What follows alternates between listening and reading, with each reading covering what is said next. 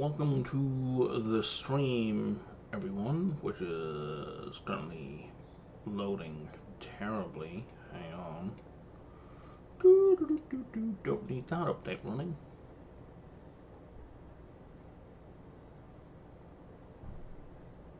I'm gonna fix my connection, I think.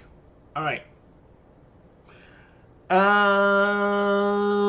So I thought I would play some Gloomhaven, and I've started the Guildmaster game. Now,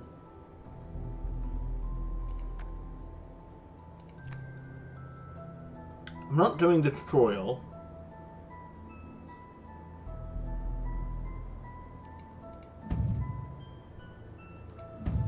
But I am doing the intro mission to the Guildmaster campaign, because it has been a long time since I've played. Years, in fact. And I've kind of bounced off Gloomhaven every time I've tried it.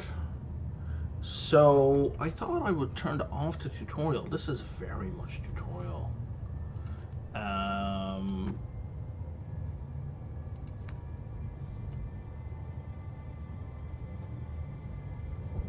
Kill them with a pierce attack.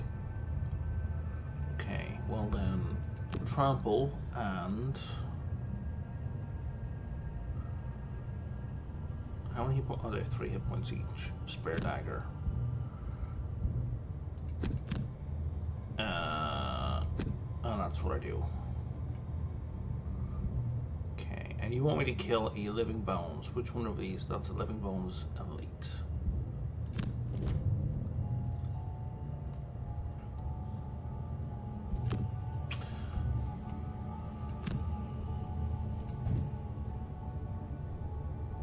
So we're gonna hit this guy for 2.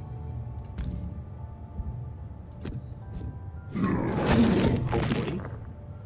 Oh, he's got a shield. And then we're gonna...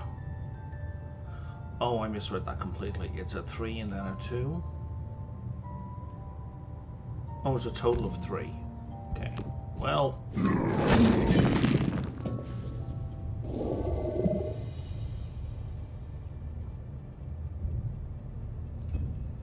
I think I'm in trouble now.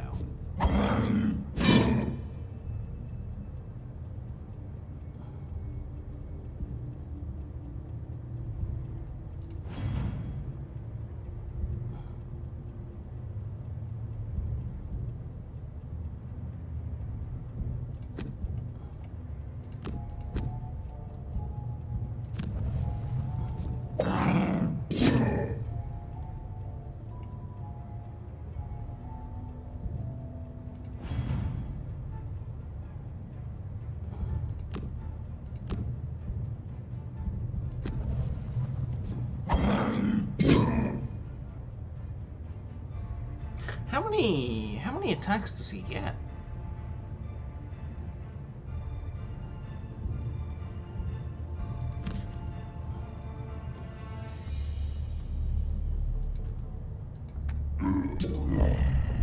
Okay, so that went poorly because I did not do what I was told.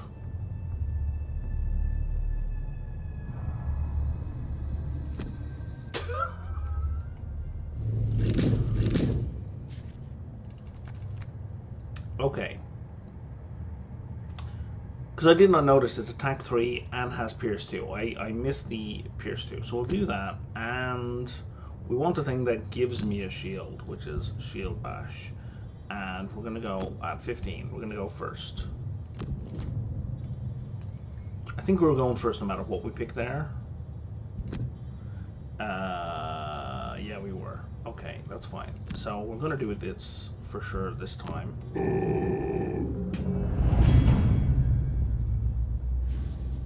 So that should keep me alive. And now we're going to do the attack 3 with 2 points of pierce. And that finishes him. What does this do? Minor healing potion. Let's just follow instructions. Oh my god, it told me to use the potion.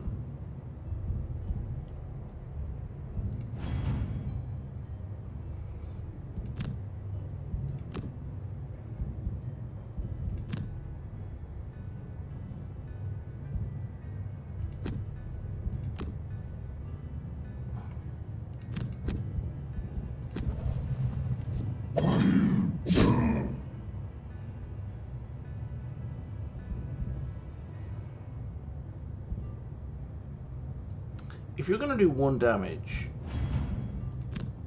and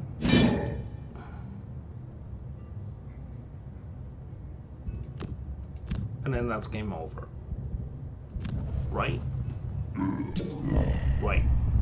Because I'm a silly, silly man.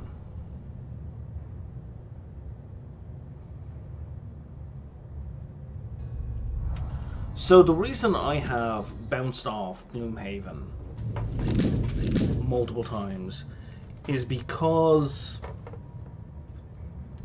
it's really a puzzle game. I'm going to do my best not to lose my temper here. It's really a puzzle game more than anything else. In that you either do the exact right choices to get through the fight, or you lose the game.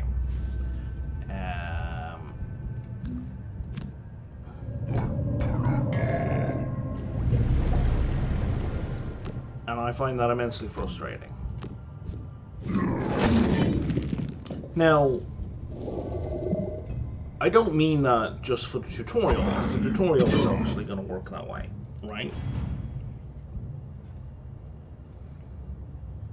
I will take 1 point of damage. I will take 1 point of damage. And I will take 1 point of damage.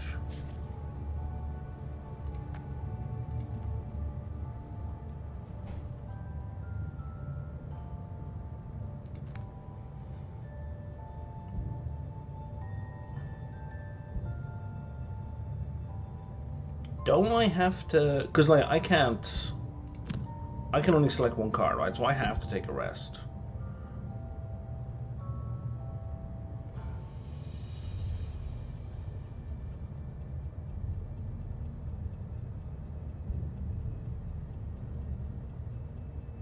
Burn 1 discarded card at random to recover all discarded cards. Burn 1 discarded card to recover all other discarded cards. And that's also a heal. So we're going to do a short rest, I guess. Sure. And now it wants me to push. And that's the top.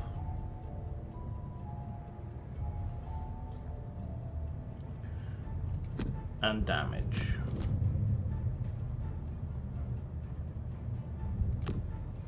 So I'm going to do attack 2, just to chip away at it a little bit.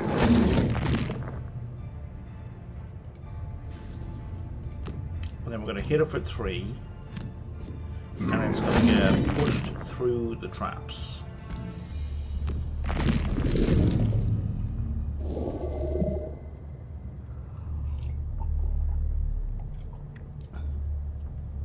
Now, I don't mind a tutorial being tightly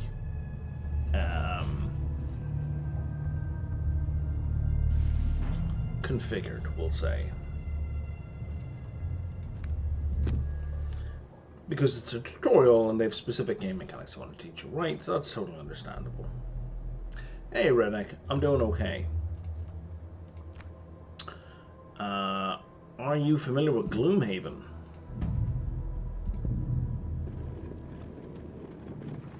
And how are you?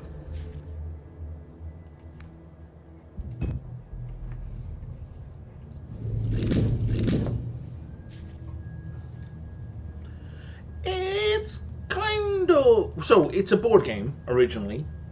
And this is like a digitized version of the board game.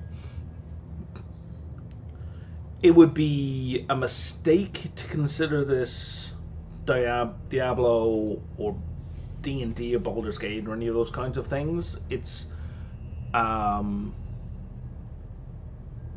a lot of ways it's more of a puzzle game than it is an RPG, because like you got to use your cards exactly right. Like the game is very, very tightly configured, so you don't have a lot of room for messing around. So I've bounced off this game a couple times in the past, but I've just kind of had a hankering for it recently. I'm doing the... I thought I'd skipped a tutorial section, but apparently there was a tutorial section, and then there was an intro, and the intro was also a tutorial. So I'm kind of like, kill 3 archers before they attack this round. There, 1, 2, 3, 1, 2, 3. There are 3 away. Okay, so throwing knives will let me target 2 people. Okay, and it wants me to pull. Oh, I can't keep the card up. The bottom of the card. The way it works here is all you pick 2 cards every round. Okay, and you're going to do the top of one card and the bottom of the other card. And you commit to your cards at the start of the turn. You don't commit to which action you're doing at the start. You just commit, I'm going to play these 2 cards, and now those 2 cards are committed. And I can decide which top and bottom to do when it gets to my initiative, which it's going to do right away. So I need that on him and him, or her.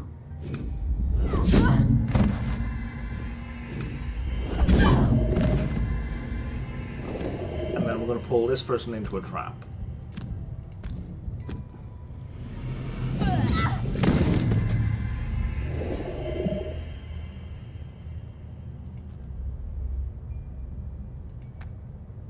Oh, am I going again? I can't go again. We want me to loot at least 5 tiles this round. So if I go here, that'll get me 4. Oh, that's a loot 2. Okay, so I need that card back. So we're going to do a short rest. Yeah, that's fine. We're going to burn that. And I'm going to take the loot 2 for the bomb. That's why it just gave me a hint a second ago. Sometimes your top card lets you move. Hint, hint. So I need to move to here.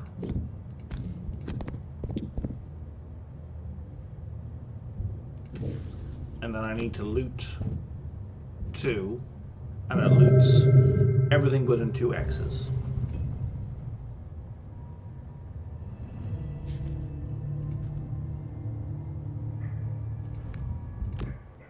Okay, so I think that's the tutorial section finished with.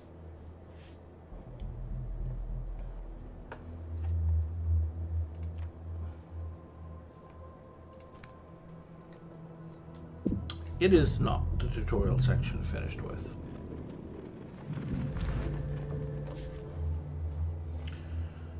The road is deserted as you make your way towards Gibbet Hill. Trading in the area has effectively stopped for many months now, with so few daring to venture along the main highways. As you make your way along the trail, wending its way through a wooded grove, the crack of a twig snapping underfoot pierces the silence. You hear rustling in the growth, getting louder as its source makes its way towards you. Okay.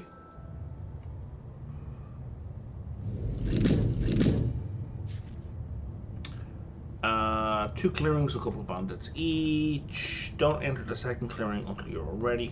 Well, that's not how this game works. The game is also, you're very much on a time limit in the game as well. You can press. Good job. You can press to highlight them, and it doesn't say which key. I'm sure that's in the options menu, but that's a really shitty, gooey fuck up. You can also see the turn order monster same class this way. This will get the same initiative. Yeah. But the actual order per monster is determined by their ID numbers. Sure. What this means, both of these guys are going to have the same initiative when they have a card. So, I'm going to put the brute square forward, and I'm going to put the scoundrel a square or a hex forward. And the brute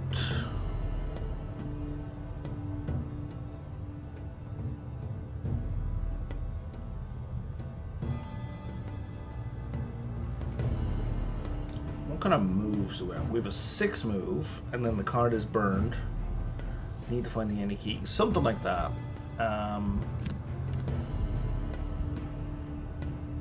It's not space though.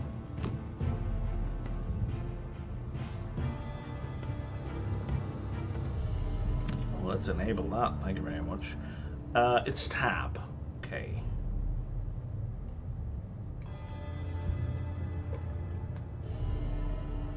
That didn't highlight interactable so much as highlight every fucking hex. That's not particularly helpful. Oh, can I not? I can rotate, but I can't pan or tilt. I thought I could pan and tilt. No matter.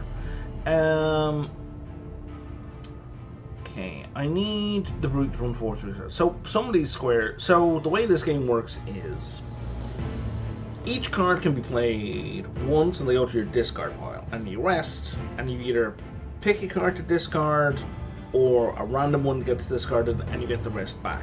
Some cards, if you look at this card skewer, at the bottom of the card, right? So there's two actions. If you look at the bottom action where it says move 6. Don't worry about the 1, but then in the bottom right corner, there's a weird little icon. That is a burning card, which means that card gets burned. So when that card is played, it does not go to the discard pile, it's gone from the game. And every time you rest, one of your cards gets burned. When you can't draw any more cards, that character is defeated. Doesn't matter how many hit points you've left, the character's gone. So basically, you can only cycle through your cards so many times before they're all over, and you have to be able to draw 2. So if you have like 1 card left, you can't take a turn, right? And your character is exhausted and out of the game. So I have found this game does not really allow for, well, no dilly-dallying, no trying to make sure you get all the money. If there's money left on the floor when you win the adventure, you don't get the money. It's fucking annoying. Because you know you gotta walk away. You've beat the dungeon. Ignore the money that's on the floor. Just leave. Just walk out. So you have to. This is what I mean. It's more of a puzzle game than RPG. Once you've beaten the puzzle, it's over. So you need to be careful with your card choices. So that's move 3, and jump. Jump means it ignores all. So if I take that, 1, 2, 3, he can get to here. And then if he has an attack with a push, we can push this guy into the trap. Pretty sure we have an attack with a push. We did last time. Oh, there it is. Oh, it's the bottom of the card. Well, fuck, because I'm going to use the bottom here. So now we need to look at the top of the card. So we're just going to hit this fucker. And they have 4 hit points.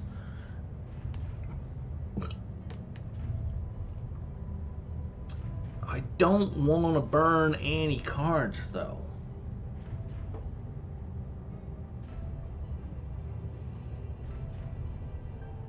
You know what? That'll do. It's kind of a waste of a Pierce, but we'll take it. And then the Scoundrel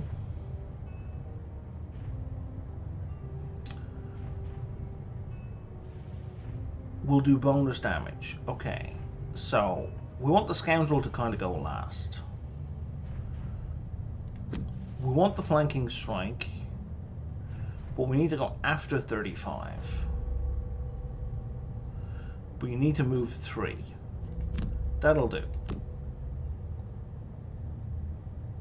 Okay, that's the plan.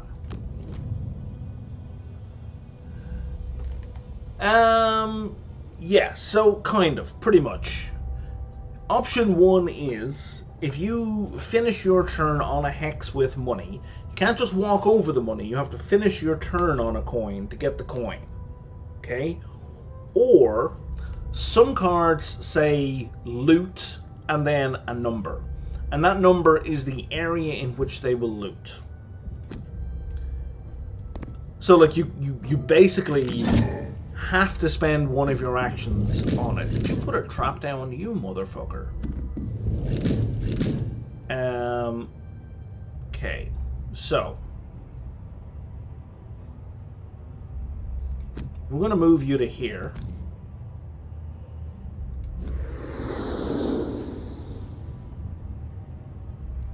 And then we're going to hit this asshole.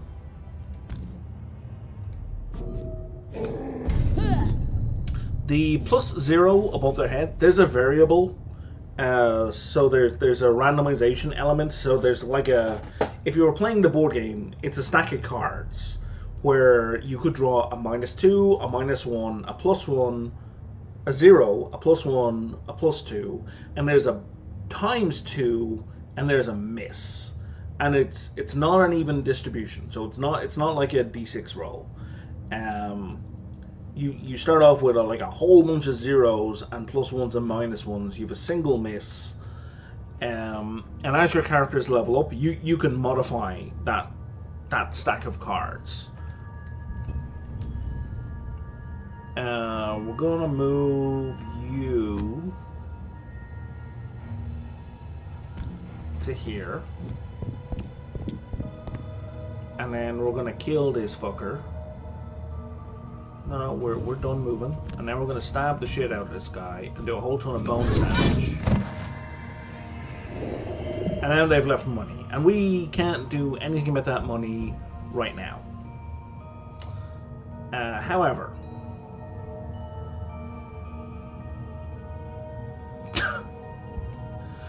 if I move the brute to that square, they could pick it up, and that's all the brute could do. Whereas with the scoundrel here has loot 2. So if I use the bottom half of this card, they would loot all the money up to 2 hexes away.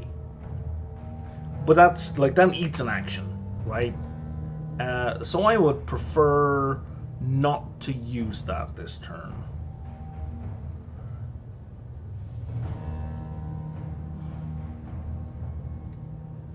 Oh, there's money there and there's money there. Yeah, I would prefer to try and...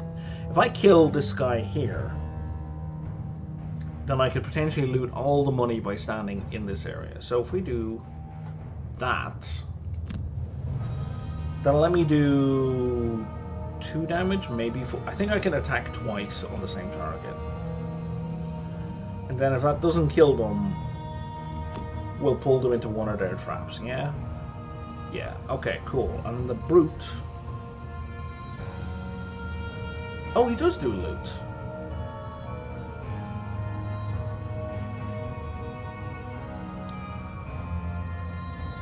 One, two, 3, 4, 5. You need 5 to get to the door. Oh, that's jump. Oh, but that's gonna burn. I don't want to burn it. Move 3.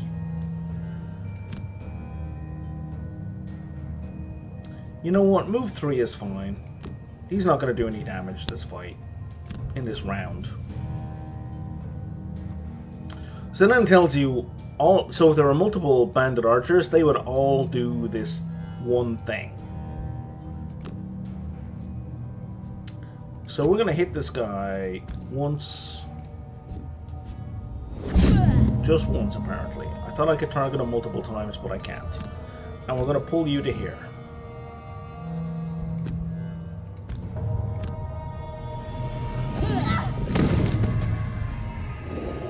The scoundrel's turn. And now we're going to turn the camera back because I didn't want it turned. And the brute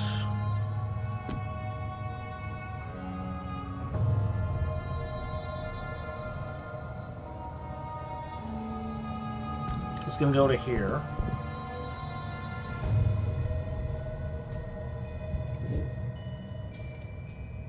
I don't need to push anyone, and now we're going to loot and we're going to get all that money.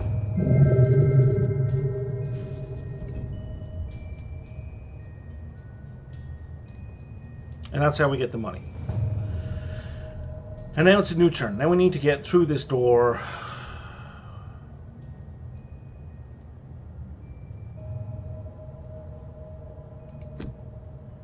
That would get them to there. I'm not sure. I can't remember if I need to be on the hex to open the door or beside the door.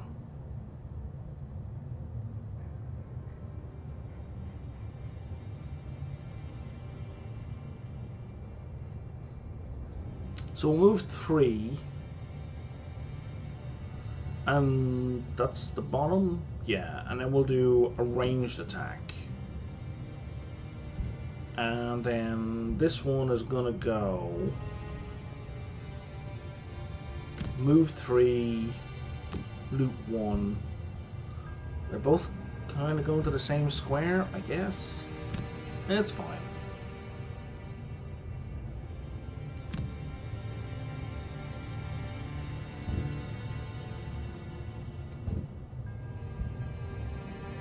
Oh, nope, hang on, wait, what have I done wrong? I've done everything wrong. I completely misread what I was doing.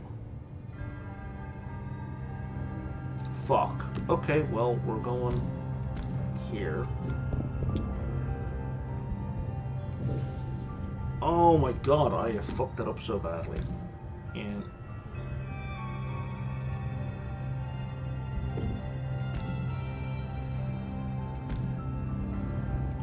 okay, you need to be on the square. Okay.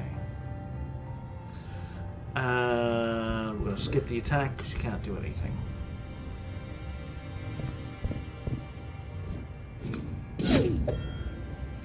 And we're just going to take the damage. And they got a -1, so they did no damage. Okay. Brute is going to move to here.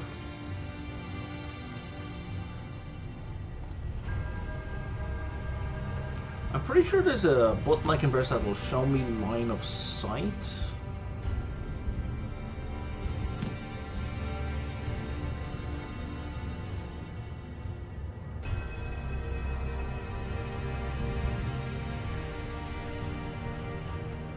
Maybe I'm wrong.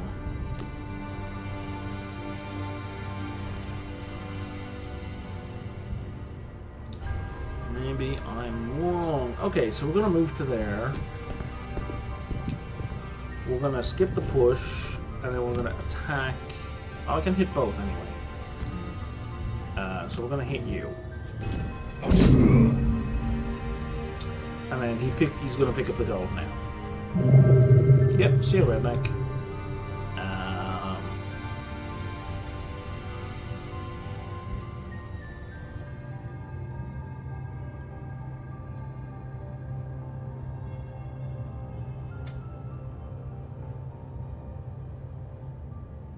And we need her to get the hell out of here.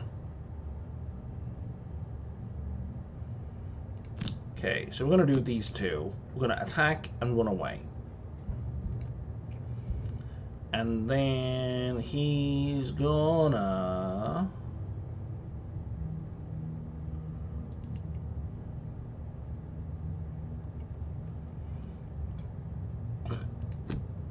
hit them or run over and hit them. That gives us a nice little choice. We'll add in provoking roar as well.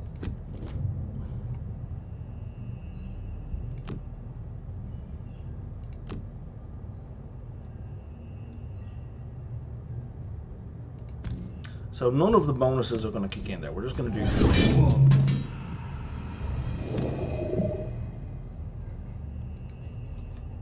I guess we're going to move around behind, and the poison comes after the move, which is disappointing, but there we go. What does poison do, you ask? It means everyone else gets +1 damage, and it makes heal useless.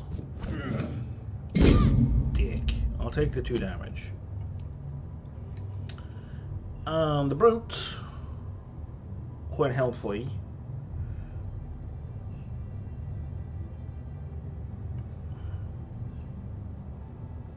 Okay, this will get me multiple attacks. I'm going to do that as an attack.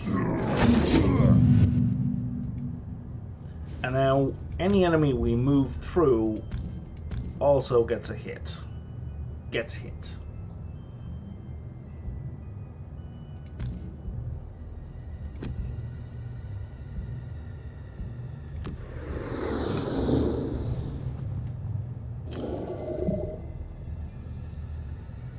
And I forgot, you don't pick up money by walking through it, you pick up money by ending your turn on it.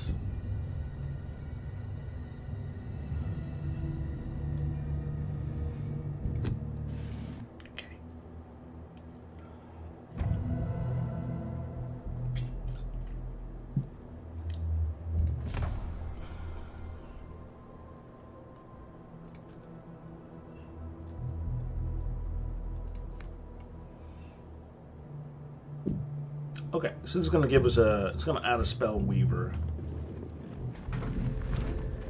to the team.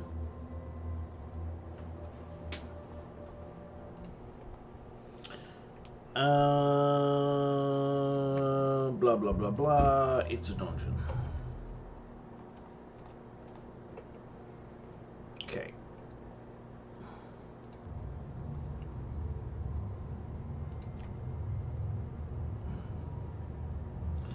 Now the game's going to teach us about infusions.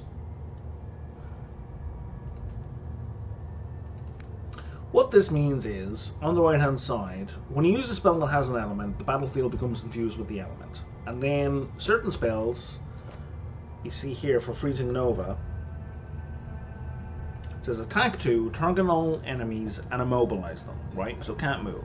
Then underneath that, it says that symbol means ice level down. So infusions are 2 levels. When you do an elemental infusion, it comes in strong, and then after turn it degrades to weak, and then after turn it goes to nothing. If you do the spell that uses it, it should say here, why is it so hard to target? It's currently strong. If they do this, I'm going to do a whole bunch more damage, which will kill this guy, and this guy.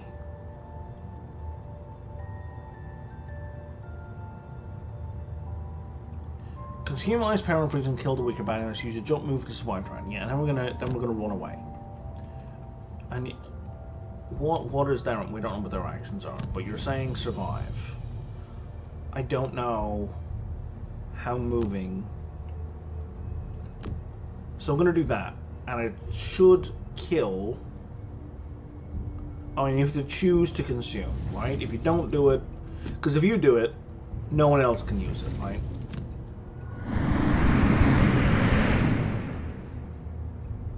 Yeah. Step 1. And now we're going to infuse the battlefield with air. They can move 3 hexes.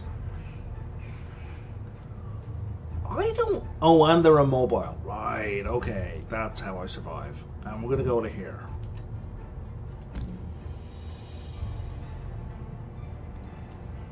Is that a door?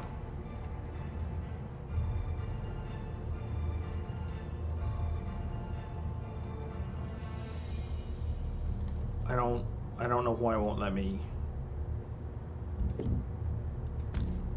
Okay, it won't let me end my movement there. So I'm going to end my movement here. I don't want to end it here. No, no, no!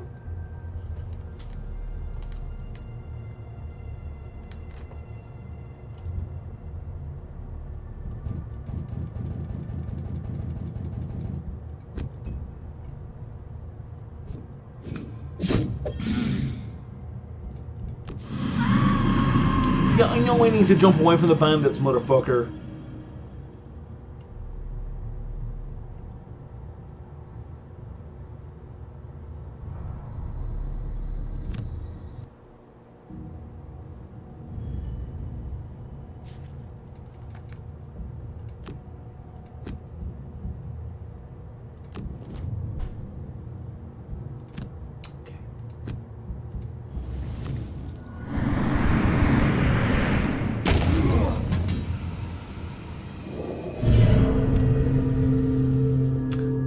Sure that I want to hide behind the rocks, but I guess hiding behind the rocks is my only option, because anything else kind of puts me right beside them. We're gonna go here. Okay, we're gonna skip the rest of the movement, and then we're gonna end our turn, They can't do anything. They can't reach.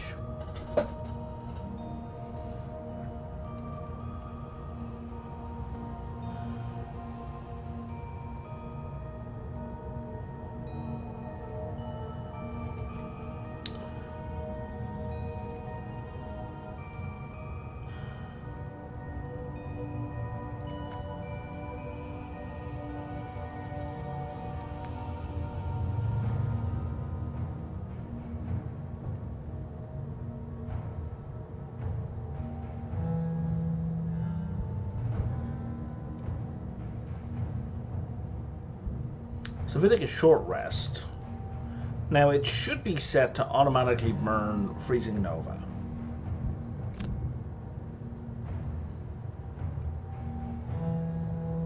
It did not, because this is the card I need to have. I guess maybe it was set the other way around. So we'll do these two.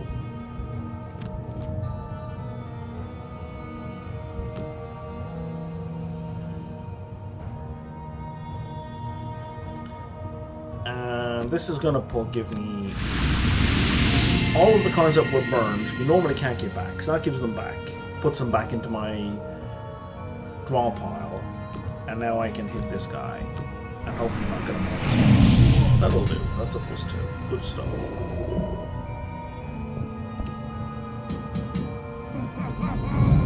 What are they doing this round? Oh, they're making themselves stronger.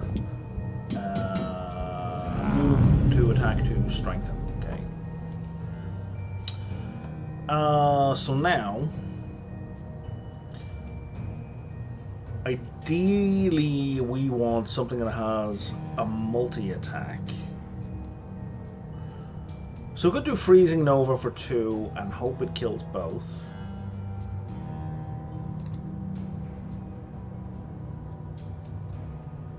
Yeah, none of these at the bottom killed. So we're going to use this to jump to here. And then we're going to do Freezing Nova for an AoE. I don't think picking up money really matters during the tutorial, but I kind of can't help it. And now we're going to do this. We're going to hit both. I can't make it more powerful. Don't get a -1. And now this fucker's going to kill me.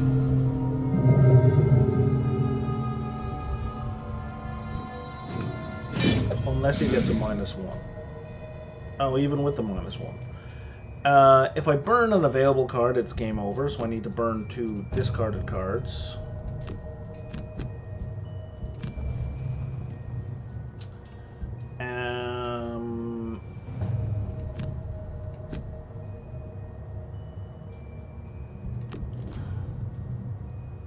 It doesn't matter which order I do these in. So if I do this, he should die. It gets me a bonus XP that I'm sure I don't need. And then we're going to move to here. Just to get that money, which I'm pretty sure doesn't kick in.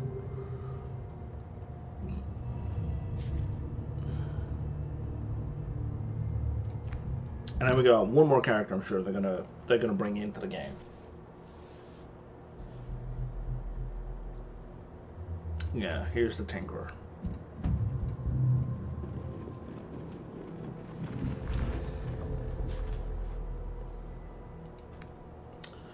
So the digitized version of this game has kind of 2 campaigns to play in. One is the main campaign game, and the other is you've never seen the board game, here's the digital version. So here's the digital campaign. So we're doing the digital campaign. The regular campaign doesn't have all these tutorials, because you have a rule book and you just kind of sit down and play it, right, in real life. So they don't have all this intro stuff. You want me to heal as soon as possible. I want to go as late as possible.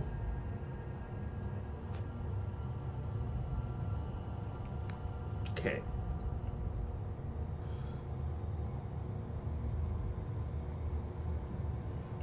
So as late as possible would be Ink Bomb. And then that's a heal. And we're currently wounded, so Winner take a point of damage at the start of our turn, every turn, until we heal.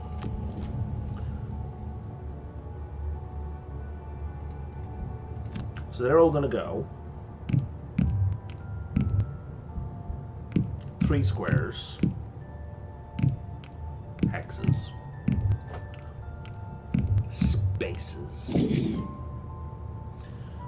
I'm going to take that damage, and I can't do anything else. Well, I can do about it, but I don't want to waste stuff on it. We're going to heal me for 5.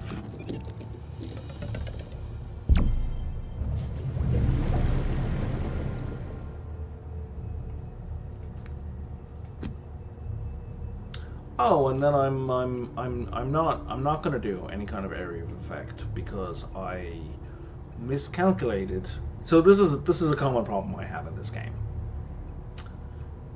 Actually, the game was telling me to use the healing potion. So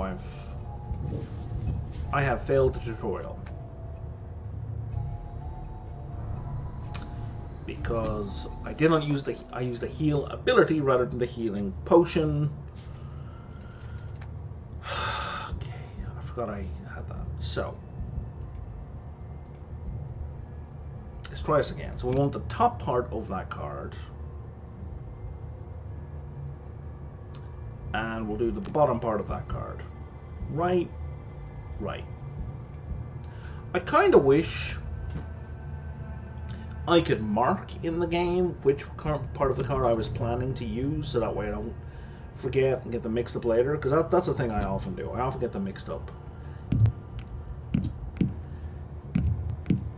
Yeah, this is what I mean. It's very much a puzzle game. Also, I'm in the tutorial section, so this is kind of overtuned even more. Like, you have to do the exact move in the exact order that it tells you to, or, you know, you're in trouble. Like, you have to do these exact things. Which I don't begrudge a tutorial. I really don't. So we're going to hit all 3 with that. There we go. And then, why would you rotate? I didn't want you to rotate. And now we're going to do the second attack.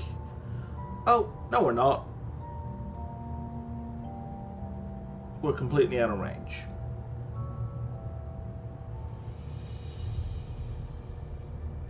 So I'm going to move instead. So with the bottom half of these cards, you can always just ignore their text and take a move instead. And with the top part, you can always ignore the top and just take a 2-point attack instead. Which is kind of good. Can I see what other cards I have?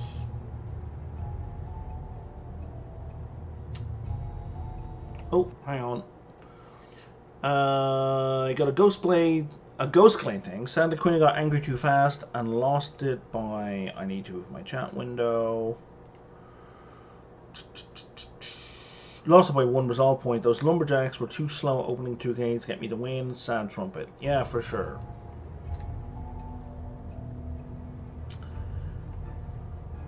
Do I want to move?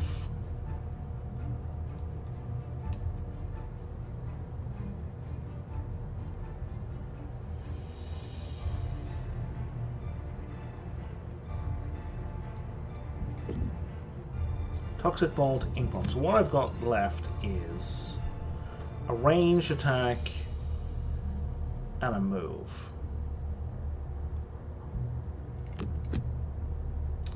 I don't know. I'm gonna stay where I am.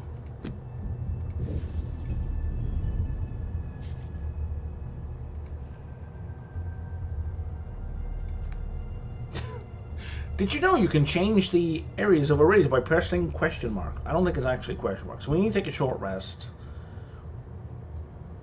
which will get me Net Shooter back, hopefully.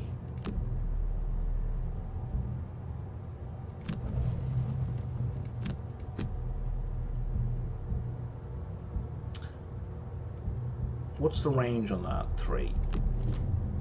So we should... So it rotates by pressing R.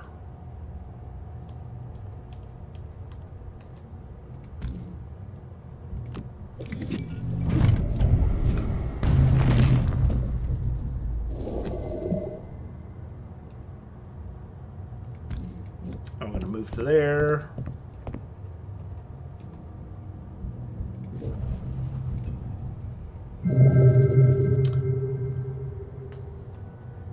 LTTP. I know what LTTP is. LTTP. Little temple on the prairie?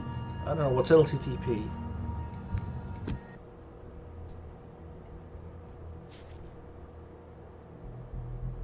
Oh, Link to the Past.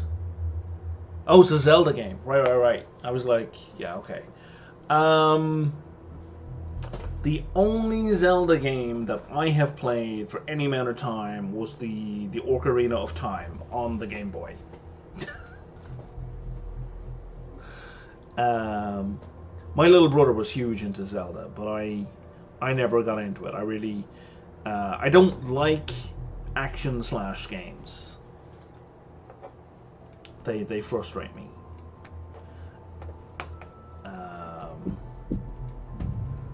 And now we're going to do a big fight with all 4 party members, because the game is going to hold my hand really tightly, just in case I get scared. Blah, blah, blah, blah, blah, blah.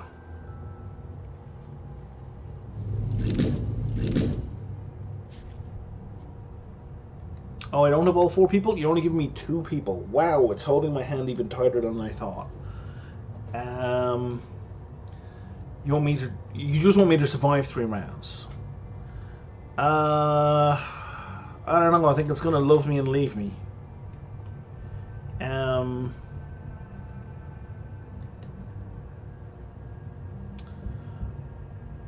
So that's got a range of 3.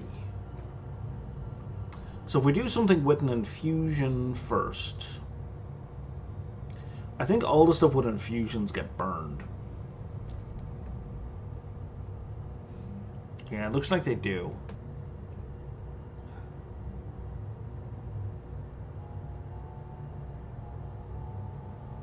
So by infusion, I mean if we look at this card here where it says heal, and underneath it's got a circle with a light, like a yellow circle, so that will infuse the battlefield with the light element, and then at the bottom right it's got the burn icon. Flame strike, that one, fire also add fire, it'll infuse fire and the card gets burned. That one infuses with dark and it gets burned. And that infuses with air and it gets burned. So anything I do with an infusion will be burned afterwards. And I don't want that.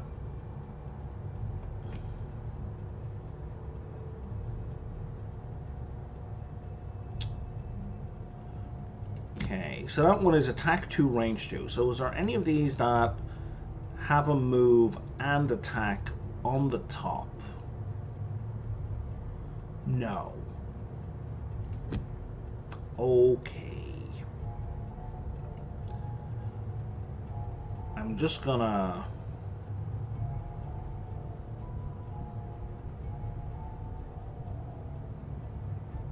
I don't know, if I go really slow, they might come at me. So I'm gonna set up Flame Strike and Hope. And then this guy, because I don't know what initiative they have.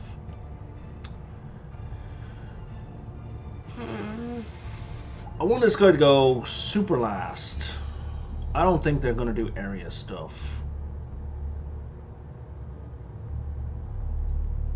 But if he moves to here, he could hook gun this guy into a trap. Right? So that's the top half of hook gun. And then for the bottom...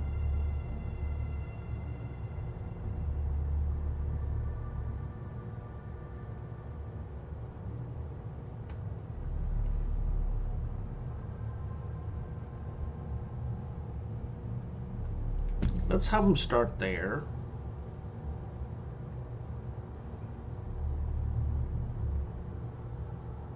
And a move 4. Okay.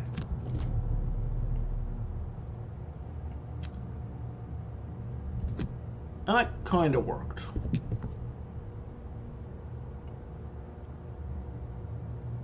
Didn't quite give me all the movement I wanted. So we're going to move. First we're going to hit your man.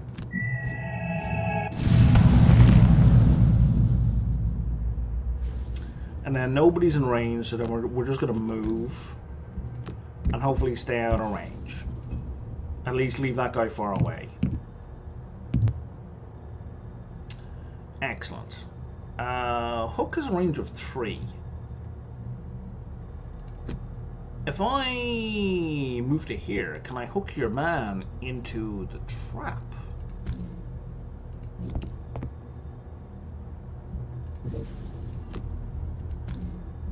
That's my target. Have a bunch of damage.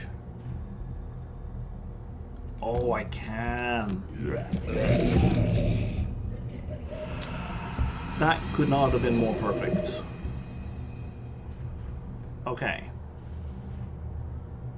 Oh, a new guy spawned. Motherfuck. Okay. I see now why I have to survive 3 rounds.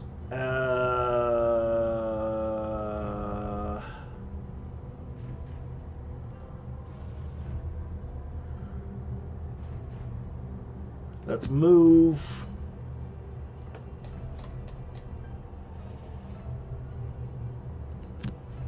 And attack. And hopefully these guys will end up moving together so we can do a freezing nova in an area. That's you. You.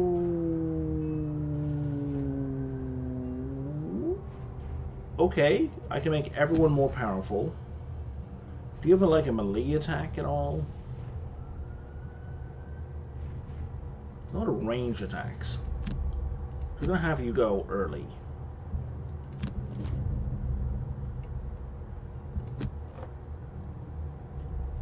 So you and all adjacent allies get +1 attack this round.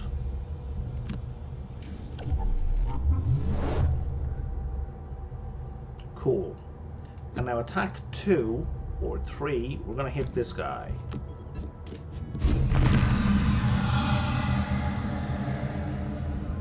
And you're done. And now skeletons are gonna wail on... Oh, they're not gonna move. Bastards. Are you gonna heal?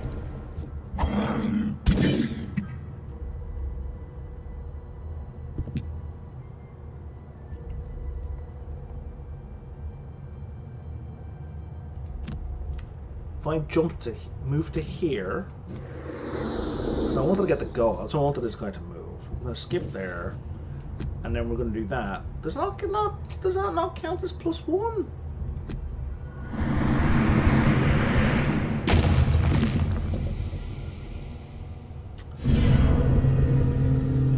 Well, that's kind of shit.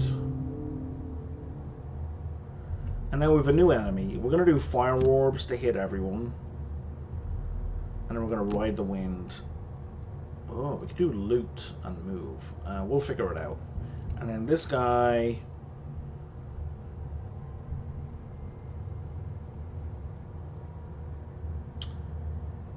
Two target. Okay, that's going to hit multiple targets. And you have an attack on the bottom. If you have an attack on you don't have an attack on the bottom. That would be way too good. Let's... I don't know... move somewhere, I guess.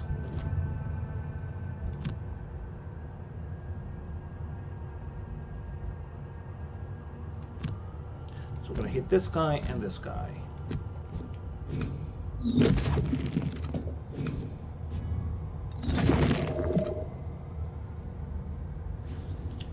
And then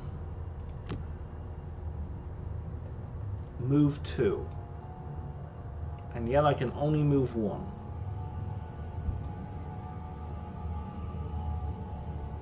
Oh, I have to immobilize first and then I move. Okay, so we're going to skip the ability.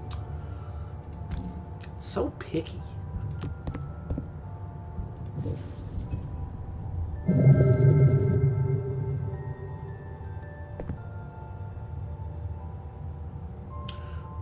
Who is this? Oh, it's just the living bones. Okay.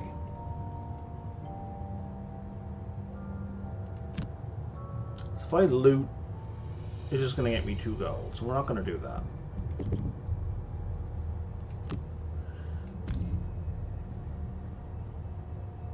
And we're not going to do that. So got a range of 3. So like if I were to move to here,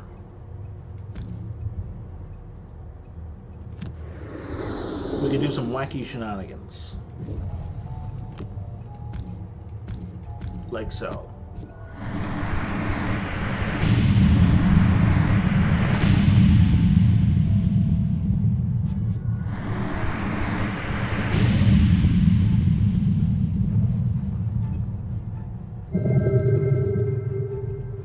I'm pretty sure they're gonna survive. Oh, I did not see how much damage they were gonna do. That was maybe a minor miscalculation. We'll take the 3 damage.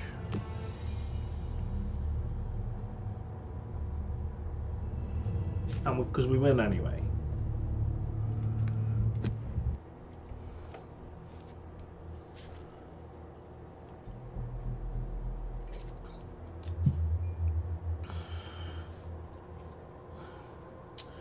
Blah blah blah blah blah blah blah blah blah blah blah blah.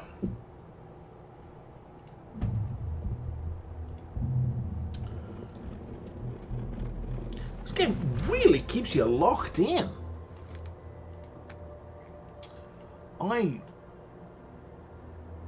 Can I skip the rest of this intro? Jesus Christ. Okay. I regret not skipping the intro. I did not think the intro...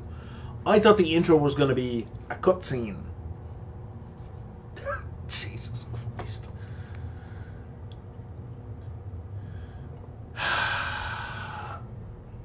Oh my god, now you're just giving me a different pair of guys. Jesus. Okay. I regret everything. Sorry, what is this? Oh, they retaliate, right. So if you do melee damage to these guys, they hit you back.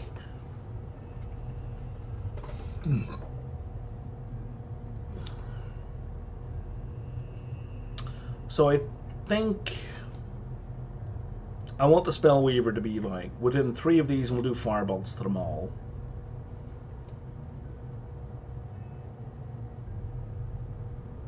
Oh, I think we're going to do Frost Armor. Oh, but then we can't move. We're going to use Frost Armor as a move, and then we're going to do Fire Orbs.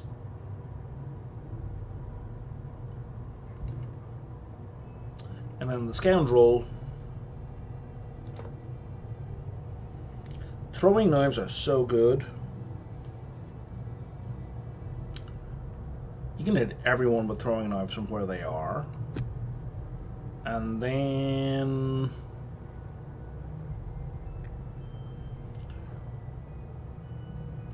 we're going to move to the door. Well, that's unfortunate.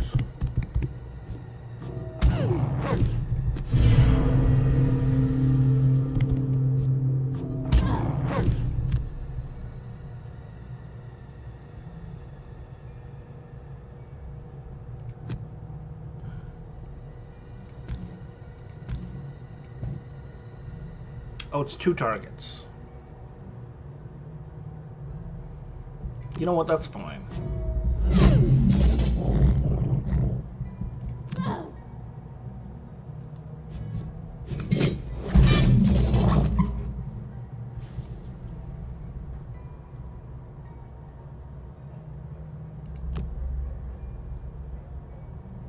And they're immobilized, so they can't actually move.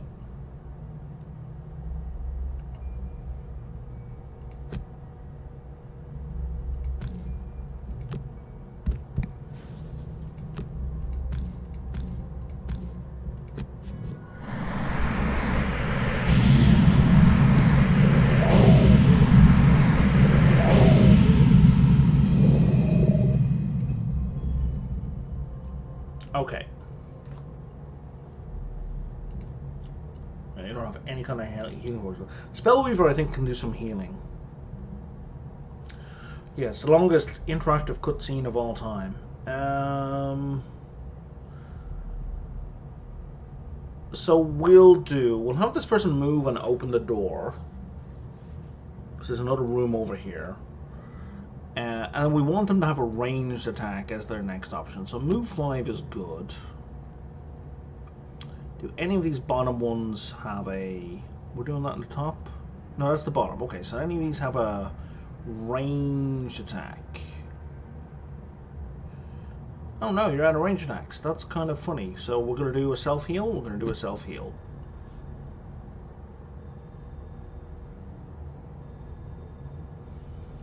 And then you...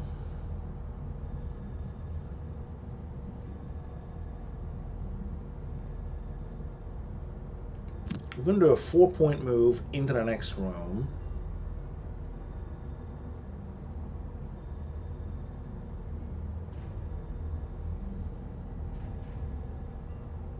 And then we'll do a flame strike and hope.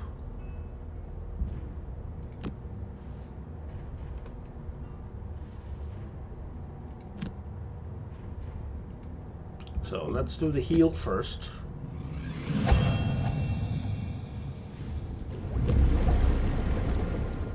I'm going to open the door. And that's the end of our movement, I think. Oh no, we still get to continue. One more space. Now they get to act. What did that do?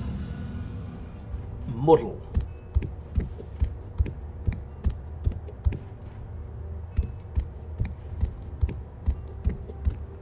I don't know what muddle does.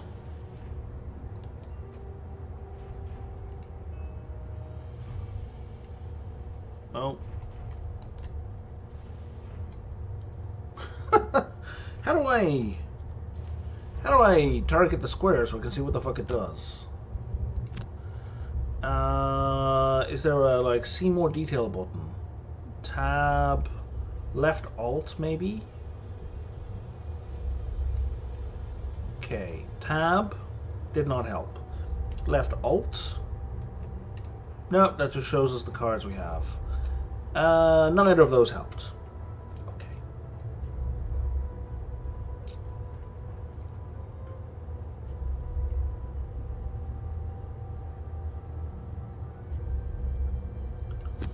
So if we move to here,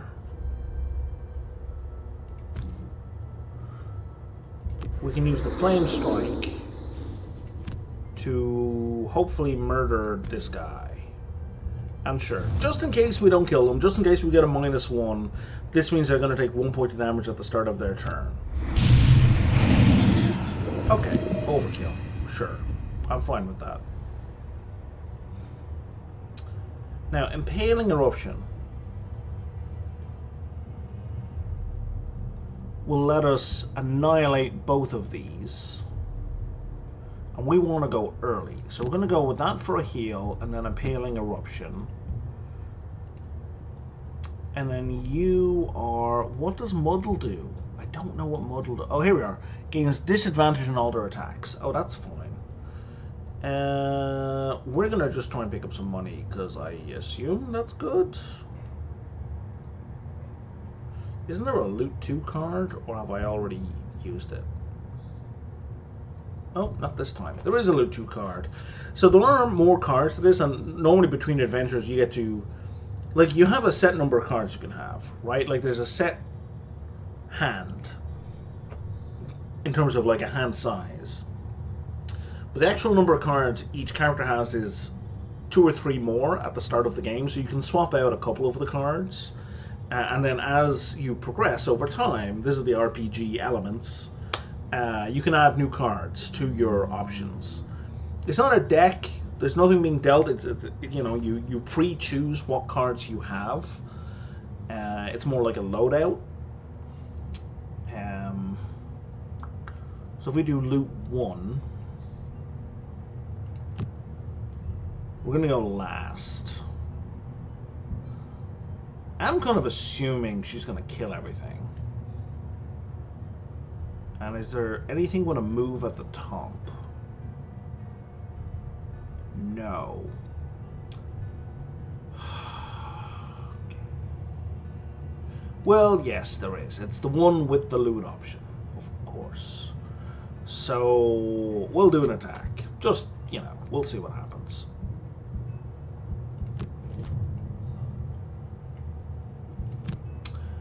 All right.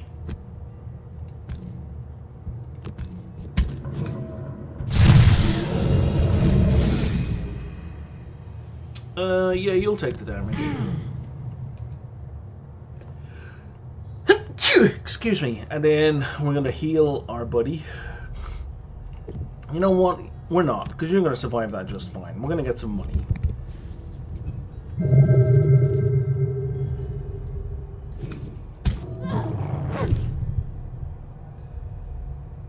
Oh, they did no damage. That's so funny.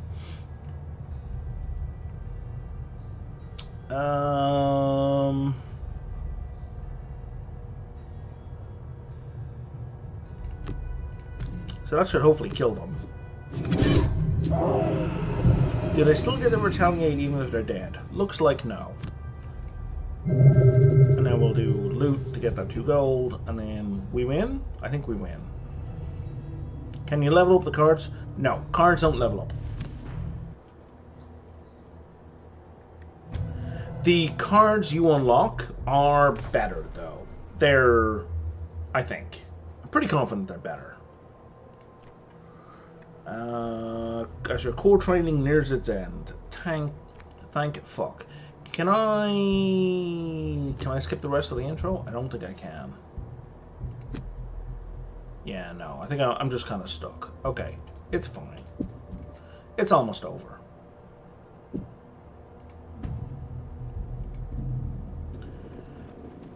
Oh, I see. This unlocks 4 people, I think. So now we're going to have... I guess we're going to have the Brute and the Tinkerer in this one. Just because we're really going to... Oh, no. The Cragheart.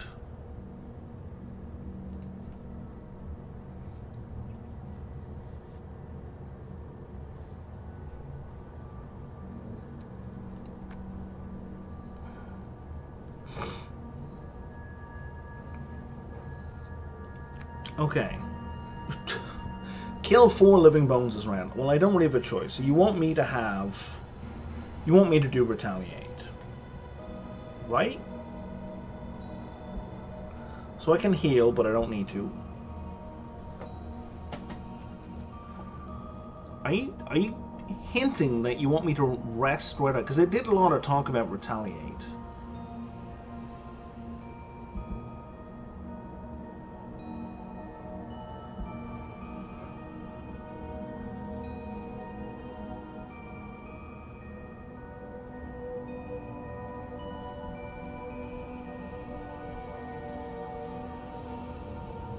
Do I not have a retaliate ability?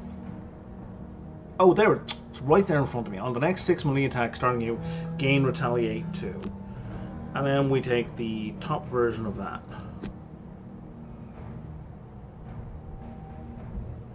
Okay.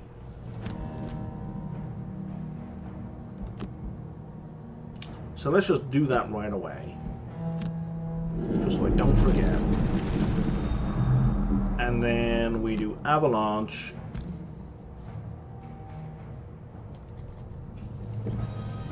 For these 2.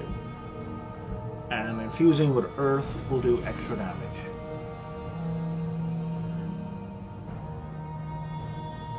Why is he highlighted?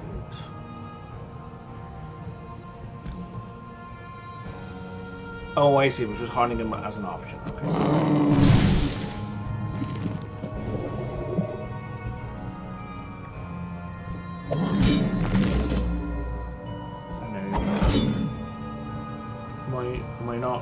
Am I not going to retaliate? Oh, there we go. Oh, because they're attacking twice. Right?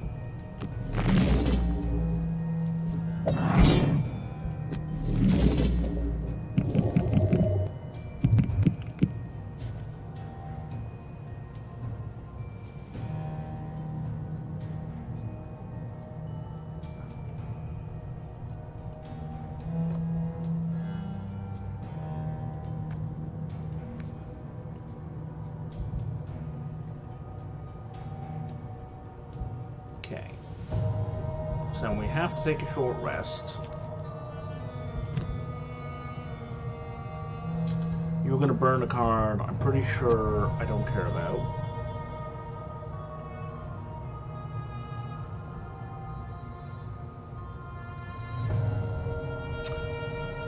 So that's going to target all adjacent enemies. So I want something that moves me.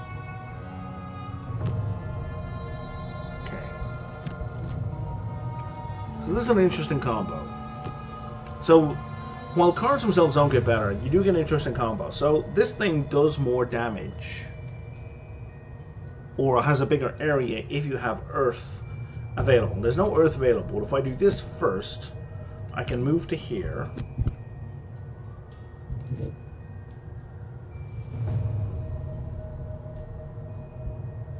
And womp them. And then now I can do that. Oh, the Earth doesn't get infused until the... Oh, after the current turn. I thought I could do it right now. Doesn't matter. It would have just increased the AoE of this. But this is going to fuck these guys up anyway.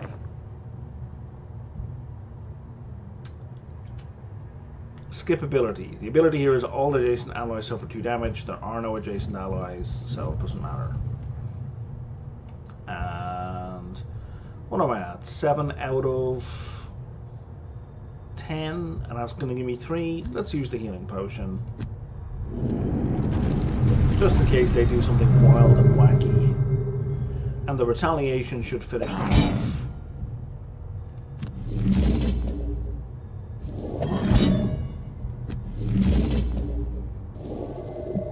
Yes, I did 6 damage there. That would have left me on 1 hit point, which would have sucked. Kind of like having same faction buffs or having some cards that work together. Yeah, except I didn't realize there was a turn delay on the infusion, so that's my misunderstanding. But yeah, so a lot of the game is about getting synergy between a character infusing an element and then another character using that element, ideally right away.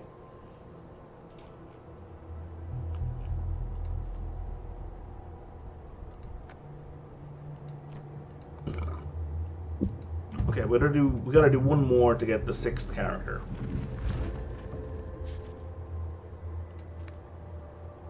So the other thing that's kind of interesting about this game is, like, when you've got your 6 characters, you don't play those 6 characters forever. First of all, there's only 4 per mission, but then after a certain number of missions, once I achieve something, that character gets retired, which I have to say I don't like as a mechanic.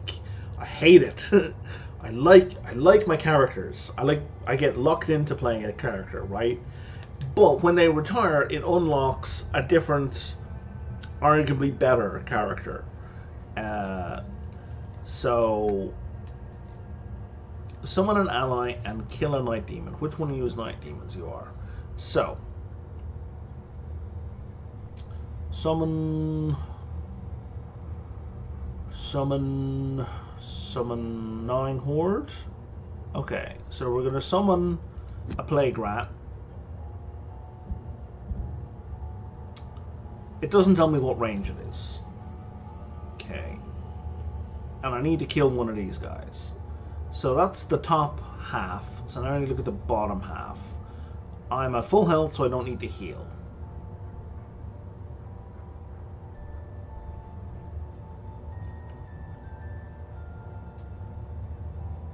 Force one enemy within range 5 to perform attack 2, targeting an enemy with you controlling the action. So we're going to do 1, 2, 3, 4, 5. So I can use that guy to hit the guy beside him, which I'm pretty sure is what it wants me to do.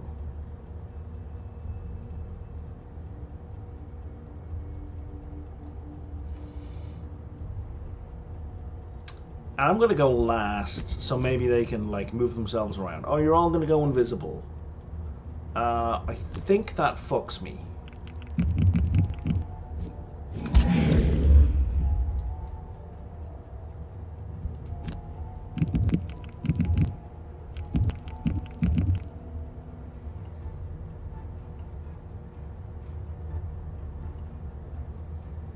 And I don't know if the rat gets to go right away. So we're going to put the rat here.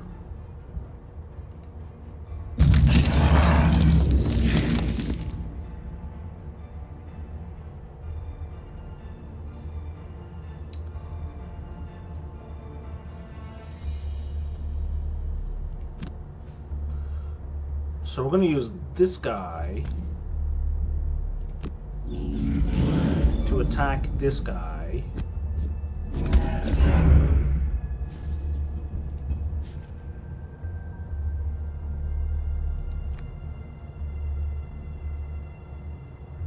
Oh, it didn't screw me over. Okay, that's good. I thought it was going to end my game. So gnawing horde, that's in play. That's constant. So plague rat's going to be able to do attacks.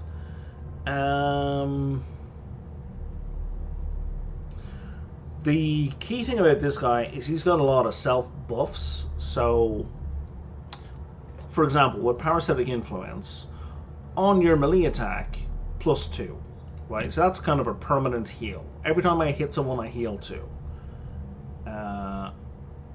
And ideally,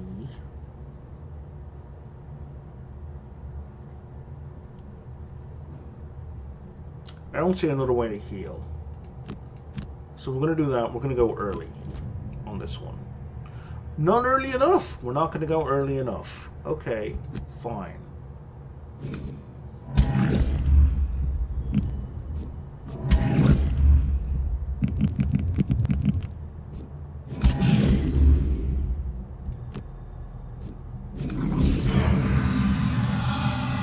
Plague rat appears to have done nothing.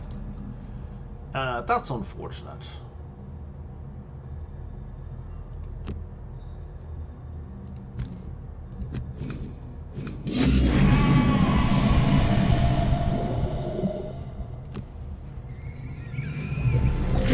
But this should hopefully keep me alive. And we're going to move to here. And then we're going to heal again and get some gold. Okay, so now I will move and then attack, which I don't really want to do. So that'll be my attack, and then that will let me loot 2. And we're gonna go last.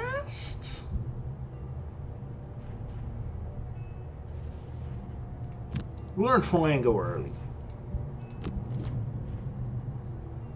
We did go early. Okay, the rat did damage this time, so that's something.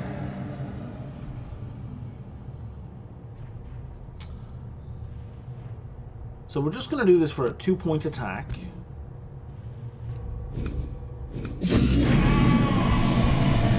Why am I rolling with disadvantage? I feel like I'm rolling with disadvantage. And then we're going to loot. And that gets us some XP, which I don't know if it rolls over. I will eat that damage. And now we will... Will I lose that card? Or is I lose... Withering Claw, but it's a random roll, so we'll just burn that one.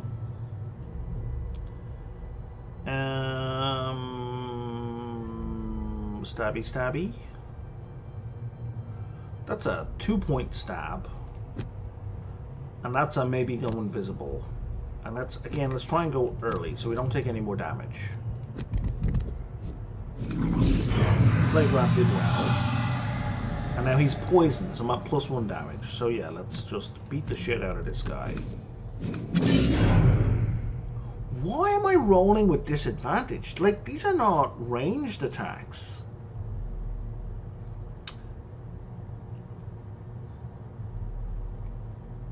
Attackers gain disadvantage.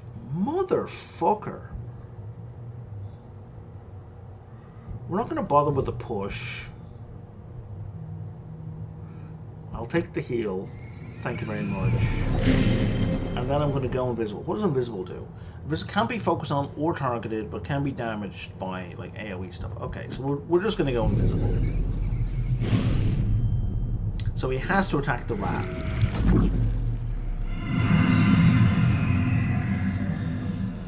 What the shit was that? Oh, he was muddled. Okay. So now we're trying to attack again. Because we're running low on cards. Jesus Christ. Okay. And we do that. And don't. Okay, that was bullshit.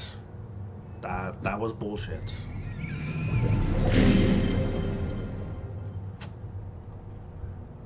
So now we're going to immobilize this guy.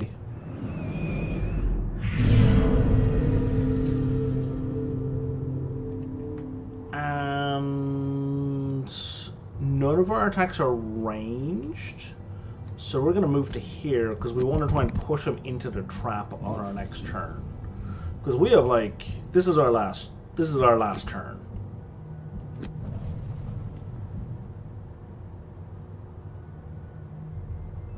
Sorry, did I just burn the card that does the push? I did not. Okay, we're fine. And we're going to try and go early. So even if this does no damage, which of course it does.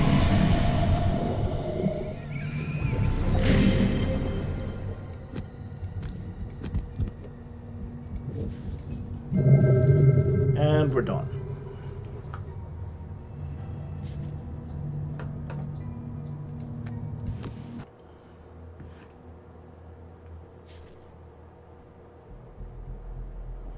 Oh, Celesta is on sale. Man, if only I had money.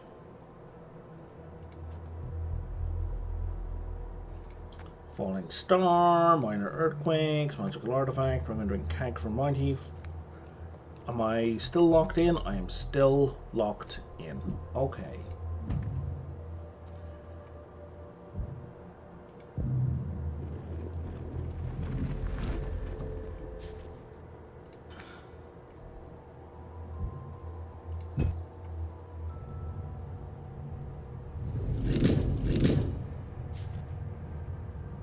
Oh, you didn't even give me a choice about who to bring, so okay. Because it was like, I recommend you bring X, so I figured it was going to give me a choice. And then you, let's move you to here. You, again, are going to bring in a rat straight away. And then I think you're just going to go invisible. Crankheart is going to start with the retaliation card, wherever it is.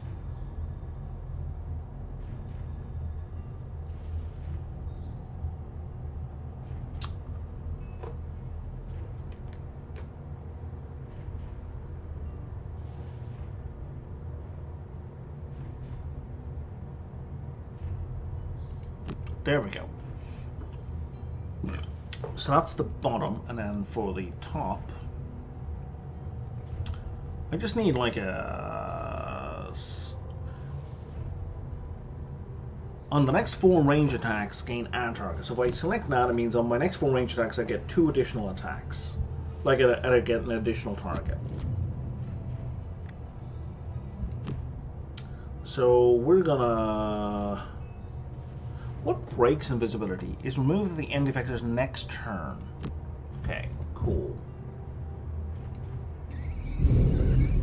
So I'm invisible, I'm going to put a rat here.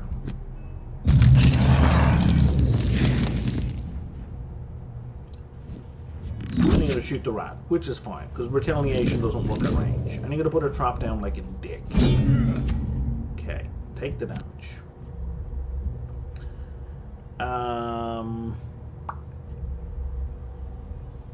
I was going to do retaliation, but I guess I'm not gonna now.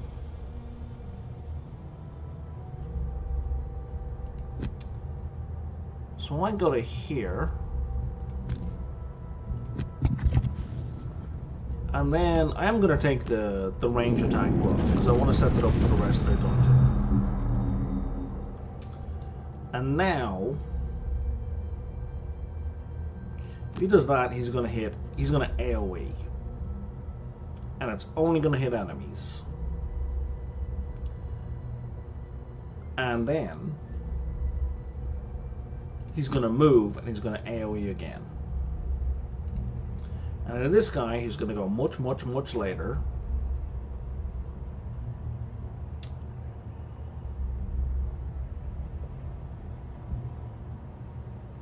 I really dislike how I can't look at the tooltip.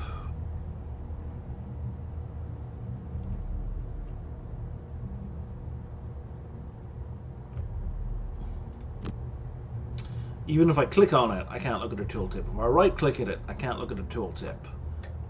Control doesn't keep it out there, Tab doesn't keep it out there, Shift doesn't keep it out. That's very frustrating. It's a very bad UI design. Because like I don't like I know what shield does. It prevents a point of damage, but it'd be kind of annoying if I forgot what it does. Like, so let's go with feedback loop and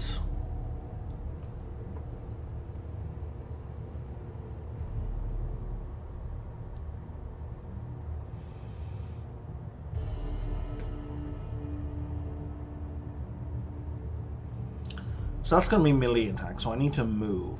Can we use that? I think we can step in that square. Seems like we can. So now I need movement. I don't need to heal.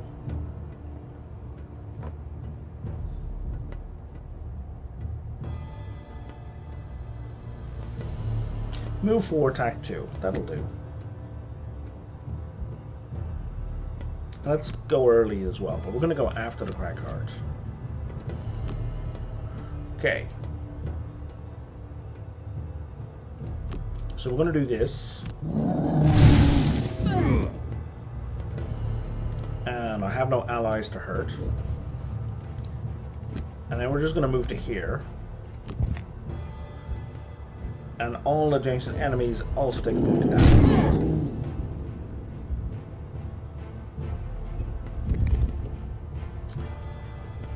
Oh, I thought the plague rat could move more than that. Well, never mind.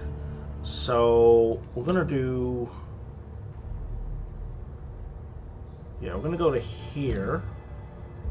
Oh, there's a door there. Well, I didn't really want to open the door just yet, but here we are. And we're going to attack this guy for 2.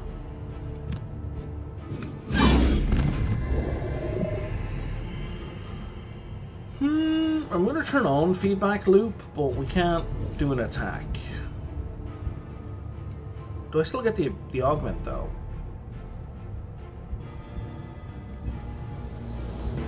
I do.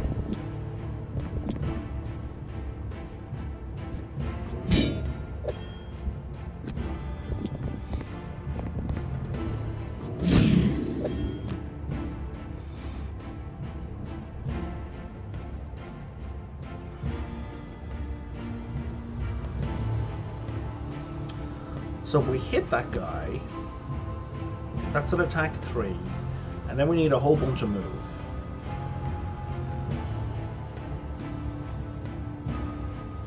That's a whole bunch of move.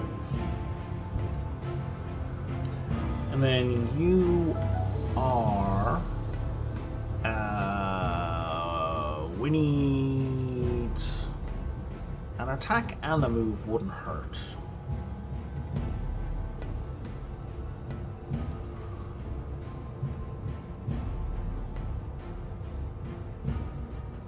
That's move attack 1. And that's move 2, heal 2. So let's do both of these.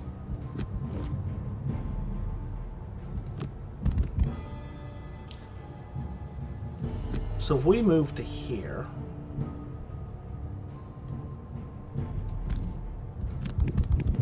this guy really should not be at the front. Well, that was useless. At least this way I get a shield. And then, ooh, we get a chest. Can I open the chest from here? I don't even remember how to open chests.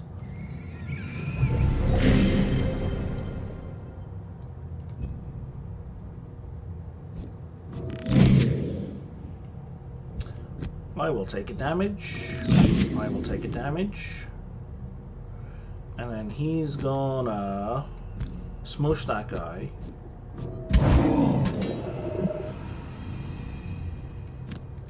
And then he's gonna move to here.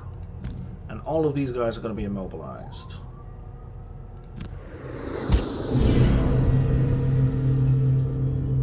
Should have used the potion. Forgot to use the potion. Okay. So he still has a thing where he can attack multiple people. So we should do a ranged attack.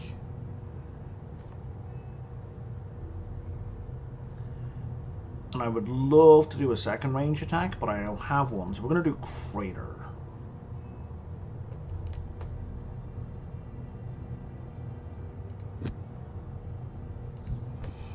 And then this guy... How do we open chests?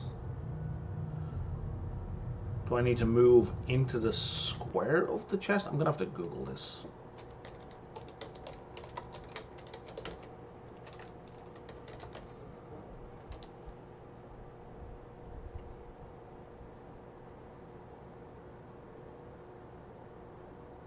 Oh, I see. Okay. So you need to use the loot action, or you can use the bottom action of a card to open it.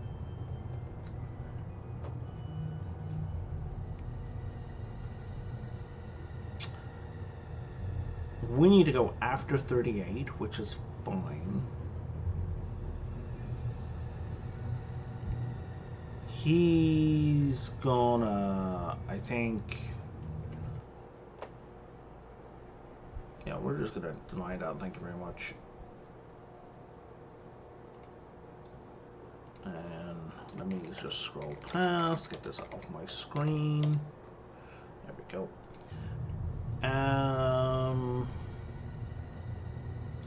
Right, he's gonna immobilize 2 people. So if we do an attack, that gives us bonus damage for each negative condition.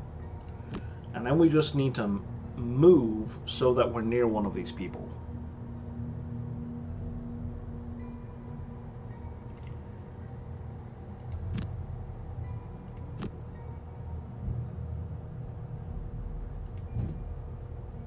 Right?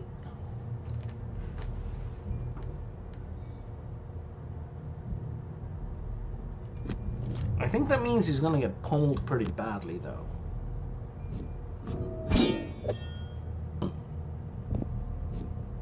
Oh, you're gonna go for the rat. That's a win.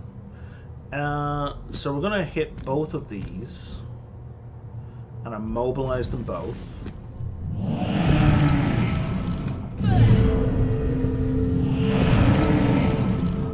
Oh, double damage. Nice, we've got a crit. We're gonna drink the potion that I keep forgetting about. And then this will do 1 damage to this guy. And then we're gonna jump over to here. And it's gonna do a bunch of damage to those guys. Hulk smash. Oof.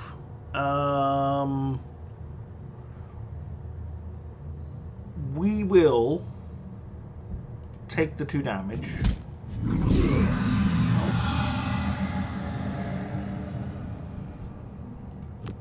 And then we will move to here. You're immobilized, right? You're not immobilized anymore. It's kind of bullshit.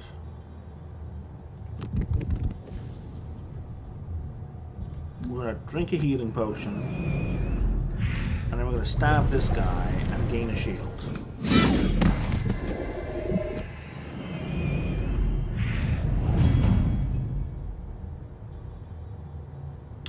Can you loot? You cannot loot. You're in a great position to loot, but you can't loot. Range 3.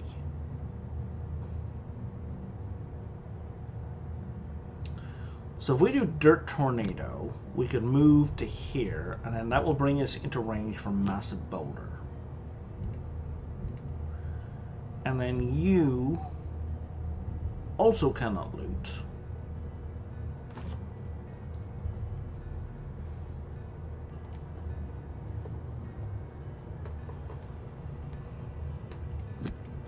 but it's fine. I've only got 2 cards left, so it's just like, do whatever. Okay,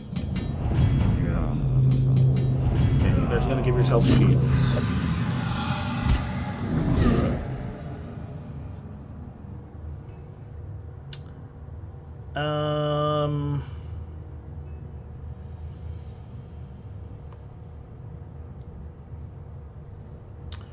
Force 1 and we're going to range 4. 1, 2, 3, 4. It's too far away.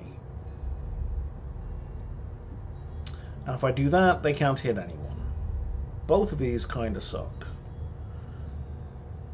So, because we have to loot the chest to win. I mean, we can still short rest after all this. We don't need to worry about the chest in the middle of the fight. So if we move to here, we can then stab the shit out of this guy.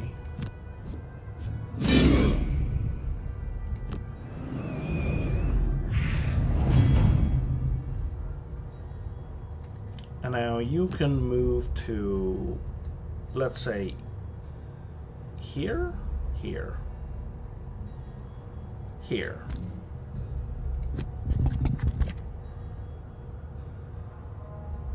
No, backwards, undo, mistake. I got my cards fucking backwards again. Where's the undo button? Where's the undo button? And don't fucking dare tell me there's no undo.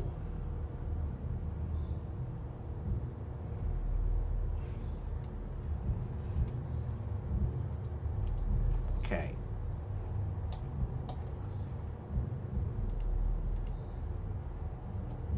Did I just turn those options on or off?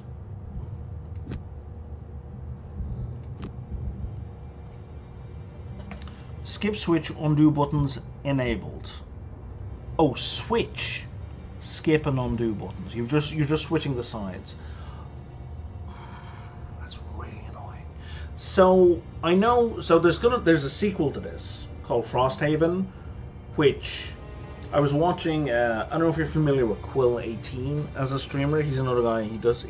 He doesn't do indie games all that much, but he's kind of entertaining to watch. He's also, and I say this as someone who's terrible at games, he's also kind of terrible at games. He's constantly making silly mistakes like I do. So I kind of hard relate to his play. But in Frosthaven, there is a undo button. So clearly they have fixed that, because this lack of undo is bullshit. Because the only thing I can do now is skip the rest of my move. I can move some more, or I can skip the rest of my movement. I can't take back what I've done. This is like bullshit chess moves. So I'm gonna have to throw that there.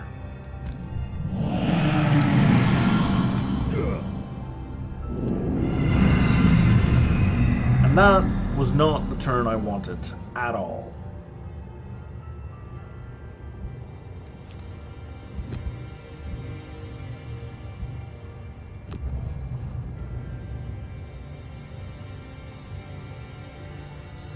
I didn't try Control-C in fairness, but I'm pretty confident it's not going to work.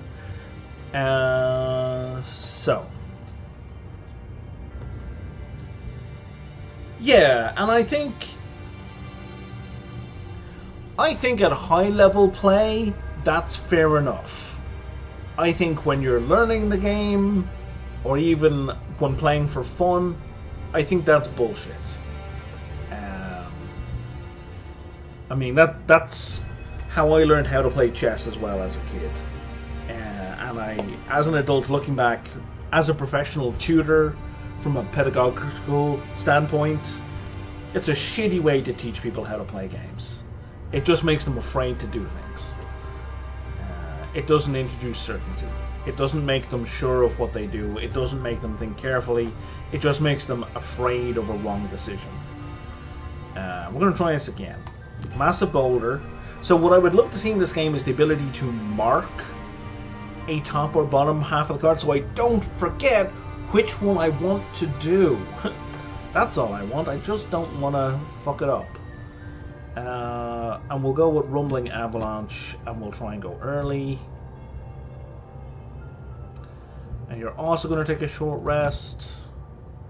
I actually want to keep that card, so we're going to redraw it. And you're going to move and loot. Oh, that's a loot 2. That's even better. We're not going to do that one. So you're going to loot 2. Loot 2's at the bottom. So I need something. Loot 2's at the bottom. So none of these have a move on the top. So we're not going to do loot 2. We're going to do loot 1.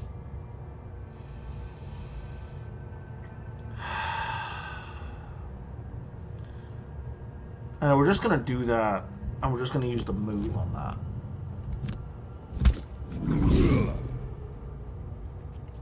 So, move, not far enough, but far fucking enough, and then loot. And that gets us the chest.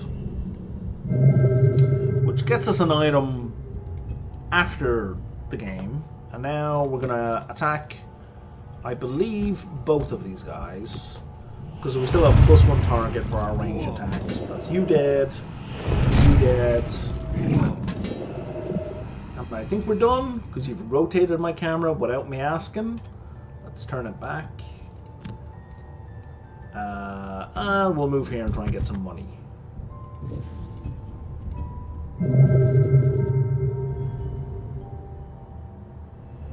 Okay.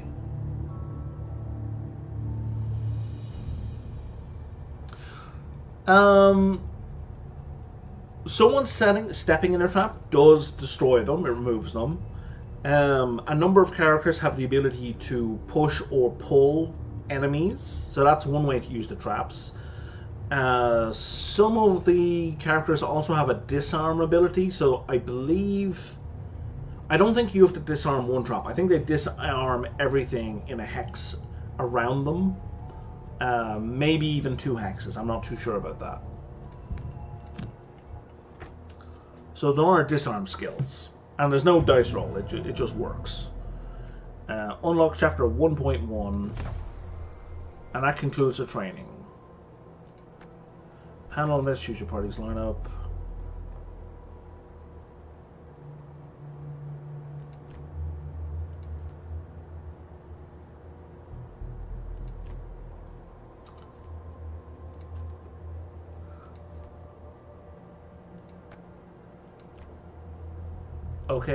Okay, alright, there we go, we're good. So, now this is what the game actually looks like. I don't know why there's an exclamation mark there. In the equipment panel, clicking, blah, blah, blah. So if I wanted to, oh right, because I got the resonant crystal. So, on my turn, I could destroy an obstacle. I don't want to do that. I'd rather have the healing potion. And you...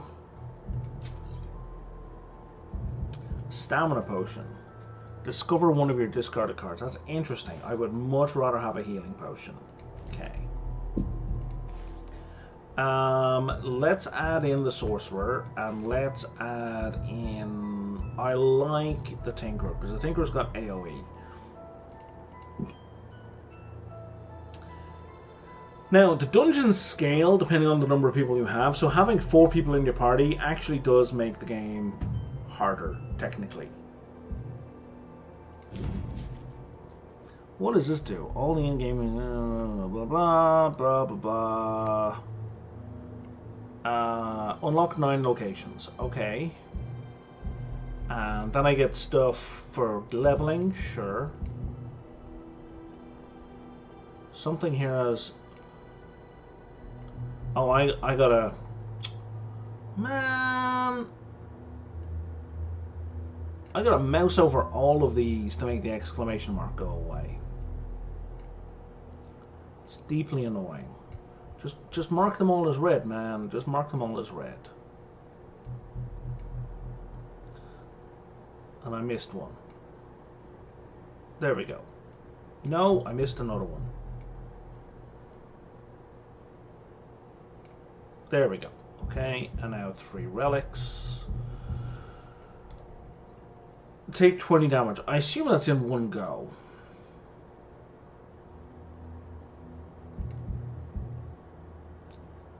And okay, so these are achievements that give you money, and the other ones give you, they unlock stuff. These have to be cumulative. Okay. And then enhancements aren't in there yet. So we're not going to worry about the trainer. Temple of the Great Oak gives us blessings.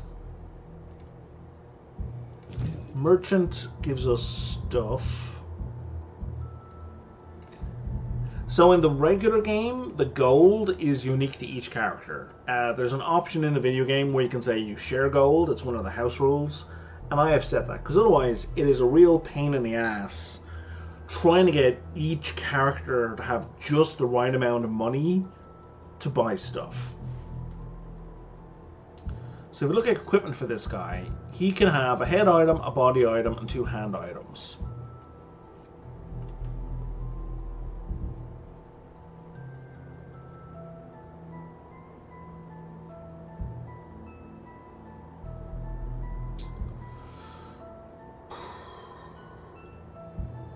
What does piercing out bow do?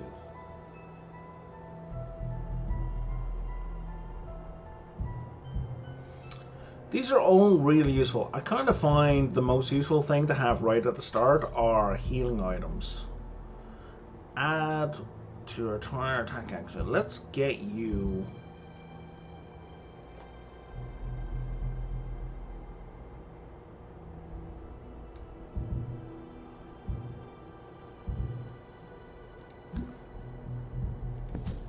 a minor heal.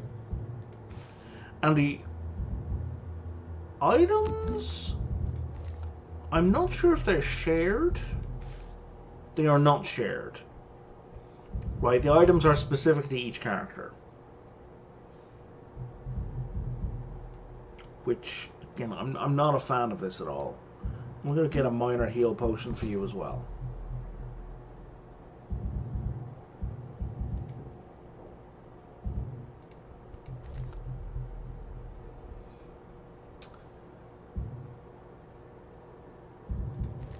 Do you have any other items? You have a cloak of invisibility, so you can turn invisible. And you have leather armor, so you can force disadvantage on enemies. And you have boots, which give you mobility. Okay, so we're not going to spend any more money. We're just going to leave that alone for now. And now we're going to go trainer, temple.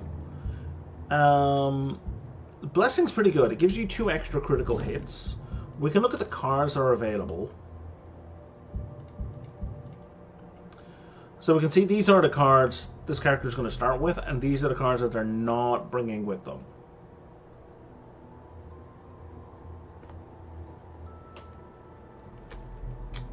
I really like Retaliate and Shields. I want Wall of Doom in this deck.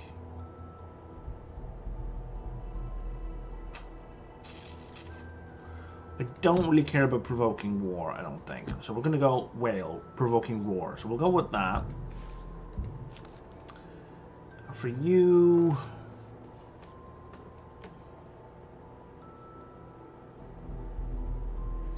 So this is really cool. Loot every hex you enter with this action. That is really nice. However, there is a Loot 2 option already. That or at least I thought they had a Loot 2. Oh, it's Disarm 1 adjacent trap. Ugh. Yeah, there we go. Loot 2. So, if I have that, then Swiftbow is kind of redundant. The only benefit is that it's got range. We'll keep the heal. You know what? You're fine. Let's take a look at this guy. What are we missing? On your next 4 attacks, hit +1 damage.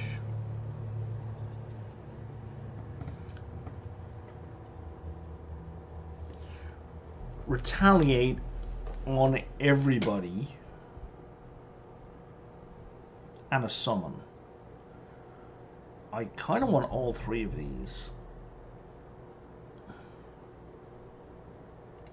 We're going to lose Flame Strike. We're going to lose Frost Aura, and we're going to lose Impaling Eruption. We're going to bring these three in instead. And then for the Tinkerer, Reviving Shock is a really big heal. Oh, I'm wrong. You asked me earlier if cards can be upgraded, and I said no. And I'm wrong. Sorry, I was completely wrong. If you look at this card, it says attack 2, and there's a dot, and then it says target 2, and there's a dot. Those are upgrade spots. I'm guessing you looked at those and then was asking about them, and I just missed them completely. And then healing 5, so the healing can be upgraded as well. So, yeah, my bad. Sorry about that.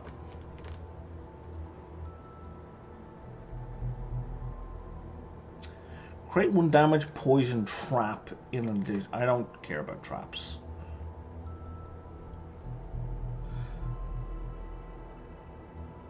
And that's a really bonus heal. So, if we want to make this guy more of a healer, Potent Potables is pretty good. Let's get rid of Proximity Mine. Let's get rid of Summon Decoy. Summon Decoy is good because it draws attacks. The enemies in this game attack in specific ways. So this is a game that's designed to be played without any kind of dungeon master. So there's actually rules for how the enemies attack that you have to follow. It's like very step by step. So they will always attack the closest target. So if you throw a decoy down and the decoy is the closest target, it's going to take all the hits. Like, it's just guaranteed.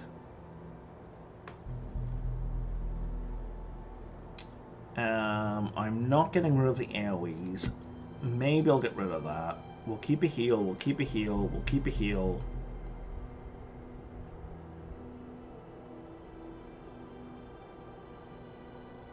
It's pretty good, and that's pretty good. Okay, so we'll take a bonus to all our heals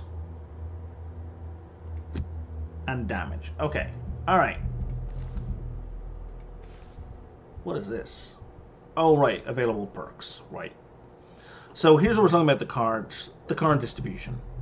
So that's what, 5 of those, 6 of those, and 5 of those. So that's 16. So there's 20 possibilities. There's a 1 in 20 chance of getting the negation. There's a 1 in 20 chance of getting a double. There's a 6 in 20 chance of rolling a +0, right? So you can gain perks that add additional cards to the deck, right? And you can gain ones that, so consistency, remove 2 of these -1s. Or you replace the -2 with a +0, right? So we can modify these quite a lot. It's quite neat. I like it.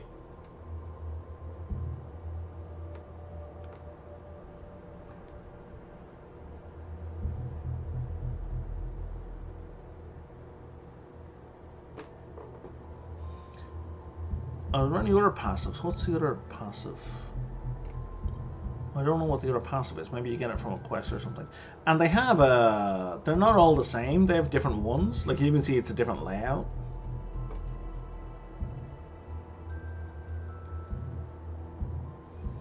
Wow, you really go all in on the infusions. That's kind of cool.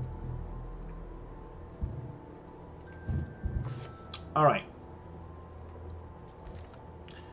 How do I get perks? I think we get perks by gaining XP. None of the XP I gained in the tutorial section counts, which I guess kind of makes sense, but I'm not happy about it. How do I, okay, I can't, I use the mouse. So there's 2 elites down there. Just can't kill 10 of them to win. Kill all enemies, which could be more than 10. We're gonna do this one.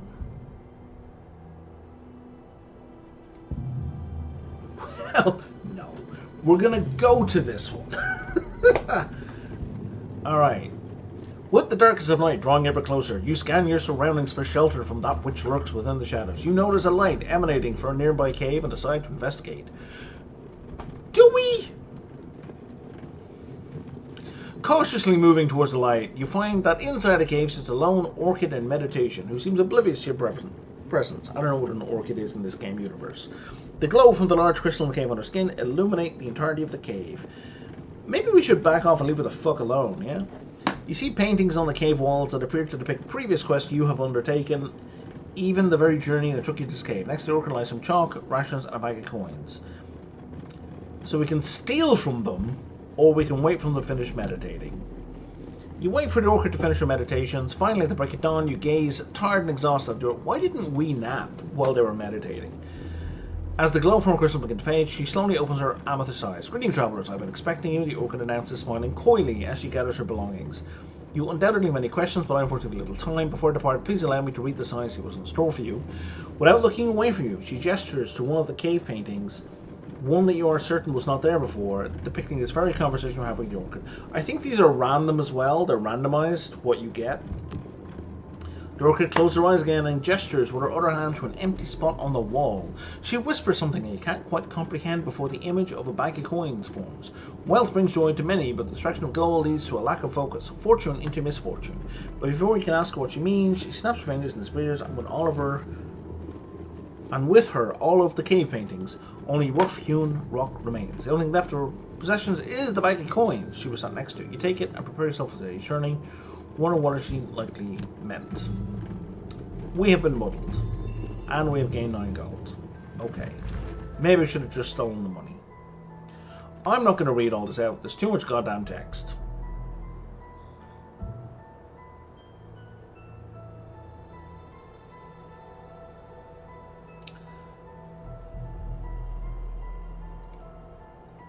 Okay. So, we have ways to get bonus XP in this game.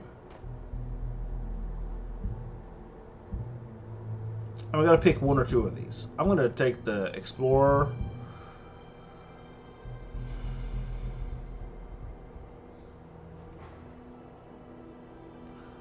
Do your best to burn your cards as much as possible.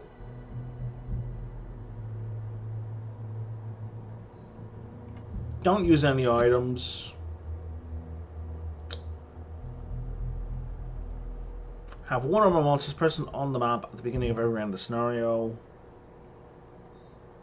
And be at full health at the end. You know what? I'm gonna...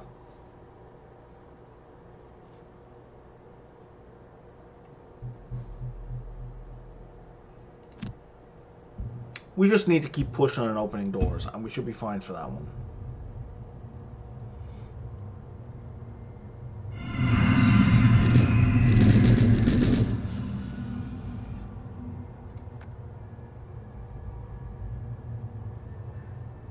Oh, okay, that guarantees it then.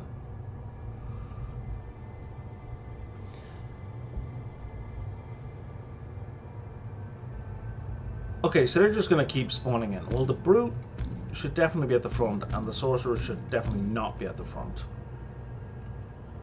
The Brute, the Cragheart. Is that the Brute? No, it's the Brute. I left the Cragheart behind. I left the Cragheart behind? Well, that was a mistake. I got my Brute and my Cragheart mixed up.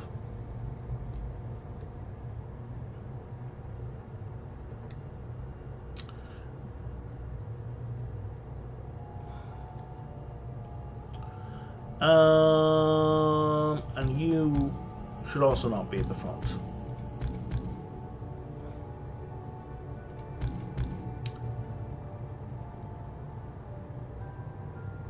I think I'll put you there, and then I'll put you here and you here. Because this guy has an AoE, I think. One of us has an AoE that shields everybody. Shields self and all adjacent allies.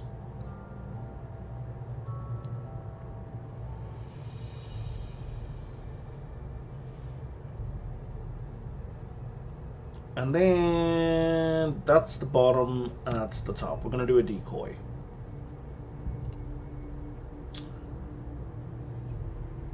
Oh, you're the only one who's muddled? It's only going to last one turn, so it's no big deal. Notice how the Spellweaver has far fewer cards than anywhere else.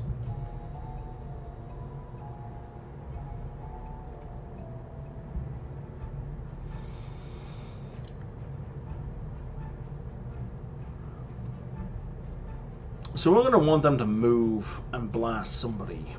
But we're going to want them to go last, I think. We're going to summon a Mystic Ally.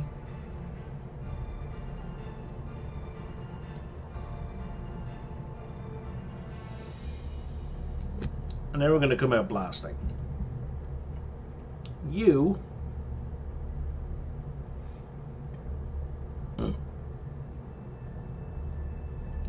You need to go after 47.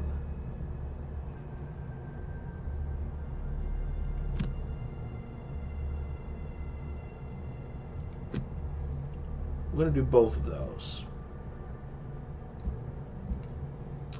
And then you... And again, after 47. We don't want you moving. I'm assuming they're going to go before 47.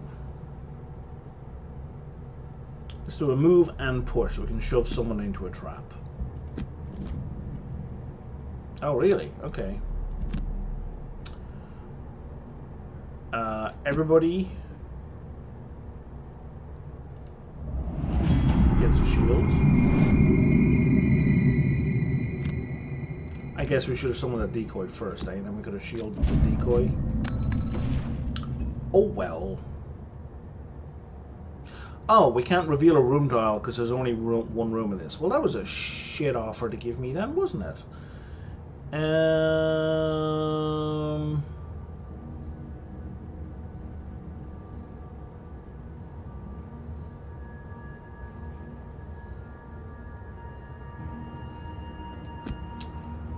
We're gonna move to here. And then we're going to hit this guy as hard as we can. Oh, we're all muddled. Right, okay, that's fine.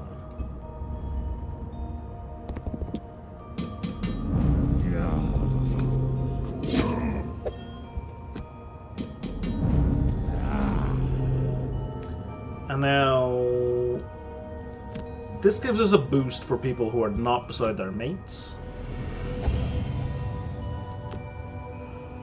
Which is, unfortunately, nobody, but this round, but it'll kick in next turn. Yeah.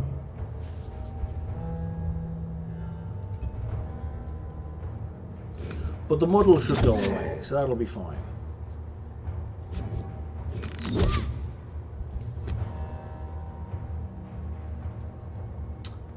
And we're going to summon... We do that. Yeah, we can hit 2 people. Would I rather move though so I can hit 3 people? I would rather hit 3 people.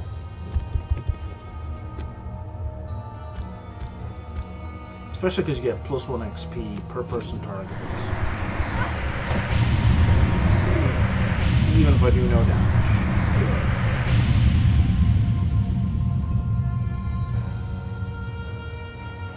And we're not muddled anymore, so that's good.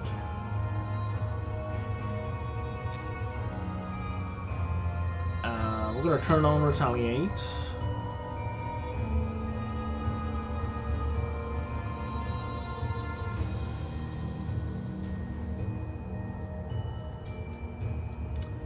And then we're going to attack for 2. We're going to use our hook gun. We're going to pull this guy into this trap. We're going to move to here. So I need a move. And the hook gun is going to use the top. Move to heal 1. Who needs a heal? You do. But if I move there, I can't do the thing I want to do. So I just need a move. Okay, we're going to use the net shooter as a move, and then we're going to use the hook gun to pull the guy. Okay, so we got air and we have fire ready to go. I have a thing here.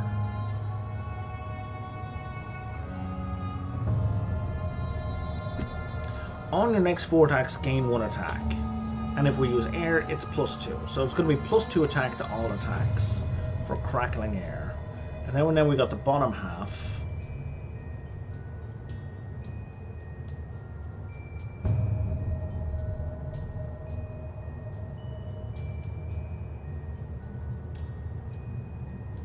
We'll let her move and give her a shield until the end of turn. Yeah, let's do that. And then you, now this guy's by himself. So we're going to get bonus damage for this guy not being beside his allies, and we're going to get bonus damage because he's beside us. Or we'll do that for even more damage.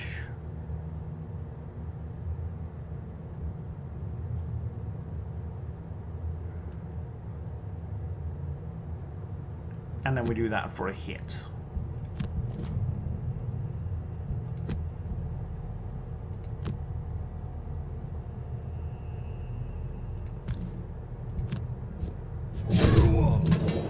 Massive overkill.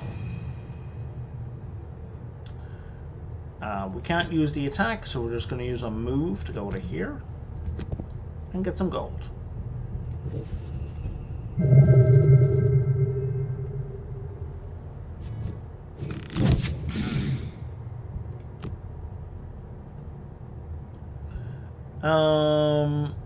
He's going to turn on retaliate.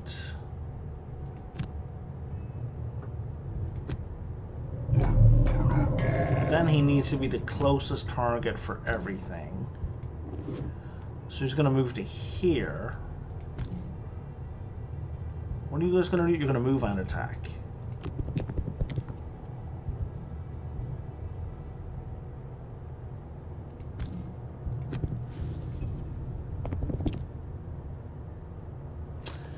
And the Tinkerer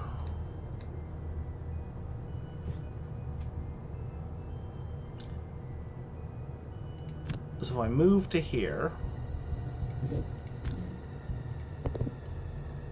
and we skip the rest of the movement and we pull you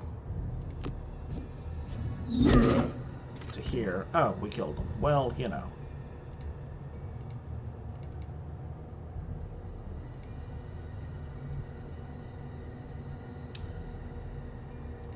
I'm deeply confused.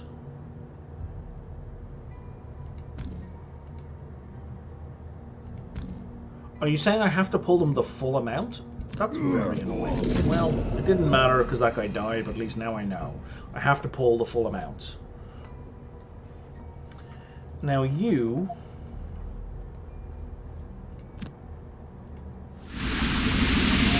next 4 attacks get supercharged. And we're going to move to here and get some money.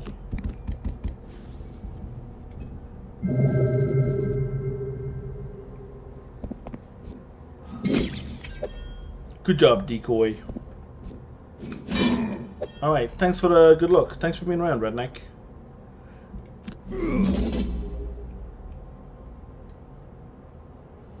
Okay, now this guy... we're going to attack and stun, but the attack should take care of him. And we'll do a trample. And then this one...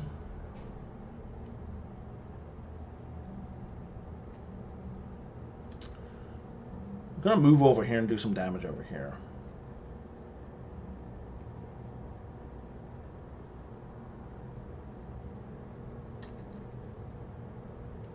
I'm going to move to here and heal them for 1.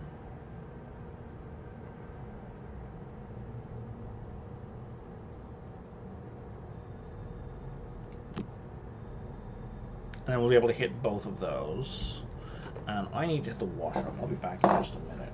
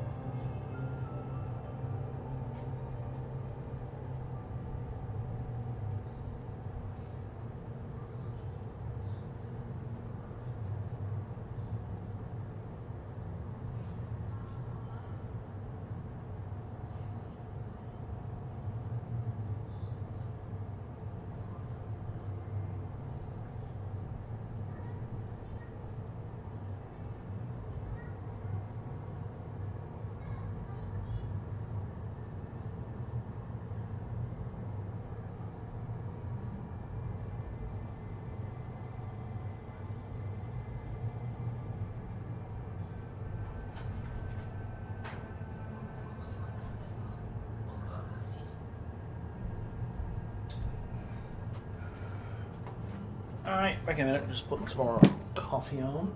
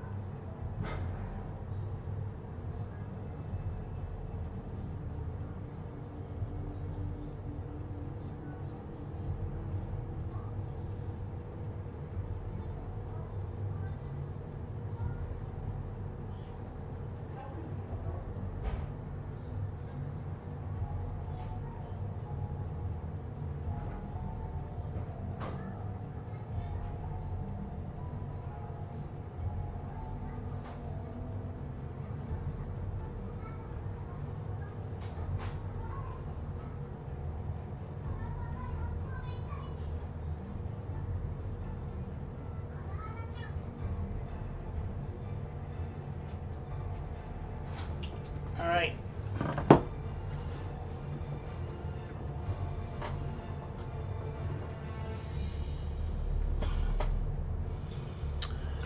So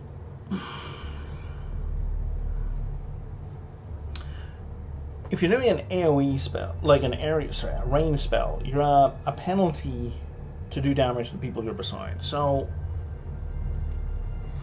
are you doing any elements? No, are you doing any elements? Okay, neither of you are infusing elements, okay. So we don't want to do, if we're going to do a range attack, we don't want to do it on this guy. Can't stand there. Yeah, we've no way to do, the Nova's not going to work here.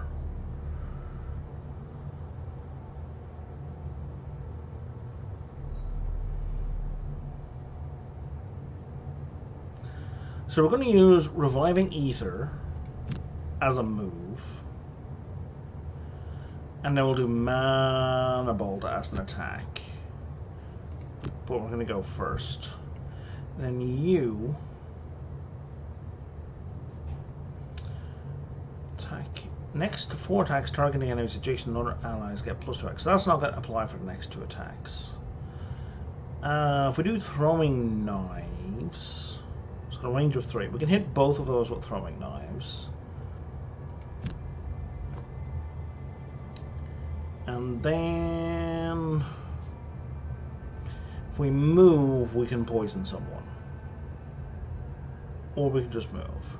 We're going to move and poison someone. We're going to poison this guy.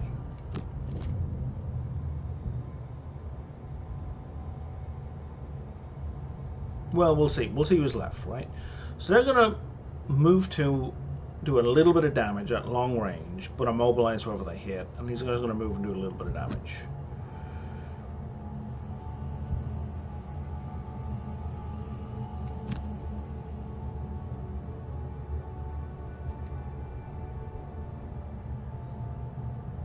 Let's hit that guy for 3.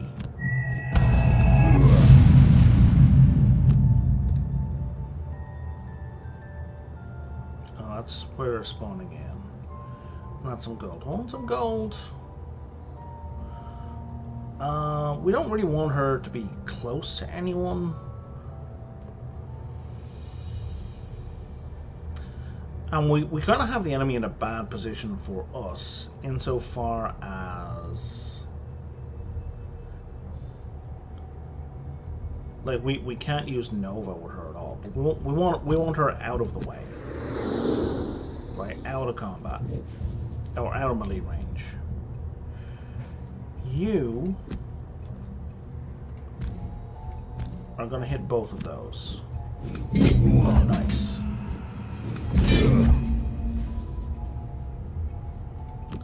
And then we're going to move to here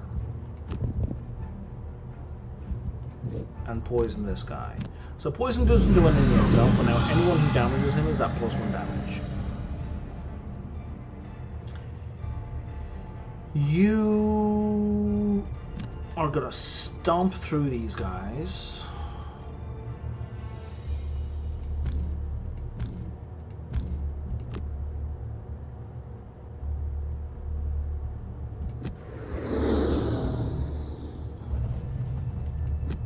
And then you're gonna attack, and it comes a ranger. He can move, so yeah, let's kill the shit out of this guy. You jammy so-and-so.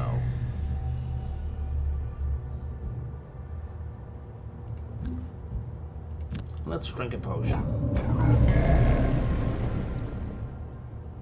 Decoy is just going to stand around.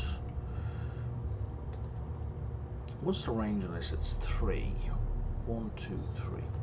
1, 2, 3. So if I want to do a range attack against this guy, we're going to have to move up closer to him.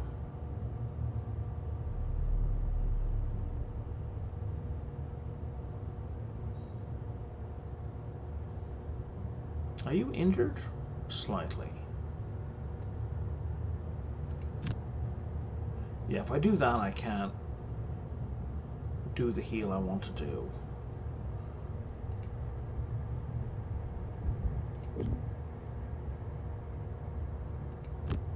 So I'm just going to move here. We're going to do the attack at disadvantage for both of these. Well, we negate that. That'll negate the disadvantage, I think. Yeah, we still got a -1.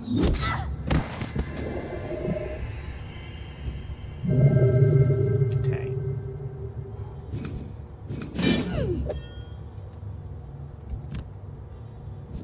I really hate the way it keeps rotating the camera. Like, fucking don't touch my camera. How do I... Can I turn that off?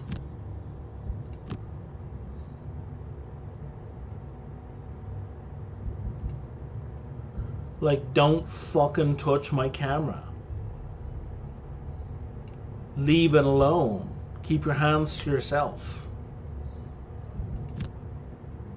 That does not appear to be an option.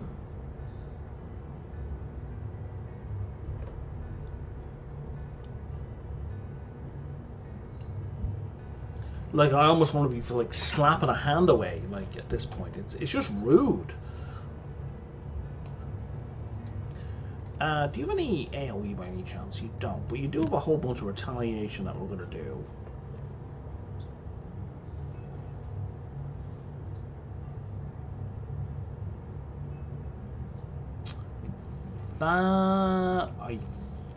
Well, if I do Weather Doom, I can't do drop. I'm going to have to do the bottom. Right, so let's do Warding Strength. You are gonna...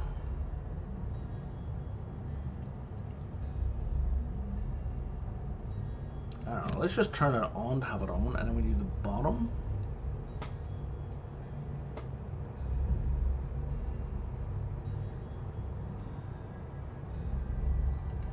Yeah, let's do Toxic Ball. Let's do it early as well. And then you...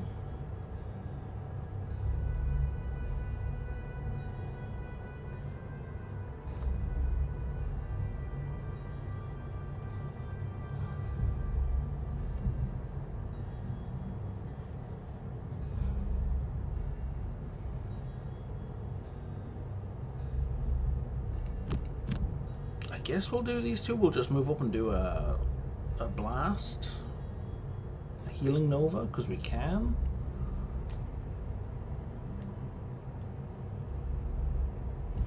And you are going to try and kick the shit out of this guy. They are, I guess, technically adjacent to an ally, maybe? And then we're going to move.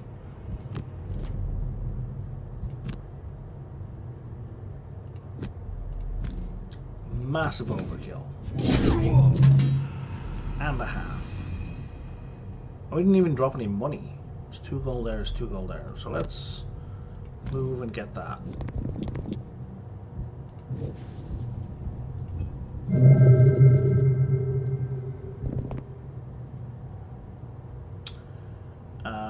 You're now going to boost future heal actions. And you're going to do an attack of 5 against this bozo. Or 4, that's fine.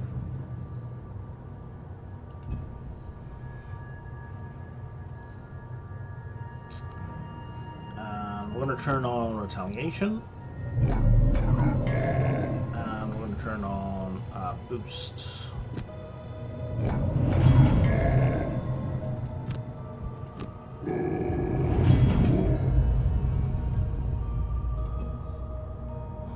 And the Spellweaver is going to jump to here.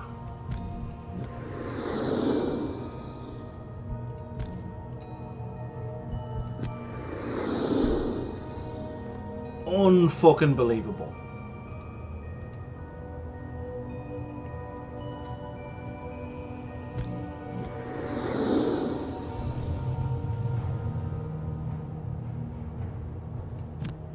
And then they're not gonna do anything.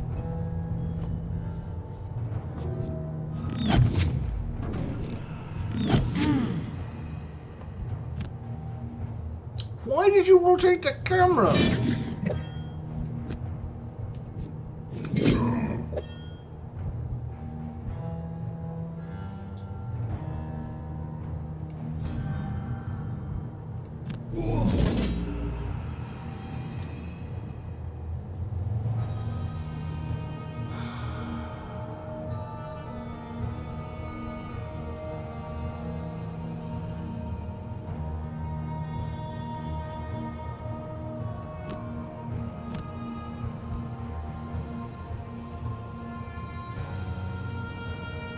We're going to do an AoE.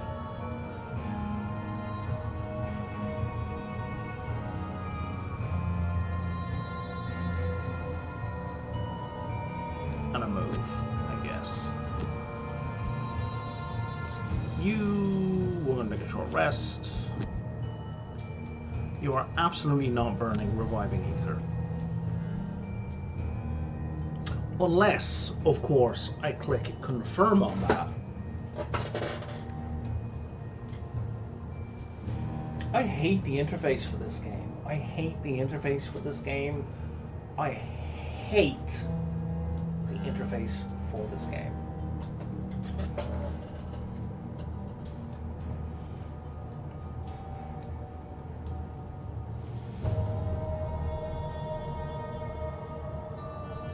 Why is he in shadow?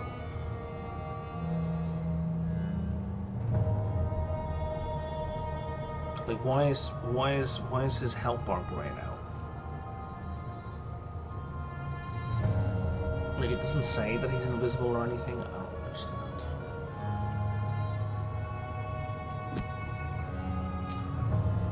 So we're gonna do hardened spikes, are we? I don't know. We're gonna summon the Mystic Ally this time,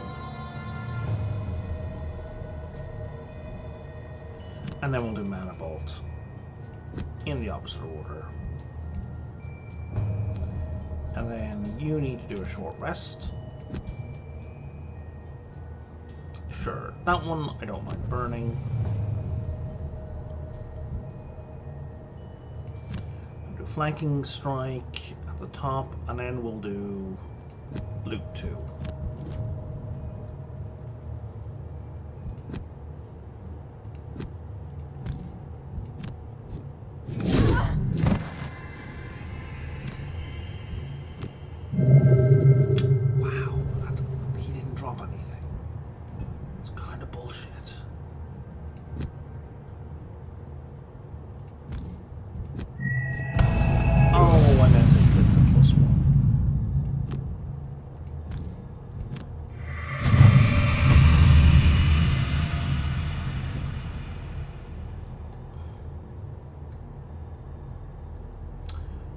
You're going to move to, say, here? We're going to click skip movement very carefully. That's going to hit both of them.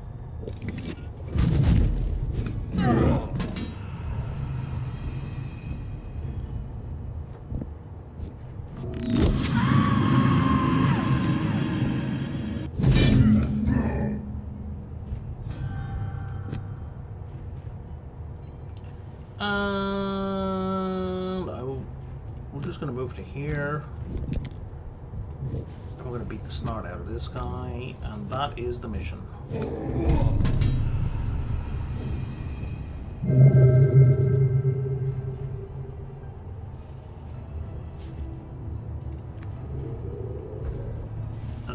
Oh, we got 2 of them. Okay. So they're going to get bonus XP, and the other 2 are not. I've already got some kind of achievements. I found a new item design. Oh, mana minor potion. When you find the design, it becomes available in the merchant shop. Okay.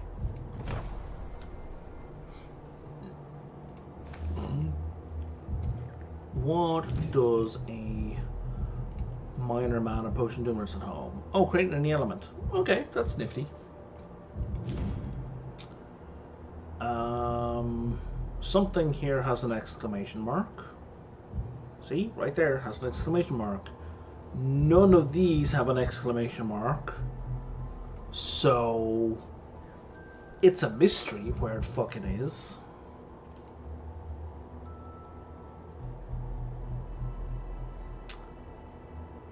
I'm not a fan of that at all. Oh, this one, okay. See, it should be marked, right? Unlock relic quest.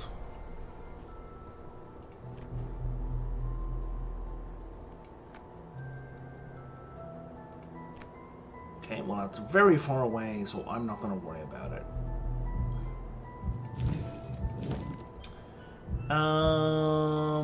Okay, so 18 out of 45, 12. No, nobody's at 45 XP, so we don't need to change any cards. Oh, my kettle is totally clicked by now. I'll be back in a sec.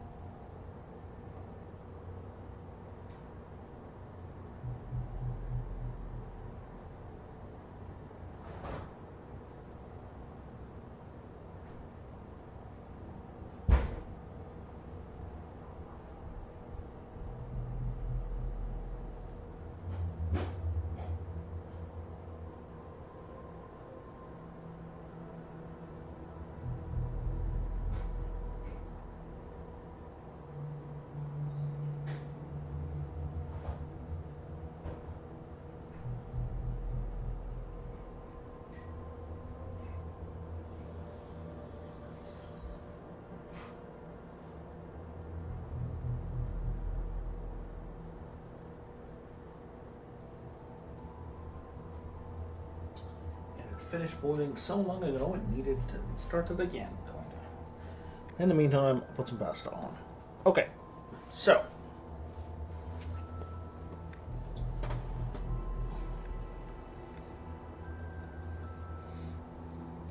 Skype. It has been so long since Skype sent me a notification, and it's just an ad for nonsense. Okay. We have 54 gold now. We should maybe look at some gear. The Tinkerer.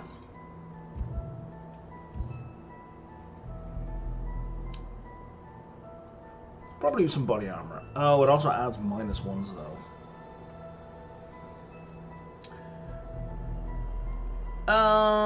Let's add in leather armor. Just in case they get into a position where it's going to suck. And the scoundrel could use eagle-eyed goggles. Because they tend to get some multi-attacks, right? And we're broke. Jesus Christ, there's no middle zoom. It's like all the way in or all the way out.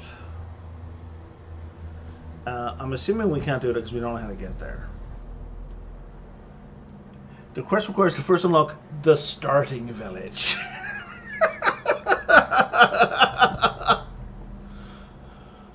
We're still in the prologue, apparently.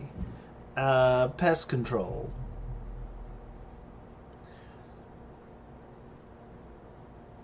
Okay. And the Hollow Man. So they gave us this one earlier. So, I mean, kill all enemies in all rooms. What does this unlock? It unlocks Bloodford. How do I cancel? Okay, I left click and it'll cancel. And that unlocks the Copper Oasis. Okay, and that gives us a weighted net. And that gives us stun powder. I'm assuming Bloodford is maybe the starting town. That looks like a town. Is that not the starting town? How weird. Okay, so I'm not going to read all of these all the time because they go on forever. An old woman. What do we need most? We need knowledge more than anything else.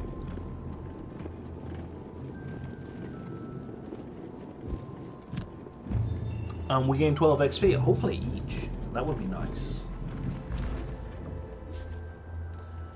Yep, Village of Bloodford, okay. Blah, blah, blah. It's going to be unpleasant. Okay, so. This time we're going to have multiple doors. All you got to do is reveal a room once. And single... Kill an undamaged monster with a single attack. We seem to be doing a lot of overkill with the Scoundrel, so I think that's viable. Take only short rests. Kill a monster during the scenario causing these 4 more damage than necessary. You know, I like that. What was my other option? So they're both 3 XP, so I don't care. Kill 5 or more monsters, take only long rests.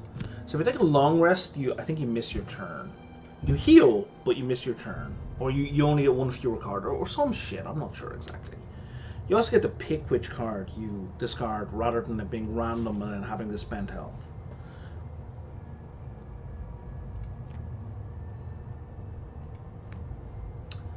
Wow, you're starting us in with 5 enemies. That's a hell of a start.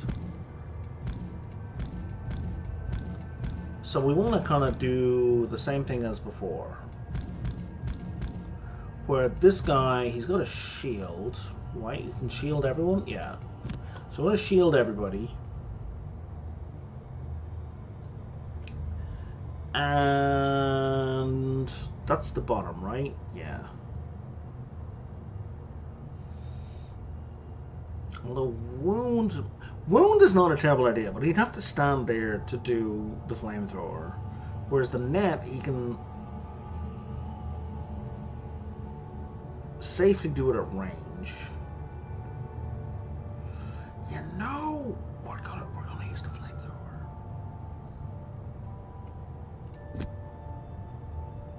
We're gonna move to here and we're gonna flamethrower all these guys. Which means we're actually gonna start there. We're not going to do the move 6, even though it gives us XP. We're not going to do that because we're not going to burn. Are we going to burn the card? We're going to burn the card. Start there, just in case they go first. It's unlikely. You did not mean to do that. Oh, now I can mouse over stuff. I hate this UI.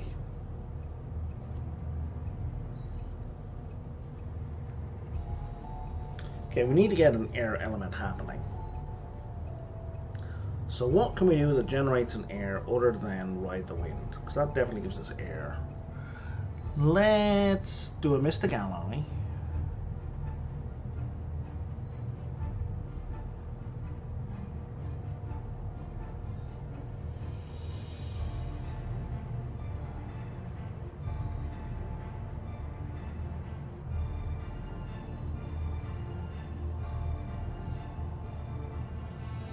Okay, since we're not doing the shield, let's start there.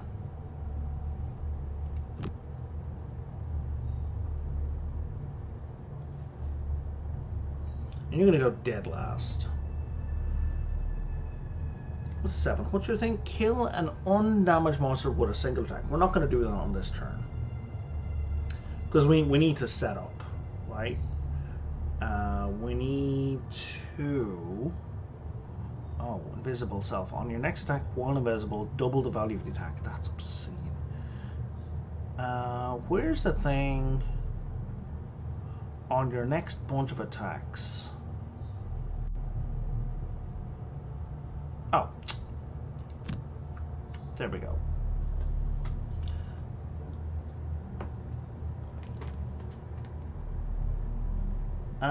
Actually, yeah, let's do that with the invisible. That pretty much guarantees a kill on our next turn.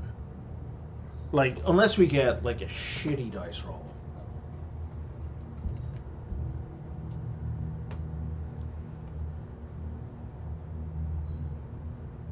Okay, and that one, because it's got the infinity symbol, basically you remain invisible until you attack, I think.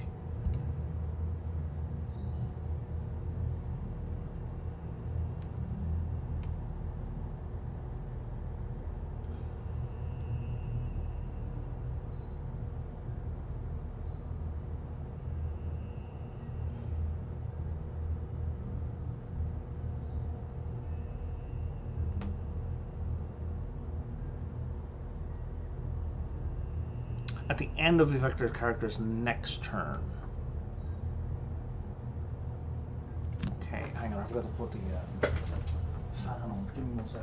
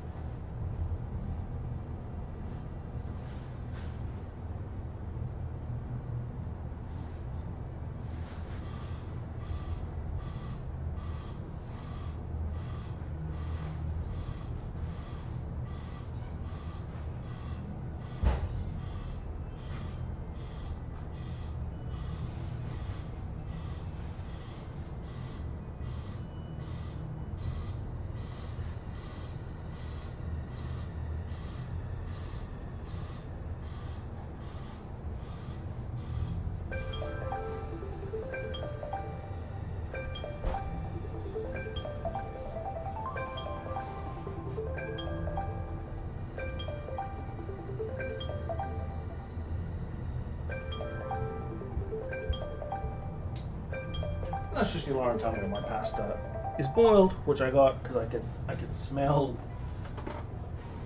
the wings. Okay.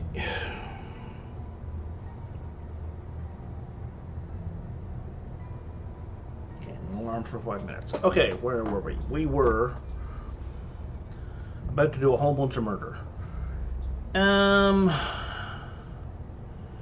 This is going to do Wall of Doom.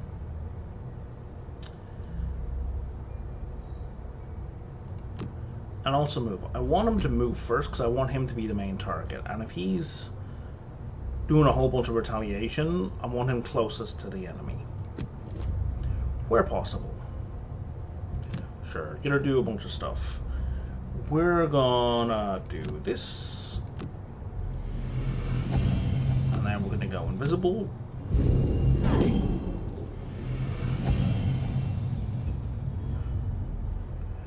And now you're going to go to here.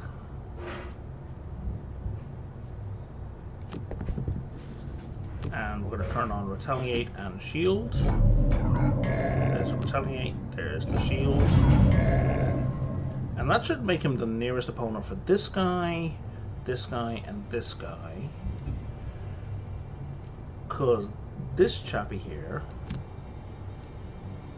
is going to go to here.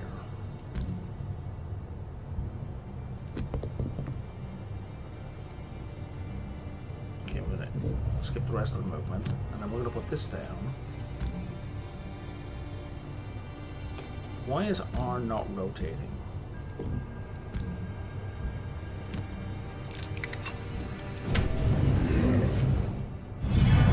That was a nice chunk of damage. This guy, I think that again, after, if the closest guy isn't, if they have a choice between people closer, they go for the person with the earliest initiative. So this gemblet should also target the whatever the hell that guy is, the brute. So all these should target the brute, and this guy should target our tinker. Right? Oh, you've got multiple attacks. Well, you flubbed that, didn't you? Oof, double damage. I will take the damage.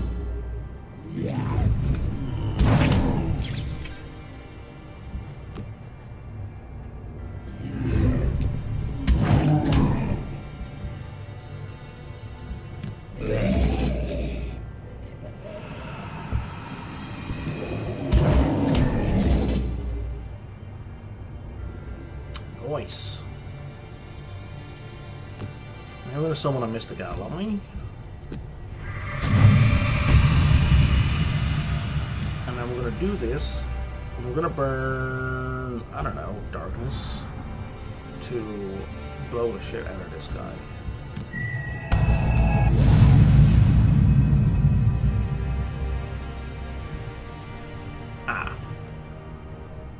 That was a mistake, because now there's no undamaged enemies for this guy to destroy. Well, that's a pity. Alright.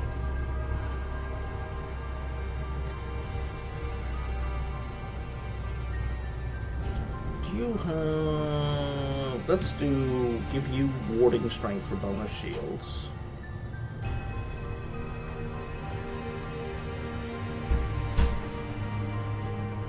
And then we'll do Leaping Cleave. You could probably afford to move away, but no, actually, you need to heal.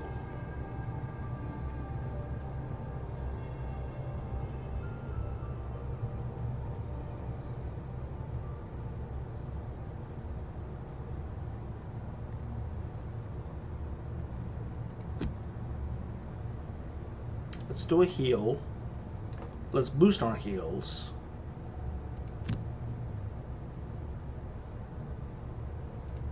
And let's do a heal. That's not going to work because it's top and top.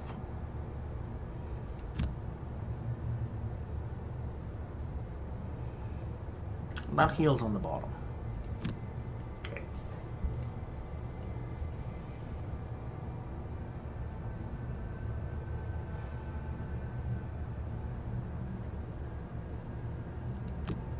We have fire orbs. 1, 2, 3, 3, 1, 2, 3. We can murder a whole bunch of people with fire orbs right now. And then if we look at the bottom,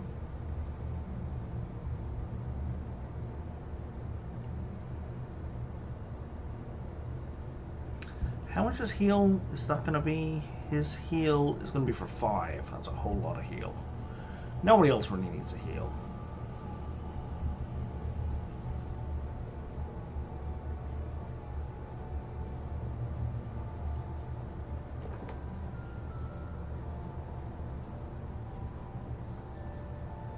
The fire element's going to be used by the fire orbs. Yeah, let's just move. Let's make it early.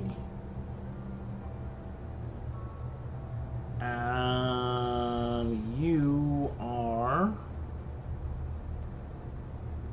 So invisibility is going to end this turn no matter what we do. Let's murder this guy, because we're still getting double damage. He still needs to die. So we're going to do that, and we need a move. So let's move to attack 2, right at the top, and then we're going to do something on the bottom. Attack 3.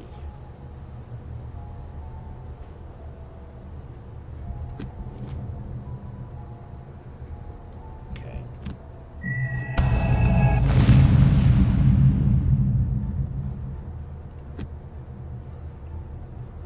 1, 2, 3.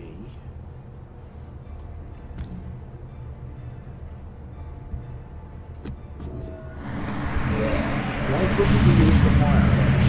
Oh, that one generated fire. I misread what it did. We're going to move to here.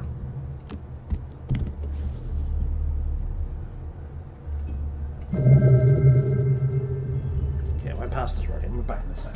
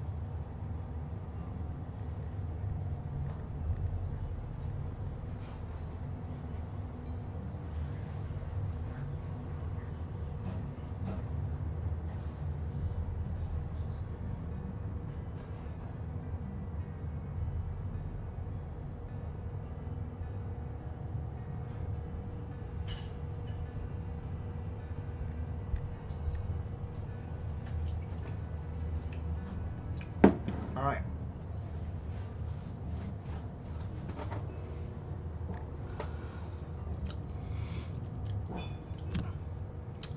Now we're going to hit both of those and not injure that guy at all.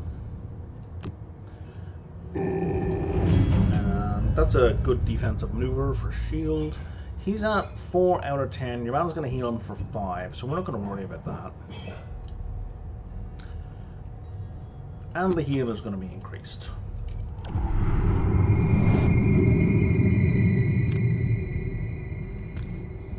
That would be a 7-point heal.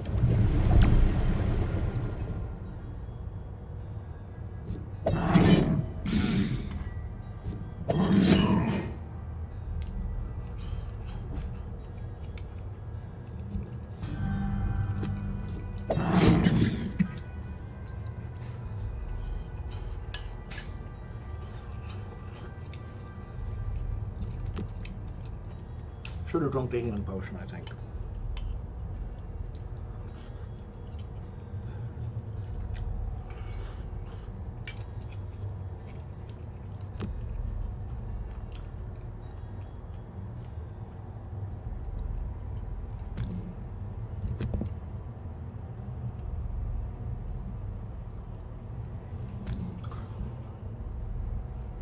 hate the way, once you're confirmed, you're locked in.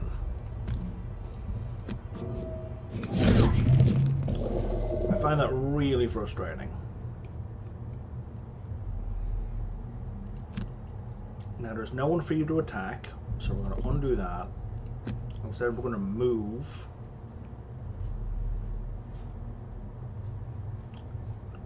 To here.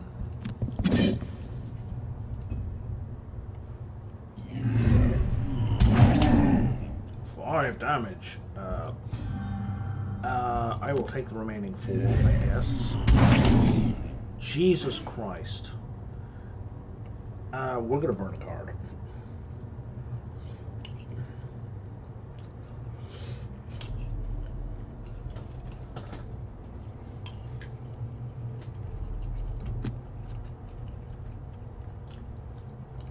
We're gonna burn that. Thank you very much. And it blocks all the damage, right, when you burn a card.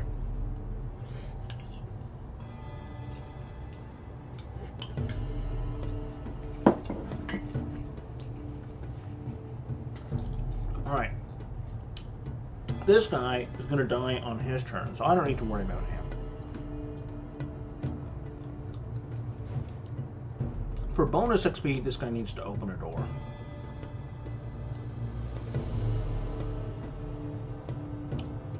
So I need to move 3 squares. Okay, we're gonna do these 2. He's gonna turn on retaliation and he's gonna go open that door. This guy, our tinkerer, our little healer guy.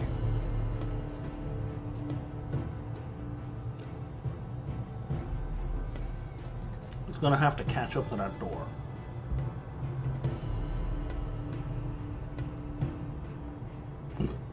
So maybe we move 2, 1,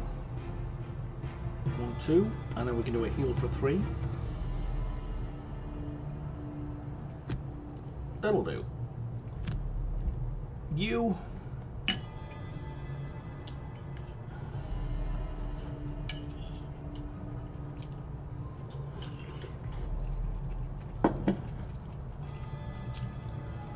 He does 3 damage. I'm pretty confident he is going to take out the other living corpse. Because if he does 3 damage, it'll have 1 hit point left and the wound will kill it.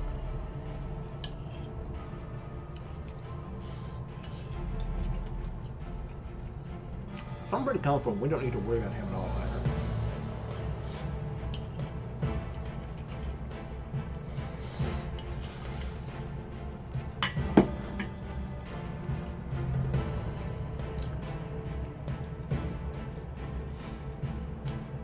So we're going to ride the wind and crackling air. After he opens the door, and then we'll figure out where we want to go. And then you are going to move a lot.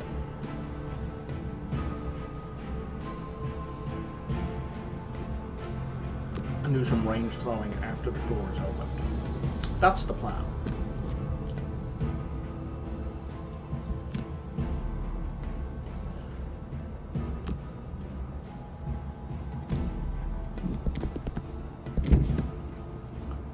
Sweet Jiminy.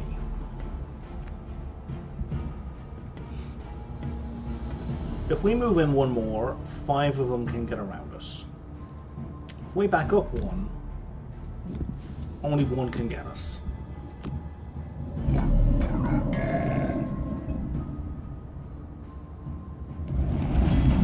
Not counting range attacks. Jesus Christ.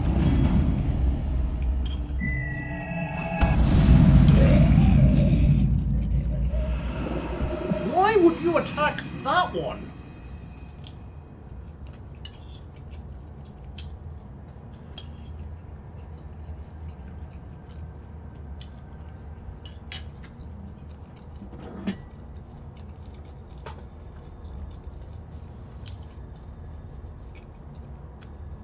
Never trust AI.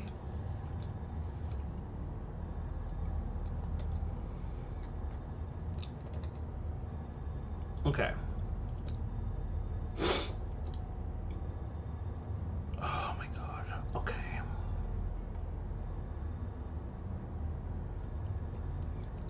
I'm gonna move to here.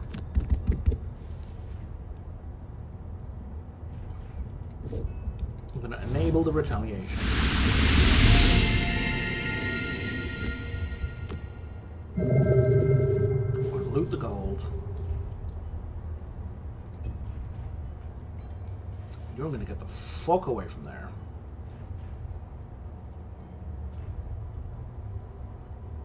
Oh, no, that's okay. That was the plan.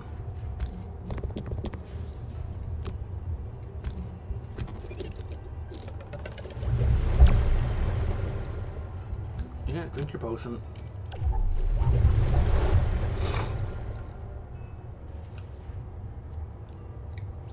Now, he's not going to die now.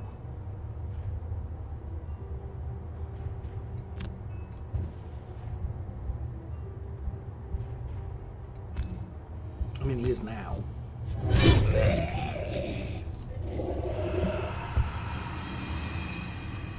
That's 2 gold. There's nothing else to loot. We're not going to waste the loot. We're just going to move.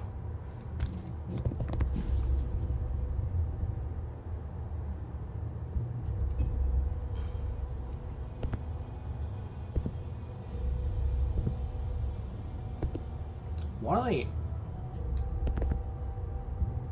Oh, they only had 1 point of movement. Okay, that worked.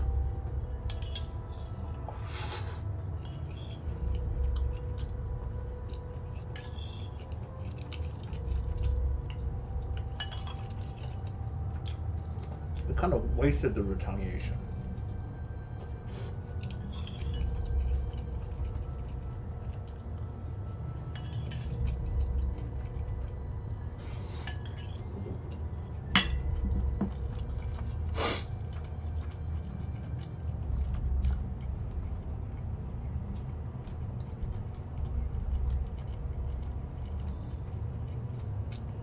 Okay, there's no more rooms after this.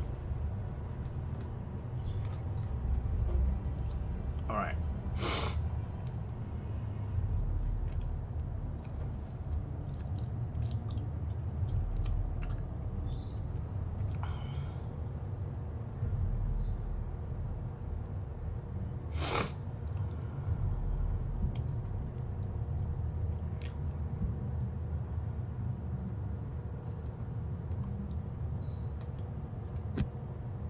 So here's what we're going to do. We're going to do trample.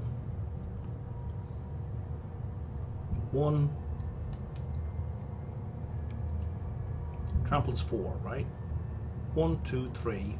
We use our boots. 4, 5, 6. And then we do sweeping blow. Well, if I get it up here, sweeping blow will be even better.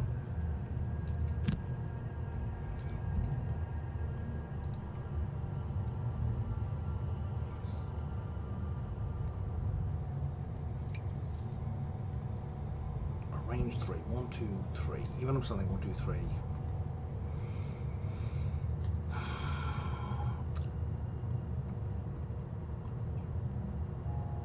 I don't know, man. See, this is the kind of thing where you don't want to do anything. You want to let them come to you, but this game does not allow for that. Because you have to use 2 cards every turn.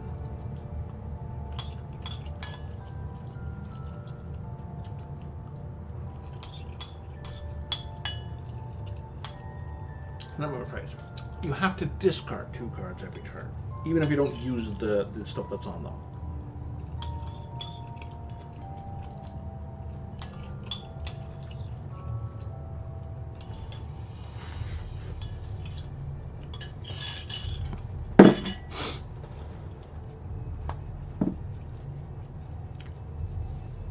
Yeah, there we go. Okay. So I want to do this. I'm using, I don't know.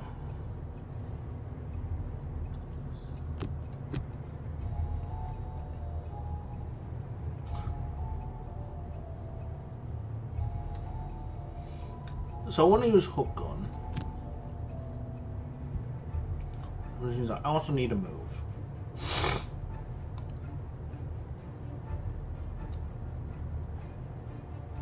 Where's Whereas if I use that aura, you know what? No, I'm going to enhance him. But to do that,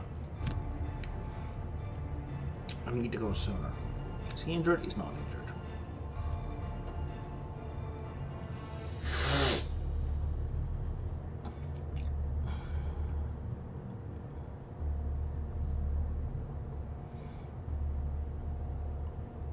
And we're going to use the bottom. So I need a move on the top. None of these cards have a move on the top. So that's not an option. I need to be in position in order to use that. Okay, so we're going to move, and we're going to ink bomb, and we're going to do that super slow, and let them kind of do whatever they're going to do. You, we're going to use that as a move. And sure, we're going to do freezing and Nova. We'll see what happens.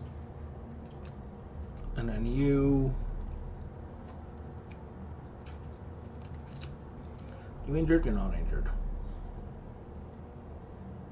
We're going to move, and we're going to stab. I guess. Well, that's a really big move. We can't move through enemies as best I can tell.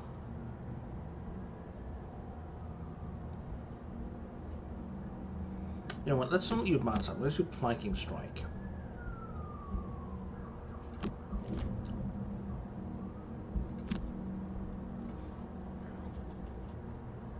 And there's nowhere for it to really go.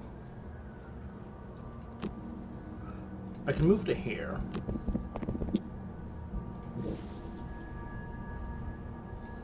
There's no one to attack.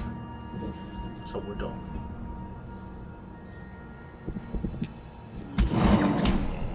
Jesus Christ.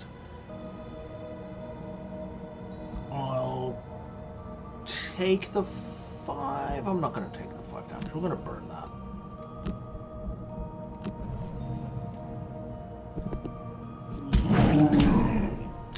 Alright, but they can move through themselves. We're going to take 2 here. I don't think any of them can squeeze past anymore. I think they only had to move 2. Yeah. Alright, big guy. The plan here is to do a whole bunch of movement. 1, 2, 3, 4, 5, 6. Which fucked all of them up. And now we can hit 2 of them with this.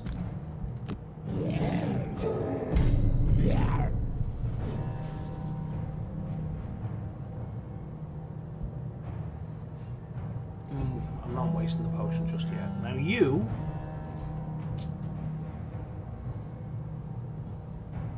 I can immobilize or I can add darkness. Oh, this is attack 4? Let's do attack 4.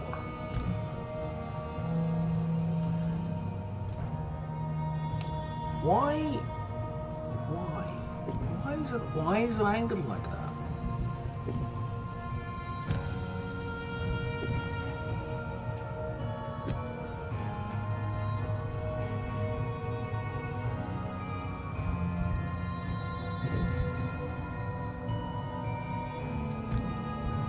I'm gonna move to here, skip the rest of the movement,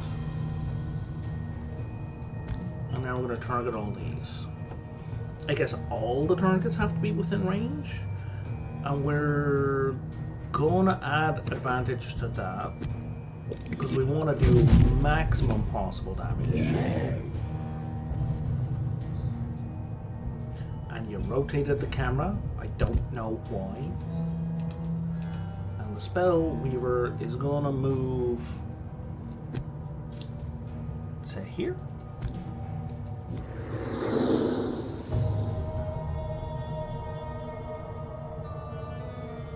Here, because we're doing the Nova. I totally forgot we were doing Nova.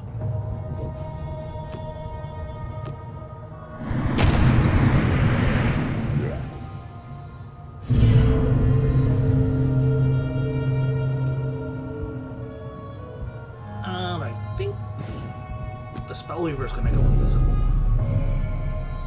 Because otherwise things are going to go very badly for him.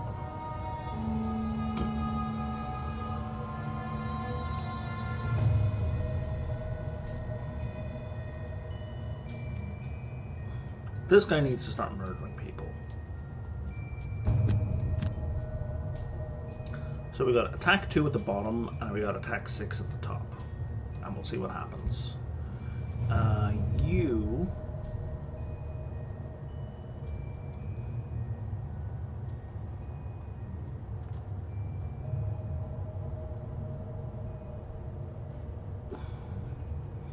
We're going to do the enhancement field at the bottom and the attack and pull at the top. You can only take short rests. We're going to do a short rest. Do I care about losing Ride the Wind? I don't.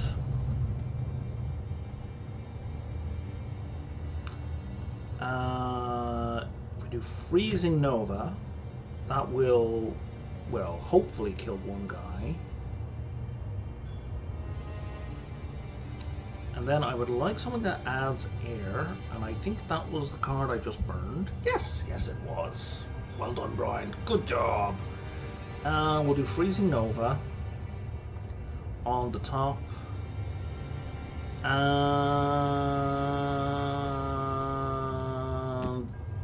we'll use Reviving Ether to move. And then for her, she needs to kill an undamaged monster cell. So she needs to kill one of these two with a single attack. Which is, we're going to try and do it on that guy. She needs to take a short rest. That's fine. We'll burn Venom Shiv.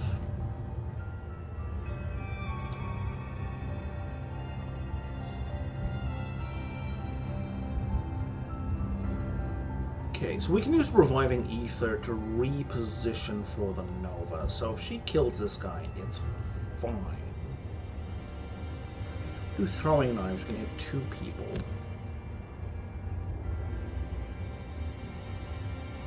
And then we move and poison. I like it. Now you guys do whatever. So we're going to do you. And we're going to do you.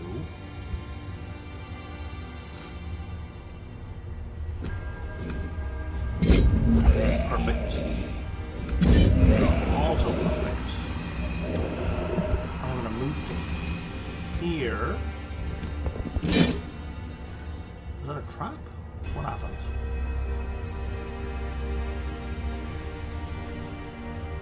I don't know what happened there.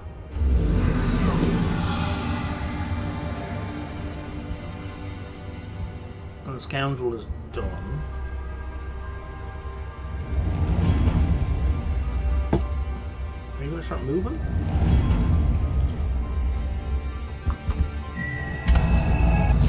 Well, you're trying, you're doing your best.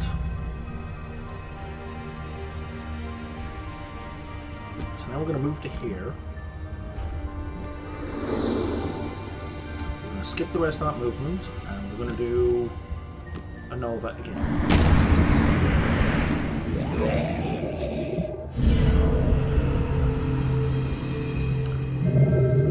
Right. Wasn't the Tinkerer going to do the aura? He was, but he went last, which made it useless. Excellent job, Brian. Well done. Nothing but applause. This guy's on 4 health. So let's do Overwhelming Attack. Don't give me a negation. That'll do. And now we're going to move you to here.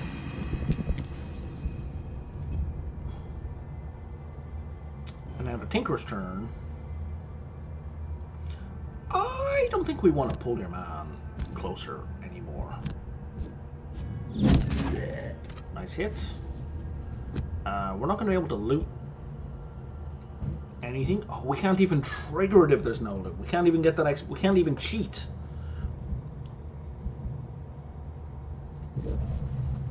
Nope, we don't get the XP. If we don't loot, we don't get the XP. I think I'm going to burn an available card. Thank you very much. I'm going to burn. We're going to burn that one.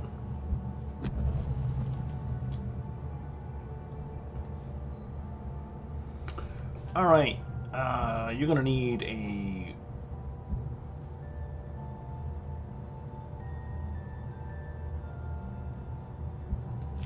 short rest.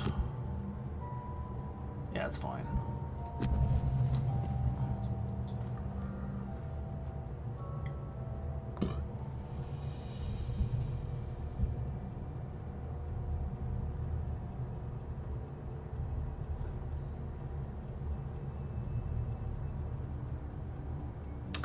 Actually, I think she can do her thing right now on your man.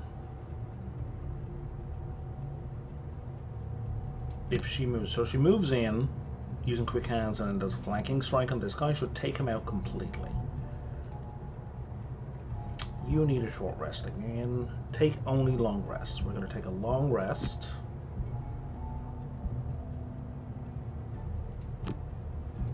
Oh, yeah, okay. So if you long rest, that's all you do.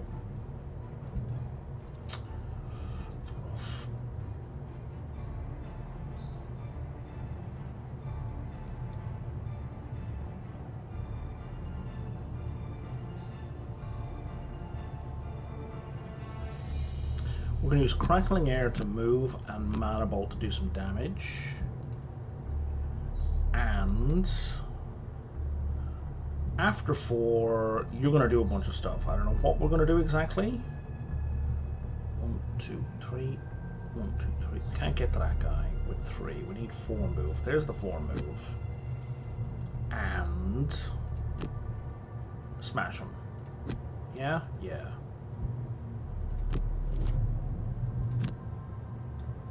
So the Scoundrel is going to move to here.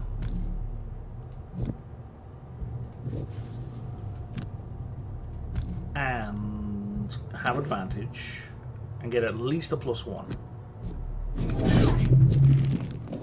Didn't need it. Okay.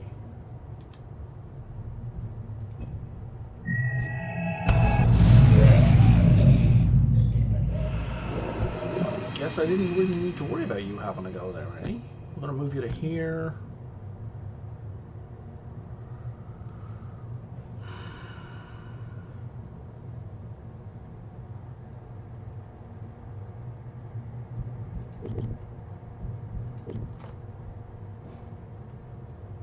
I guess we're just going to move you in and then soup you up.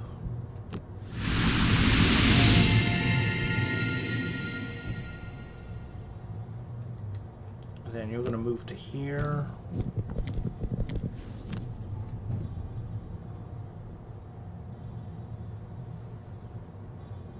I'm sorry, what? What?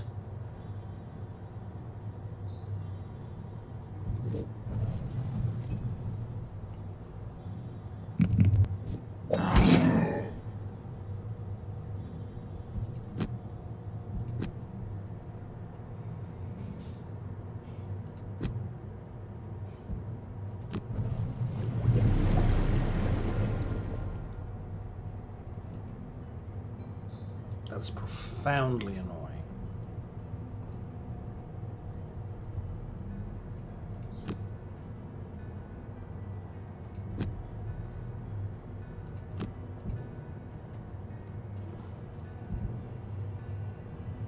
What's my best move? 2. It's 2. I can have a 2 or a 2. So it doesn't really matter what we do. You can only take short rests. I need to not burn Reviving Ether. That's fine. And then we're going to use Reviving Ether to get these 4 cards back. How is it only 4 cards? Oh, right, because 2 of them are currently in play and not coming back yet. Oh, that's another way. Interesting. That's another way that Spellweaver's hand gets smaller. Because these don't get discarded until they get used. They get locked in place. Interesting.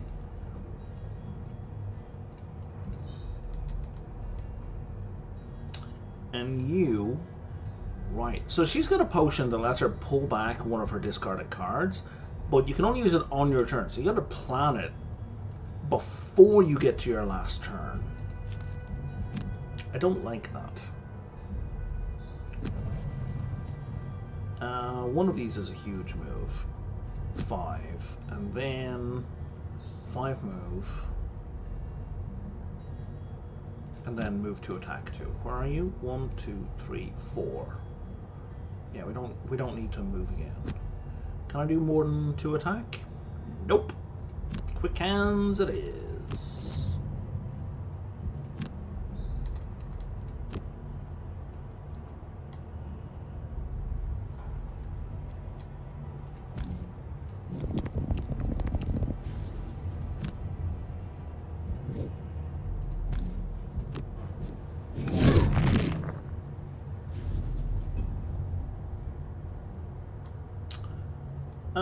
Tinkerer. Do I want to move 2 or do I want to move 2? Oh, I don't know. I think I'll move 2. Skip the ability. Skip attack. End turn. Spellweaver. Oh. We're going to recover all the burn cards.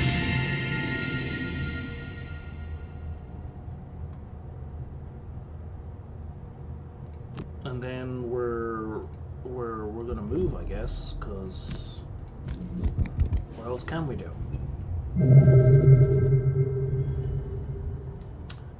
The old brute is gonna beat the shit out of this guy, or at least desperately try. That'll do it.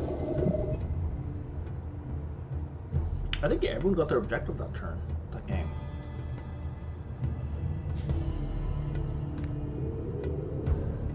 They did. Nice, everyone got bonus XP. Scoundrel killed the most. The Tinker did the most damage, really. And the most healing. 9 of it. So, I saw there was a perk that said gain 12 XP. From abilities, so I guess it was good that we avoided that.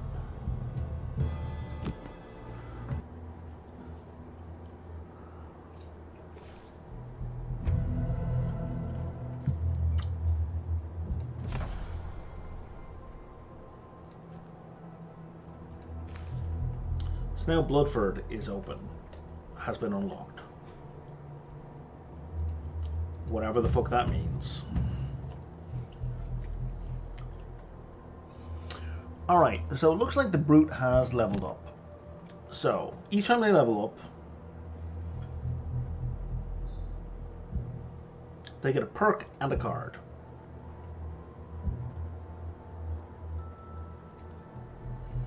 And it also makes the game more difficult. Yay!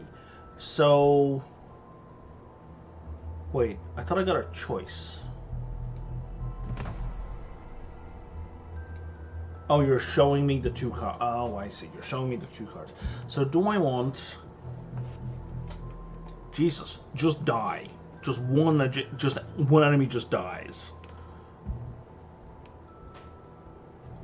And on the next 3 sources of damage, you suffer no damage. These are both amazing.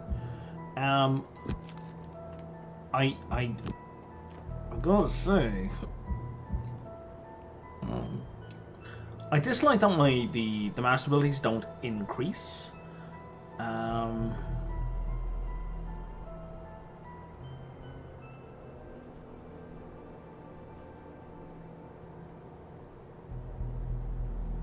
Let's lose Shield Bash and let's add Fatal Advance.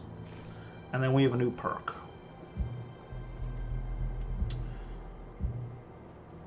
So... Fortitude.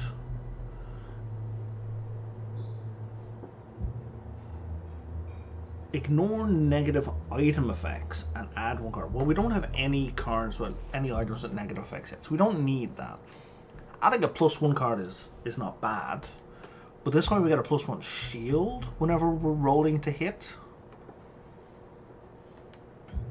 Hits an additional target.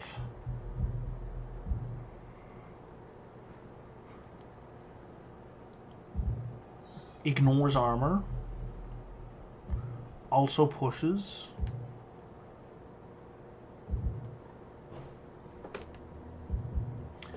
I think at the start, what I have favoured in the past and what I'm going to continue to favour right now is the reduction of these -1s.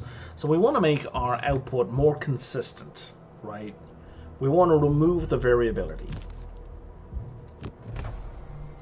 Right, so we're going to focus on removing these -1s initially. And then we're going to focus on the, I mean, adding other cards in the deck by diluting the chances that this comes up also, does the same job. But removing these has a much more profound effect. So we're probably going to do the same thing with the Tinkerer. So we have a stamina booster. So it's another long range heal. Or somebody can recover a burned card. That's nice. Or we can stun 2 targets. Stun means they get no action, right? Oh, you're not going to tell me. That would be helpful. Muddle all adjacent enemies and then move. I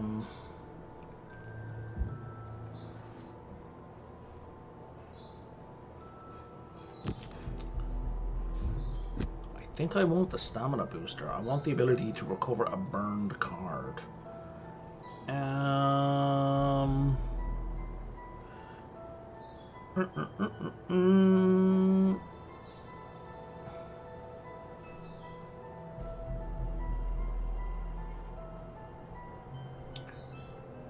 That's a double attack. That's pretty good. Okay, if I'm gonna add a heal, I'm gonna remove a heal. This enhancement field, I don't like this enhancement field. I don't like that we have to be. Oh, it's really good for a start though. I like high move.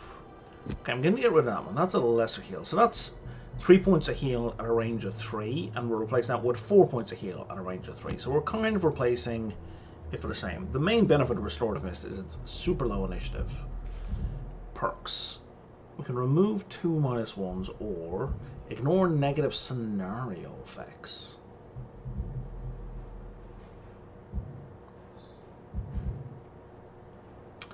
There is a dungeon later on where we take continuous damage, so that will allow him to ignore that completely. That's really potent.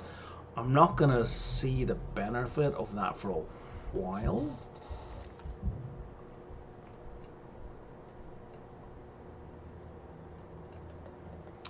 God, I can't click and drag with any mouse button. This is so bad. So this thing here.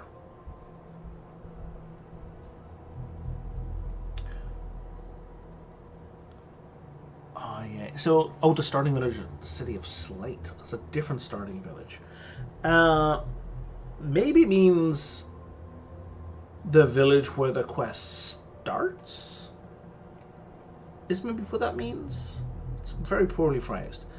I think when they were telling me about the quest that I was going to get, that's what they told me about continuous damage, because I don't see it there.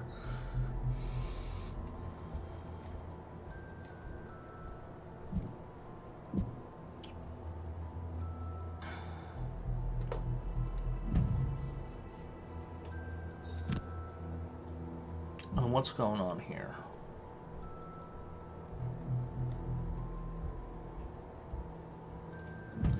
And that will give me the Empowering Talisman. Refresh one of your consumed items. That's pretty good. And that is... I don't really care about that. That's worth 4 XP. That's worth 4 XP. I don't know why we would want to unlock Shadow Rest. So I'm just going to go again. Remove 2 minus... Whoa. Replace 1 -2. That gets the -2 out of the deck completely. That's a win.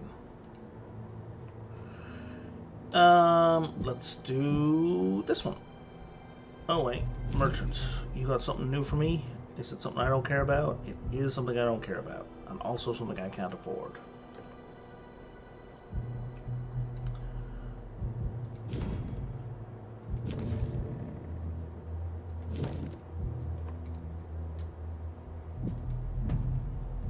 Okay, let's do this one.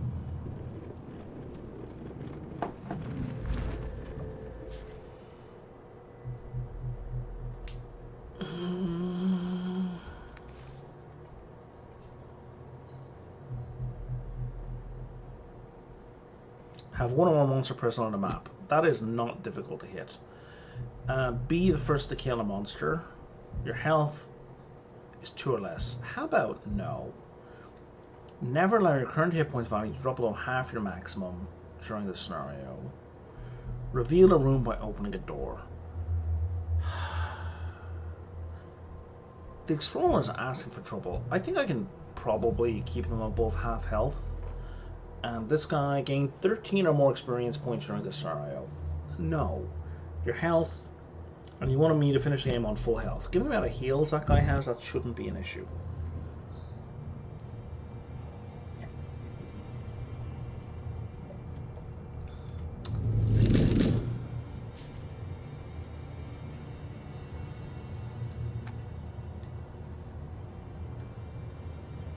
Okay, there is a door.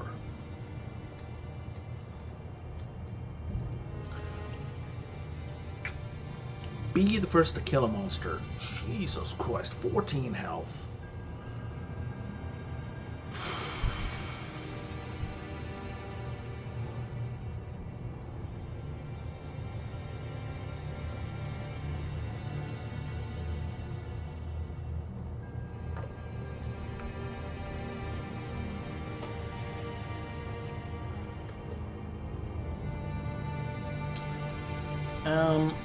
I don't understand this positioning. I don't understand why the AI does this.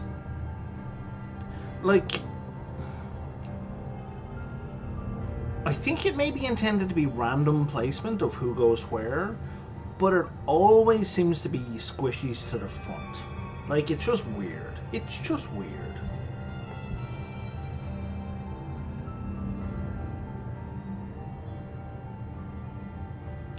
The shield. Okay, you and adjacent allies +1 to all your attacks this round. Let's do that. And so that's bottom. So on the top, 1, 2, 3. Let's add toxic bolt. Right? Because that's got a range of 3 and it does poison and it adds earth. So we're going to do that to this guy. Probably not going to kill him. Then we want you next. We want you to go after you get powered up. So you're not going before 18. So one of these things goes after 18. There's attack 3. But we're going to move you into where an enemy is.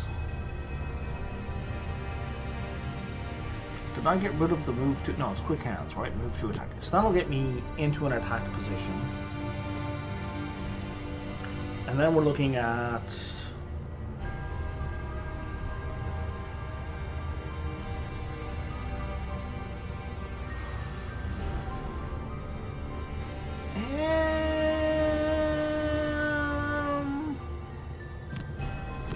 Actually, we do special mixture. We can move up to somebody and poison them. And then flank them. Right?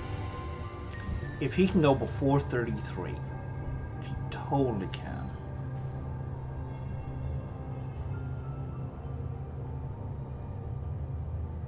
So we're going to do Wall of Doom.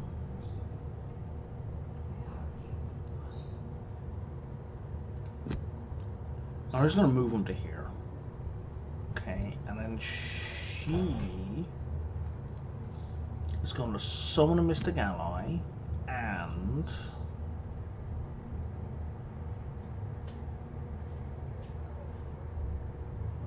Crackling Air. Let's do Crackling Air right at the start.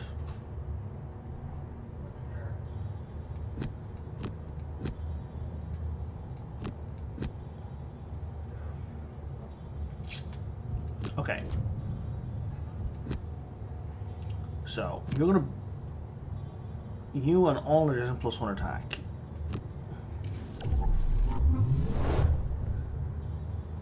And now you're gonna attack this guy.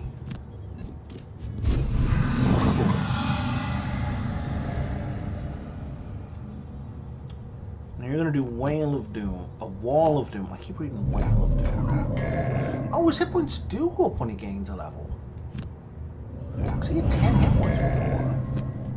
I'm going to put you here. And And then that's it. Now you are going to summon a Mystic Ally.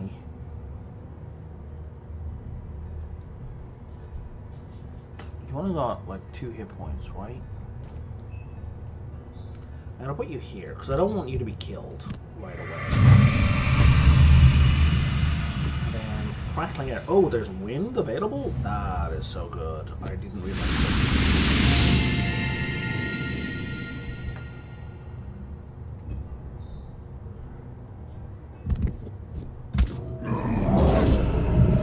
Motherfucker.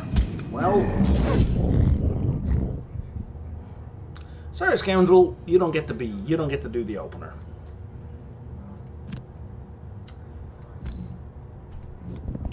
I guess we're still gonna go with our kill idea.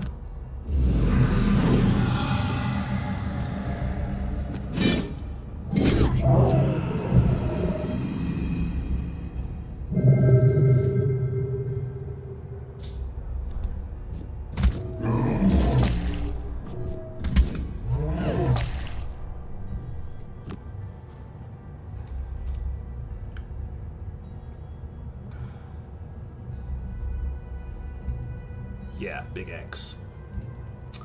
Unsurprising.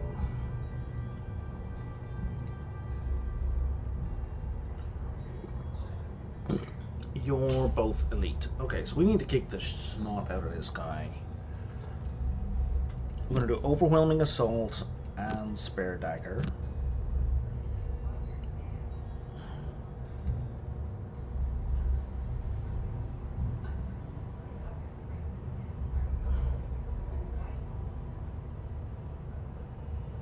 He's got 5 health, he's got 3 health. He's going to get sniped by the Mystic Ally, right? Movement, he's going to go 1, 2, and he's going to hit that for 3. So we just need to do 2 more to the Mystic Ally. Why don't we do her first?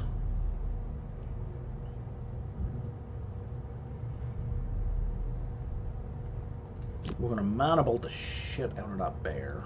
It's got a range of 3. 1, 2, 3. So she needs to move. That'll do.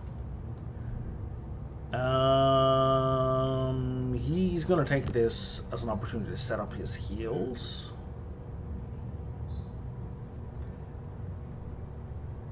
Do you have anything with a range of 4? I don't think you do.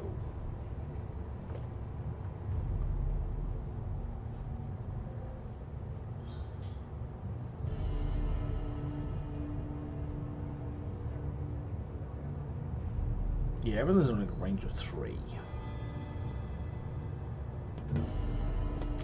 So maybe we don't set up the heals. Maybe we just move. We'll use that to move. And then we'll do, yeah, Reviving Shock. And then she's going to kill this little guy. It's got a range of 3. So throwing knife. And then attack this guy. And we may have overkilled. Definitely miscalculated.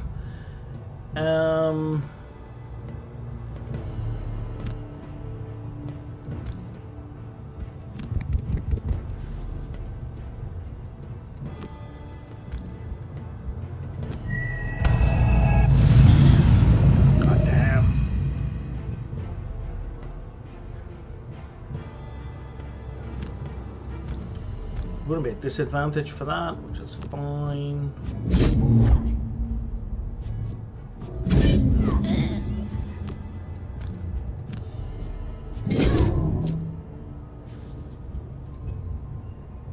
And then he's going to do all that attack on this guy. And hopefully we get at least a 0.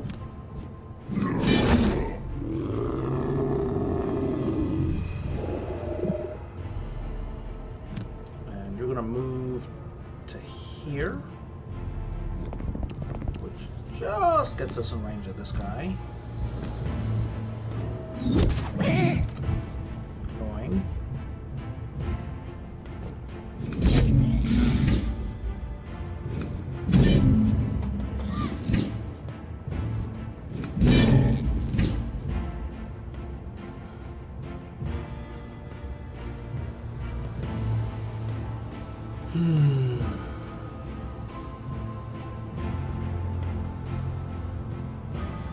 Where's the door? It's all the way over there. Okay.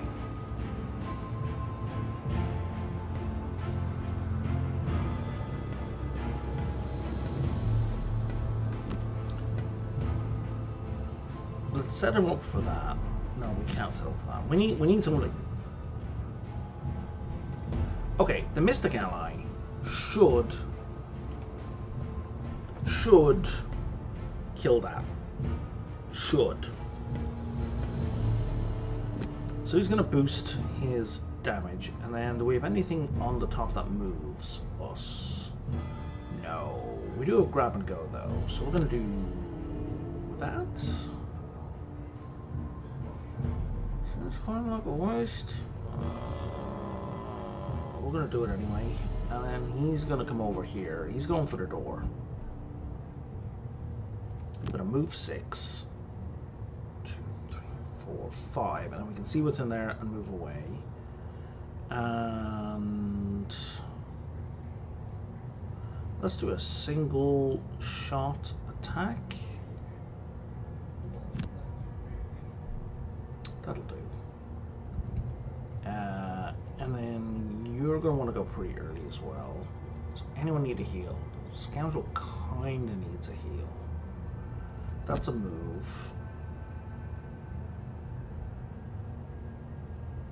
That's the best move.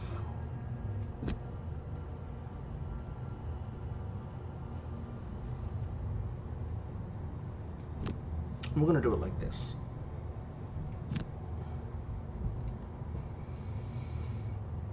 Hmm, 2, 3, 4, 5. So she's got an odd number of cards, so she should use her item this turn.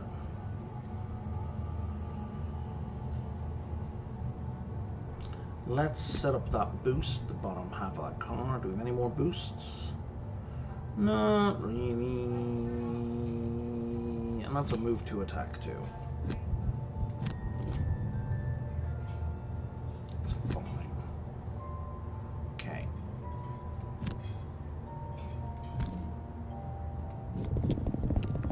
Hello? Mother of God. Goodbye.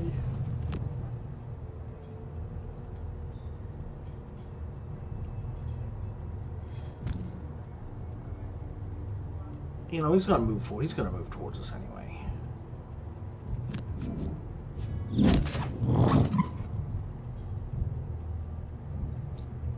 Yeah, we won't pull him. What was the Tinker's name? He needs to finish on half. Okay, now I'm double muddled. Sure. You got there. I'm gonna move to here. Skip movement. We're gonna kick that off.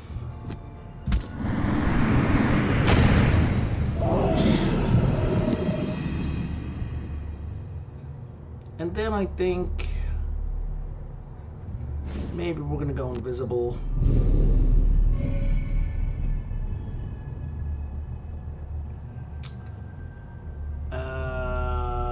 Big man, big man, big man. We need this gold actually.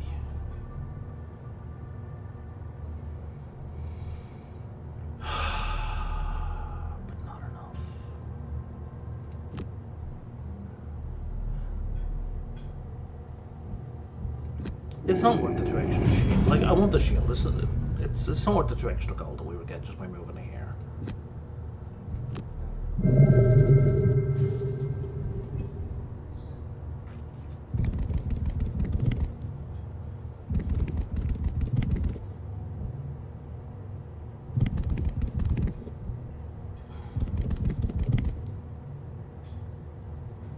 All right. Let's set that up.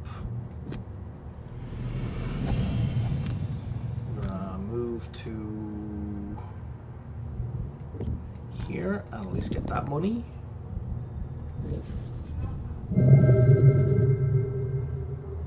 Oh, I meant to use a card. Okay, buddy. How fast can you get your ass over there? You can get a 3, or you can get a 4. Okay. And then nothing.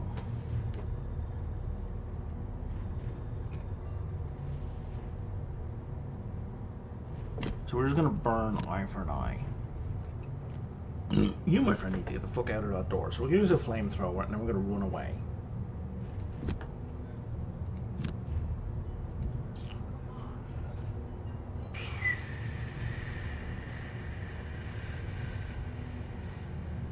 I guess that's what we're doing. That's all we have.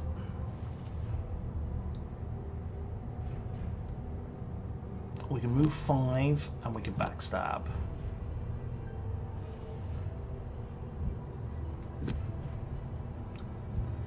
And that's it. We're going.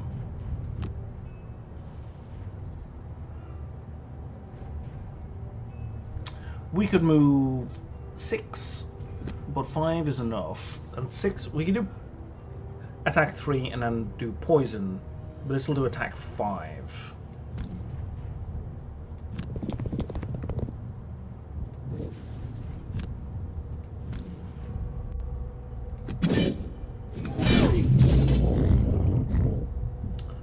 Take the 2 damage.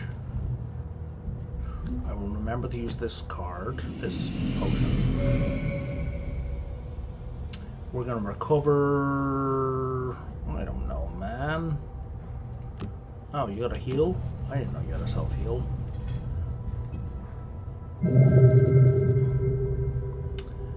Speaking of heals, somebody needs to do a heal. You are gonna run like a motherfucker over here. And sure, we'll turn on retaliation. Not that it matters. Well, you never know. They might do something weird and wonderful. So we're gonna do flamethrower. Are you kidding me? It's their targeting is so fucking weird.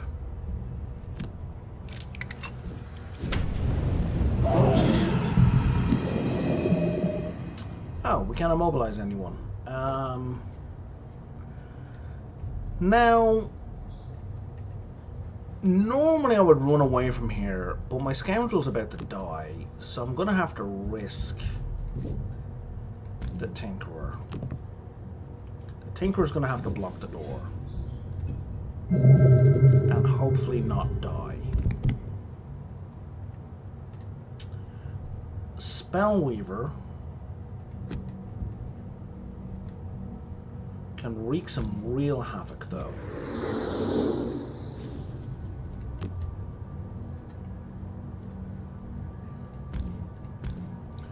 Because even though we've disadvantaged the roll, we have +2 from another ability.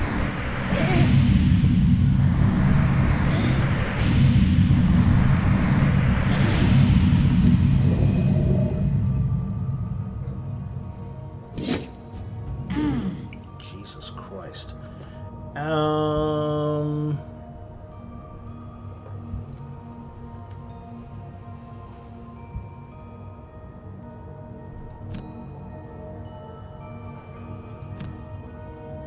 gonna burn.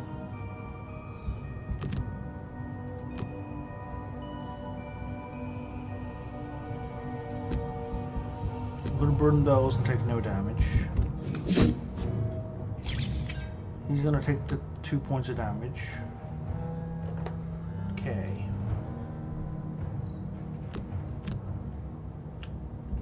That's you.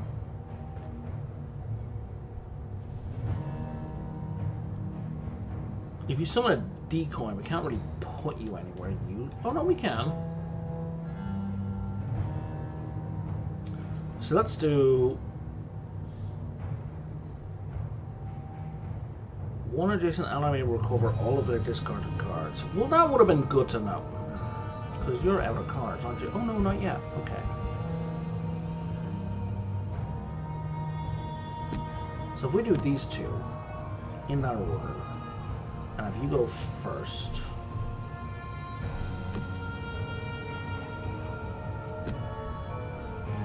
like way first, doesn't matter how much way to first. You need to take a short rest.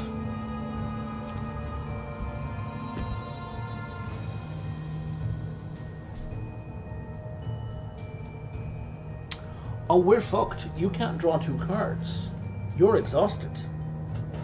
This is the mechanic I hate in this game. It's a mechanic I absolutely despise. So even though I'm supposed to be getting back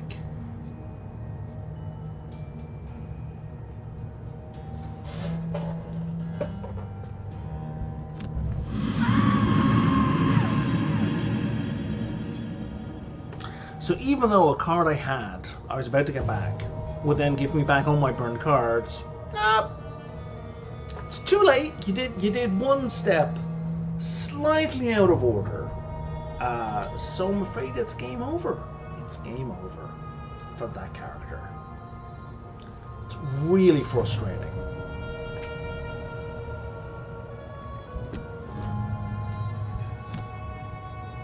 And that's kind of the aspect that makes this a puzzle game rather than an RPG or anything else.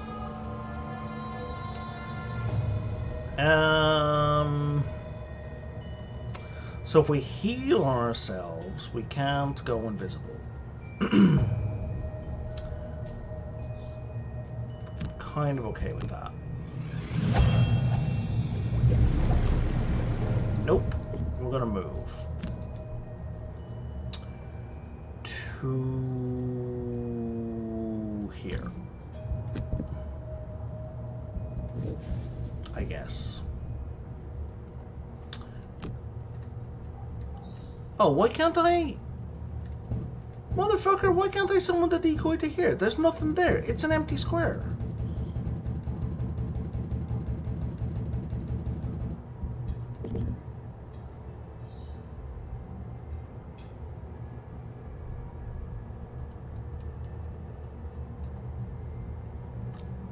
I call bullshit.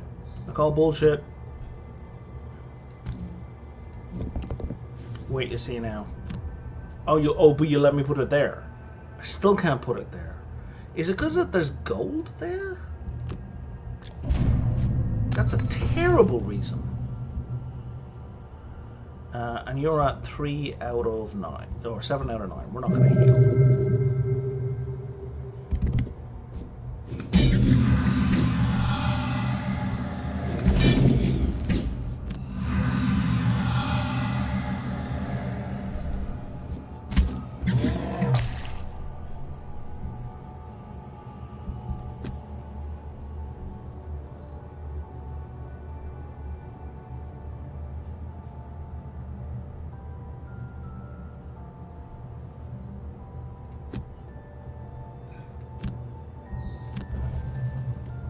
You're not taking 12 fucking damage. Are you out of your brain?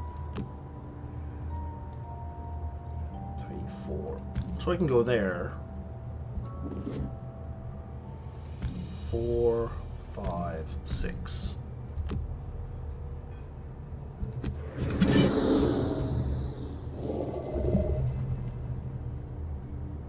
And then I just beat the shit out of this guy.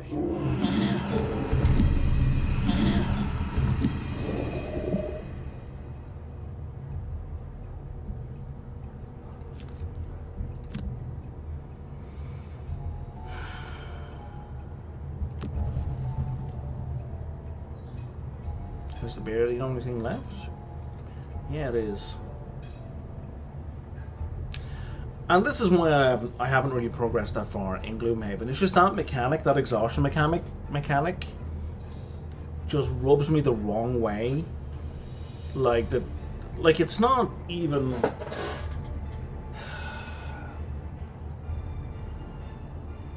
Like in other games, in D&D Baldur's Gate 3.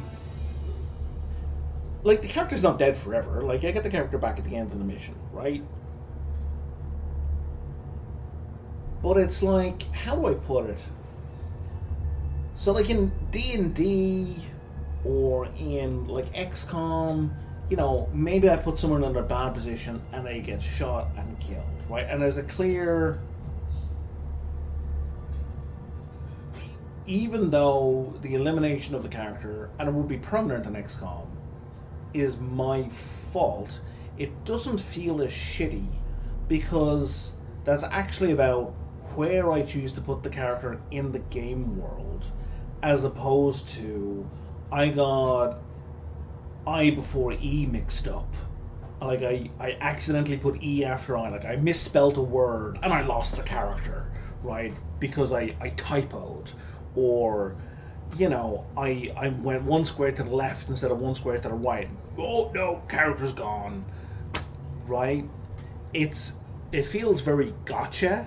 It doesn't feel like it's not an interesting game mechanic. It's just like if you miscount the amount of cards you have in your hand,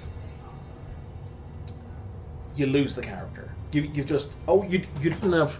Oh no, see, in order to do a short rest to recover 2 cards, you have to have 3 cards in your hand. If you do a short rest when you've got less than 3 cards, you lose the character. Like, fuck off, is really my whole response to that game mechanic. I don't know what anally retentive, I love fucking people over person came up with that, but it's the worst.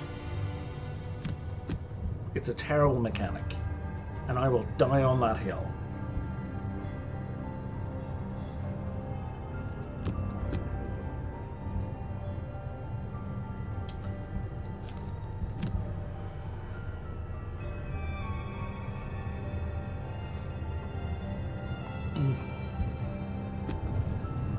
And part of it is I am particularly attached to Spellweaver because I enjoy playing casters. Casters are my favorite class in pretty much every game.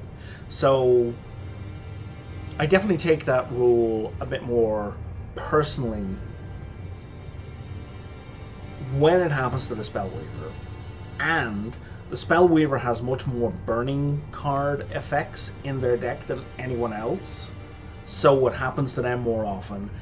And the Spellweaver has the smallest hand to begin with, which means it happens more often to the Spellweaver. So basically, I'm always fucking losing the Spellweaver because I had 2 cards in my hand when I needed a short rest and not 3. Right.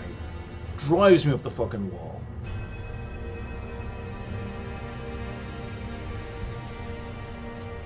Would I take it less personally if it was happening to someone else? If it was more evenly distributed, sure. But it's always on the character that I like the most. So it's immensely frustrating. So we're going to move in and poison this guy, and then we're going to stab the shit out of him. But we're going to let the brute go first, so that he pulls aggro, so the retaliate will actually do something.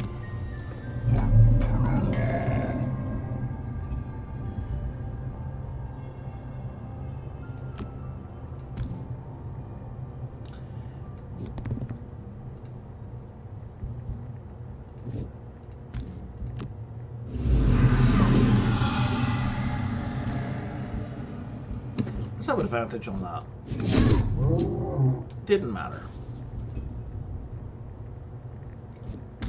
Excellent choice. We'll take 2 damage and kill you. Now, is that instantly mission over, or does Tinkerer get to finish his turn? Tinkerer gets to finish his turn. Cool. Because a Tinkerer needs to finish on full health.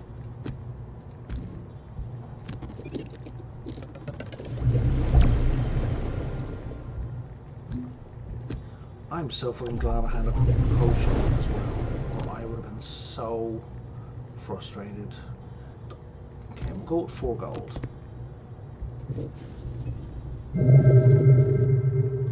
Okay, we gain 18 gold, that's fine.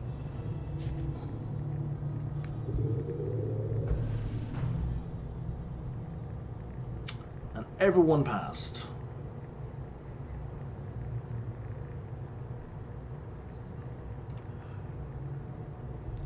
Wait, even the Spellweaver got bonus XP there? That's hilarious. The Spellweaver completed their thing.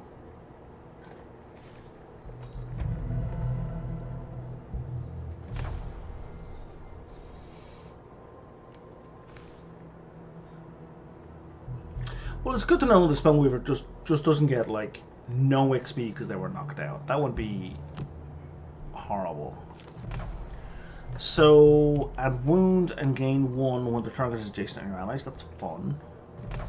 Flintlock. Loot at the top and an attack of 5 at range 4. That is crazy good. I will take Flintlock. And I will get rid of Thieves' Knack for that. Hang on, and what did we get at the trainer? Oh man, I gotta search through all this shit. It's not a relic. It's probably not a kill. Nope. Is it a mercenary thing? Oh, we got a couple of these. We unlocked that last time already. Brute story quest. And the Scoundrel story quest.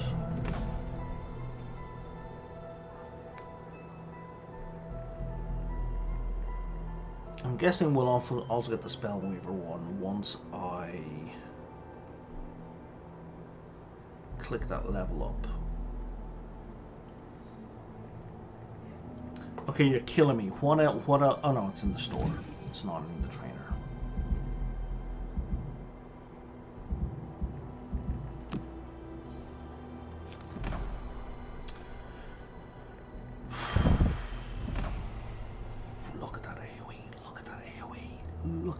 Look at it. It's like Nova, but I don't have to be in the middle. And it's a heal 6.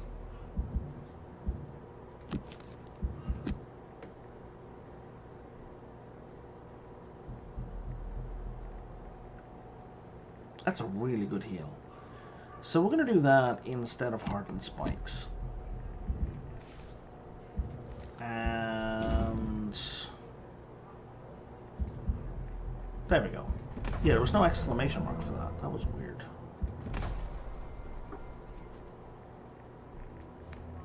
Okay.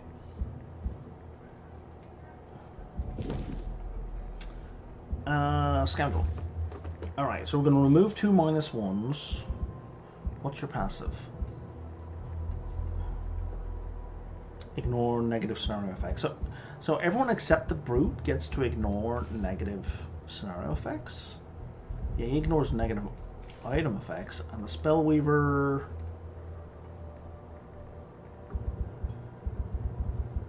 doesn't get a passive. Remove 4 zeros.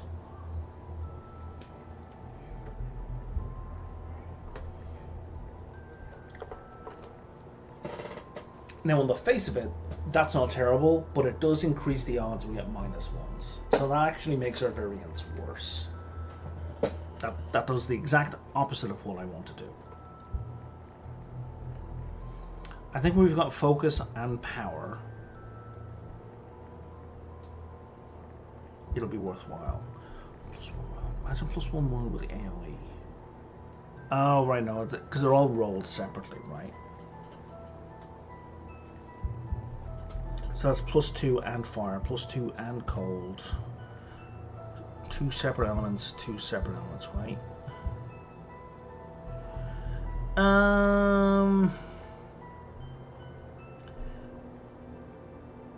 I think we'll go with that.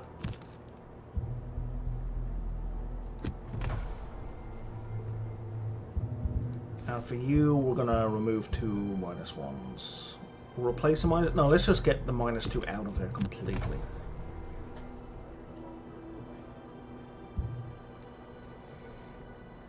Okay, how much money do I have? 34. I have nothing worth talking about.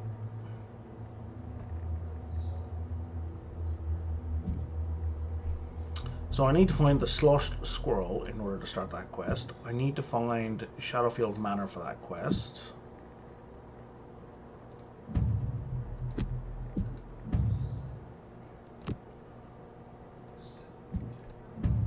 I need to find the Barren Coast for that, and I need to find Summert for that. So I haven't found any of the villages for any. So basically, I'm still doing tutorials. Kill all enemies. Kill all enemies. The town of Shadowrest. Did I just read that for one of these? No, I didn't. Summert.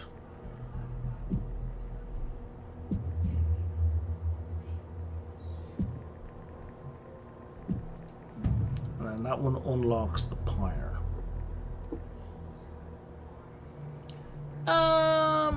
It's a living spirit and it's living bones. Sure. Let's give that one a go. I really should take the crack heart as well, I guess, at some point. I'm gonna wash this bottle. I'll be back in a moment.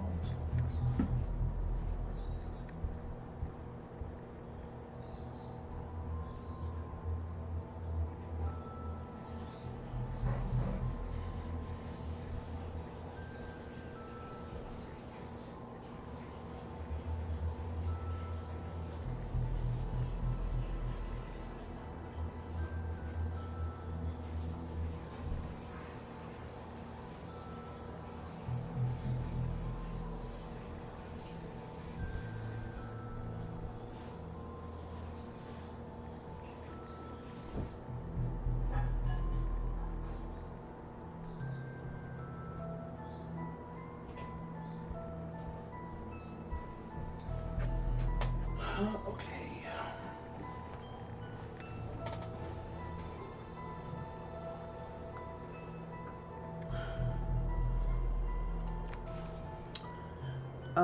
Okay, use your equipped items a number of times equal to your level +2 during the scenario. I don't think that's even possible. I have 2 items, and they get 1 use each. So, not an option.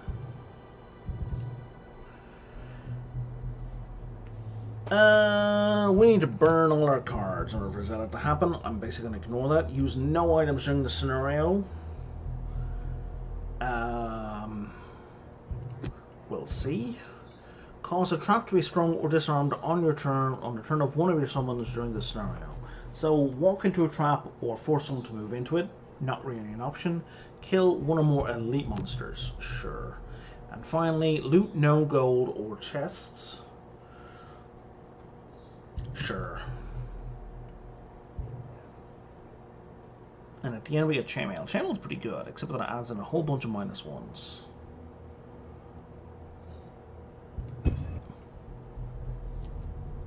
Oh, that's what the item penalties are. I get it now.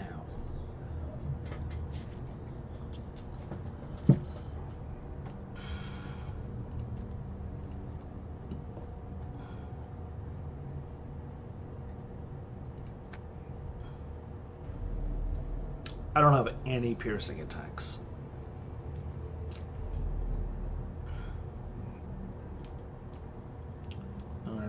There's at least one more room.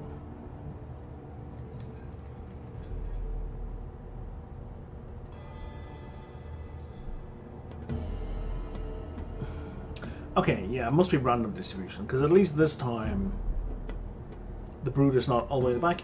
He's still not at the front. Like he should be.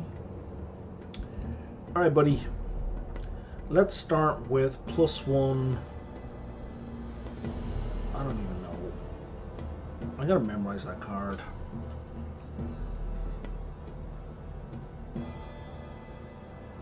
Enhancement field. Okay, we're gonna do enhancement field. And toxic bolt. I'm going to do that first, so he goes first. We're going to do 8 for the ether, and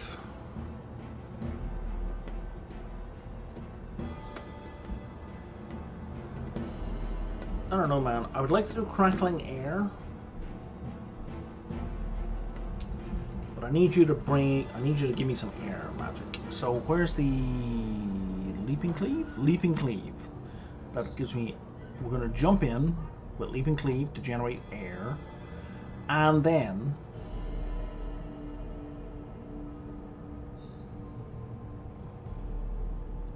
sweeping blow both of these motherfuckers. And you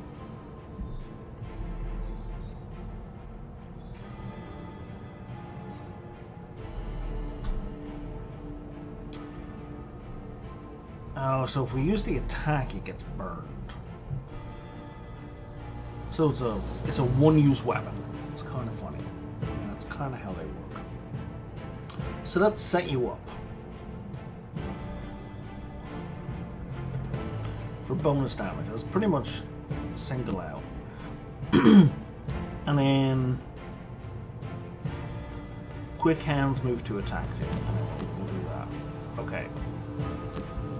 So the scoundrel is going to be able to kill stuff mostly by just stacking damage and stacking pluses. You're going to give everyone a bonus to damage. And then we'll put poison on this one, I guess.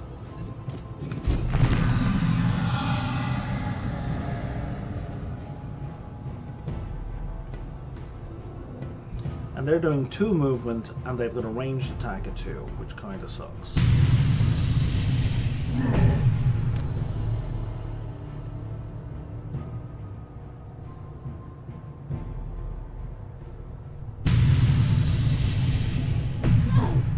Nice. Alright.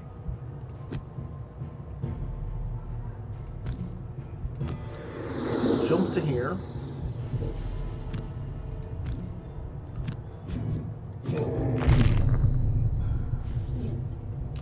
-2 didn't really help us there. She's going to boost and move. Oh, see, they've all moved up beside each other, so that negated her bonus attack. Well, I can do 1 or 0. Gee, what will I do? Choices, choices. Well, hopefully we don't see that for a while.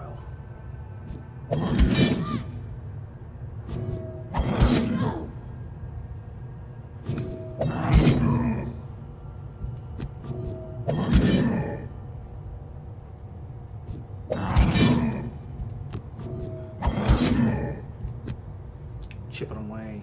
This is where retaliate would have been really good, eh? Now we have air.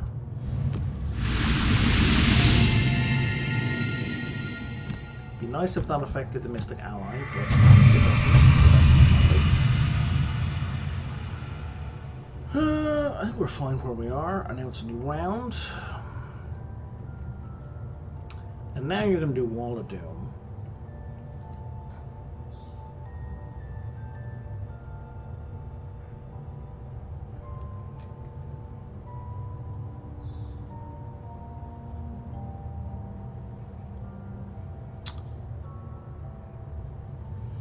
And shield.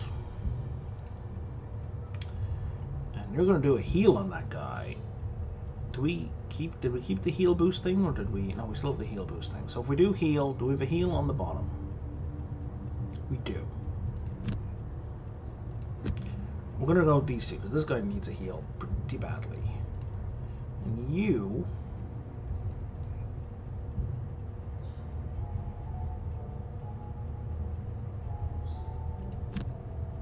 like, does that hit us? I think it does. It's going to generate ice. And then... what are we going to do? I don't know. We'll move somewhere? I don't know where.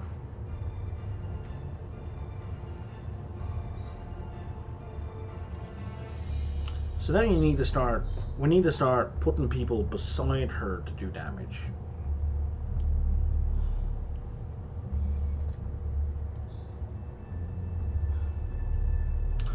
Or she can do smoke bomb and go invisible.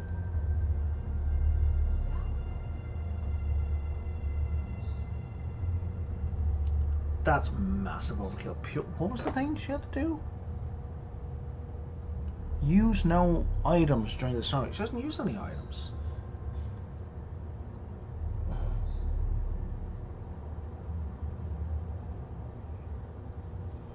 Did I use the eagle eye goggles already? I must have. We'll go invisible.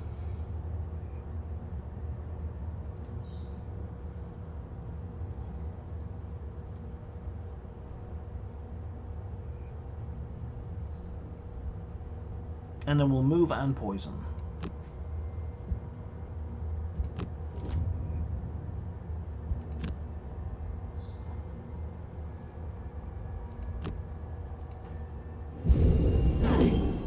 Because we want everyone to attack this guy. We're going to go to here. And we're going to poison that guy. Yeah, I did use the goggles. Fuck.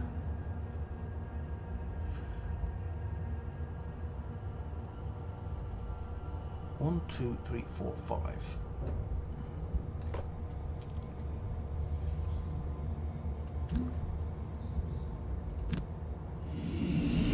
So let's recover, I don't know, quick hands.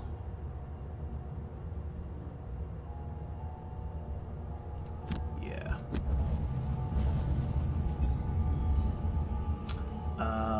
Okay, so confirm target.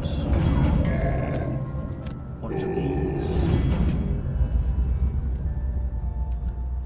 He's gonna heal. He's still 4 hit points short. A bunch of them should go for him.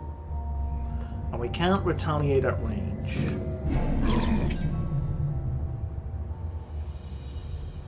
What is this you're doing? Target all enemies in range. That's gross.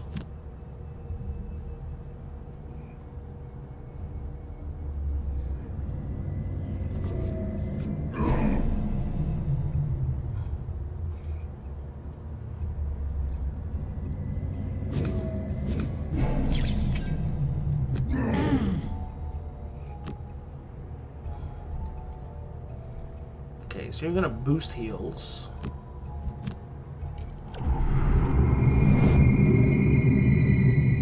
And you're going to throw a heal on this guy. He doesn't need the full 7, but you know.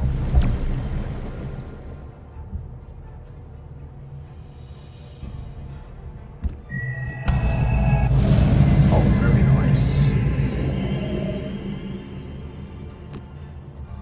So like, if I put that there,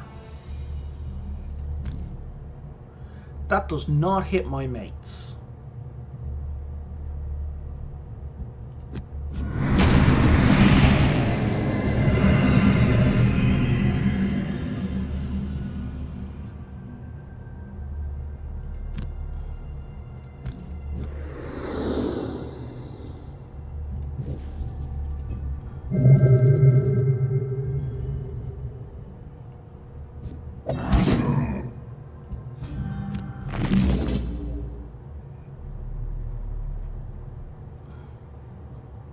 That's kind of sweet. That does not hit my mates.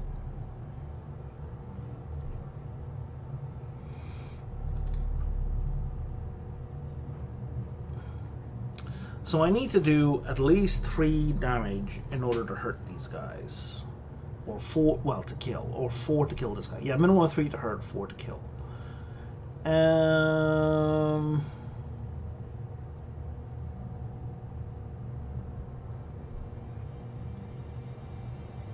Let's do that again. Let's do more retaliation.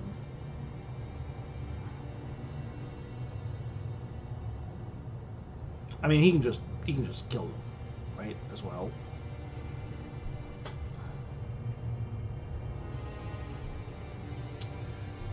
And we'll just hit the guys in front of him. Okay. No, I didn't mean to try and cancel that, but okay.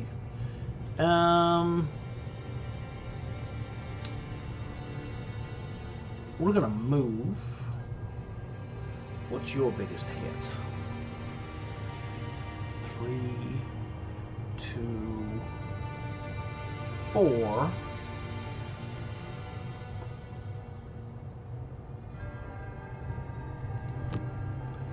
Well, then we also need you to move.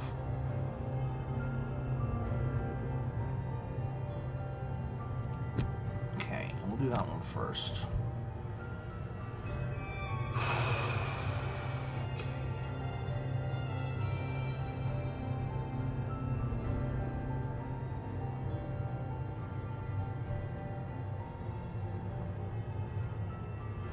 So we're going to ride the wind and mana bolt, and we're going to kill this guy.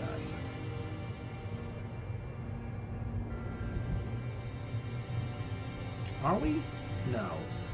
No. Well, we're going to ride the wind and... Where's the door? It's there. 6 or 7. It'll get us to the door at least. And then you...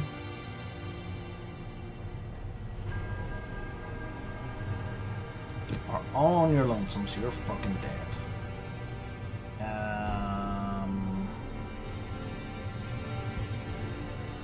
We need 3 movement.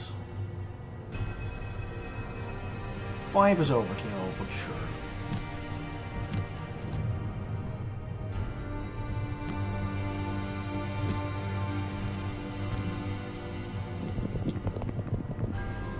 Because now it's 3 and 2 is 5. We're doing 12 damage here. So just as long as we don't get a nullify, we will fall.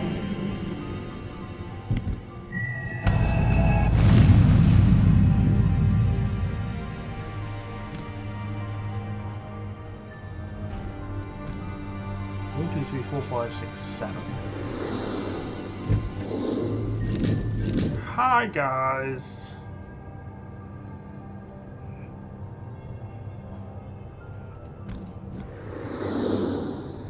I want to hit this guy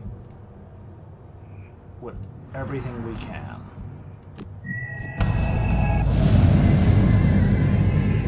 Nice. You should probably go invisible now.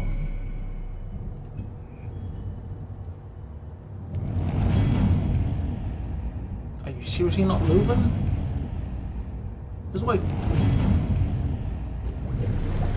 Motherfuckers, this is why I turned on Retaliate. That's a waste of Retaliate.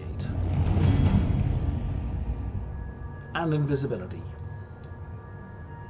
I mean, in fairness for the invisibility, I could have checked.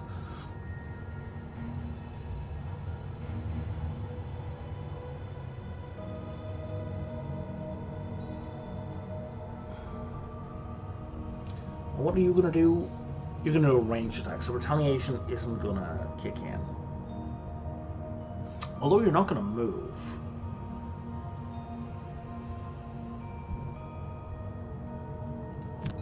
So I could move here.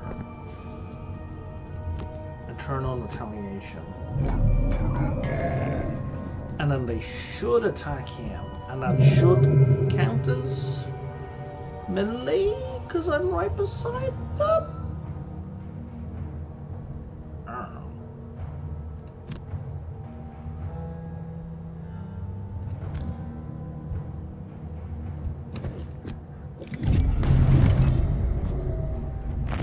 Wow. That was amazing.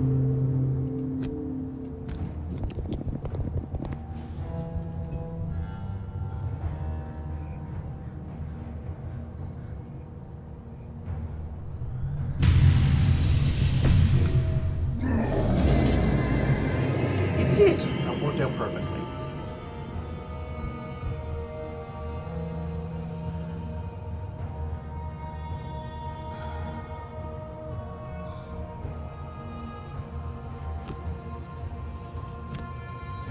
I don't want to waste these burns, but I'm gonna have to.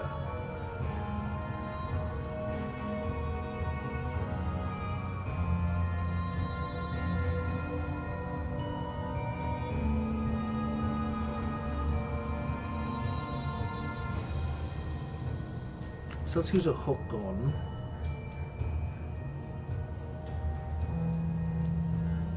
And then we're going to move.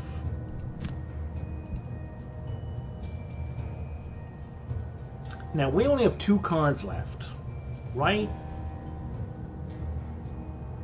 So if we short rest after if we burn both of these, it's game over. So I can use these provided I discard at least 1. Like I don't burn them both.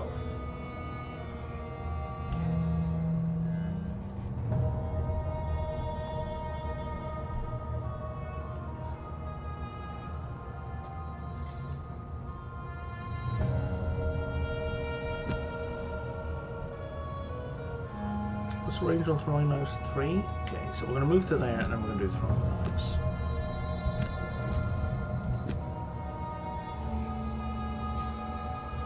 Right, right.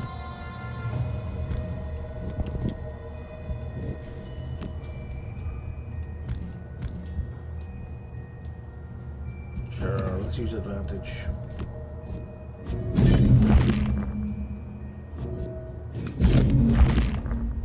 Just chip away at them.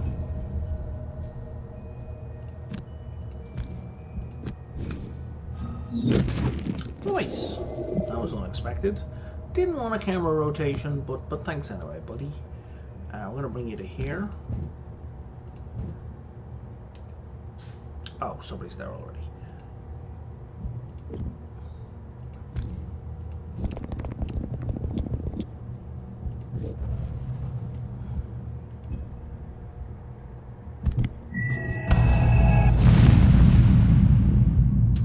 Nice hit. Now we can burn fire orbs, and we absolutely cannot burn the other. Clear targets, undo. Let's move. 2, 3. It's only going to range at 3, right? Is there any way for me to get a third person into range? 1, 2, 3. 1, 2, 3. There is not. 1, 2, 3. And if I'm here, I can't see them. Right. So I'm going to have a disadvantage against this guy no matter what I do. Well, no, not no matter what I do. If I move to here, I won't have disadvantage. What are they going to do? You're going to move 1, and you're going to attack with a range of 2. So if you move to here, 1, 2, I'm at a range. 1, 1, 2, I'm at a range. 1, I'll be in range if I move to there.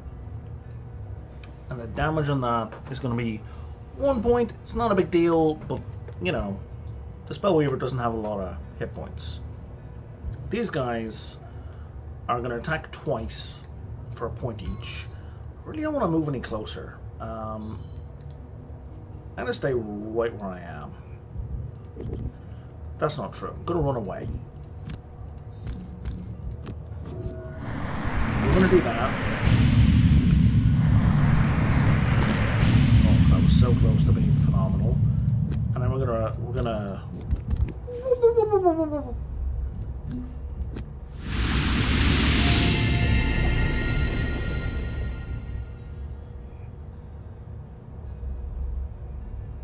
and you guys aren't gonna even move. That is so weird. I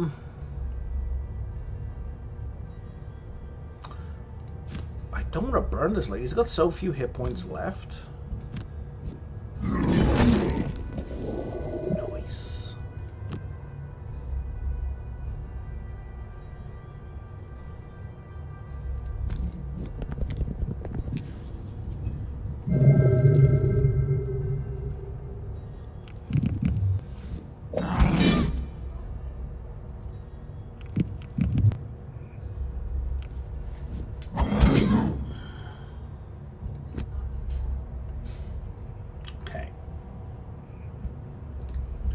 So we're going to do trample, an overwhelming assault.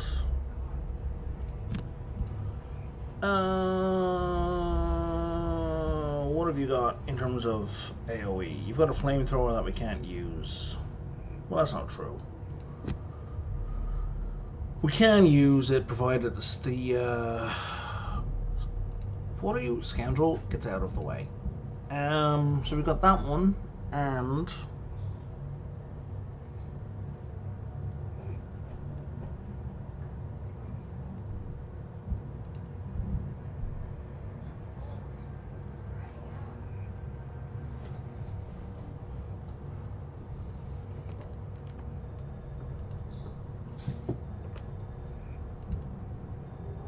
she's going to need a short rest after this anyway. So if we do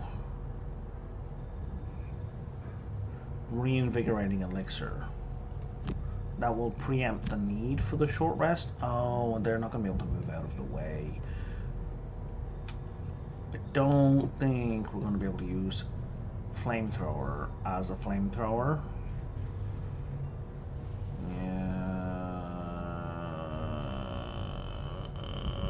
Fuck it.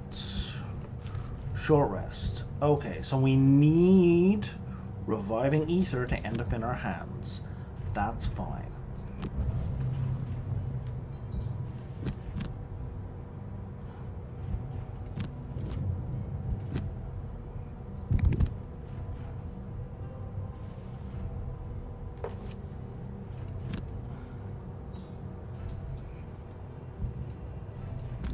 So with a +0, he dies. Excellent. I can't believe I just fucking did that.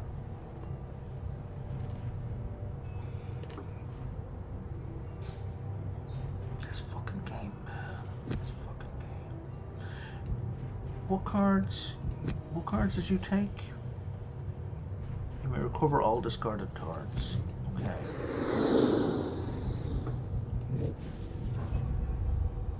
I can't believe I fucking did that.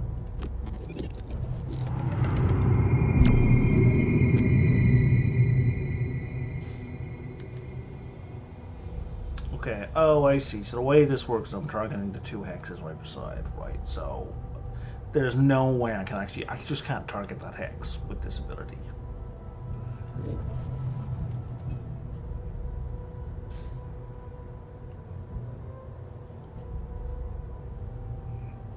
Come at me, bro.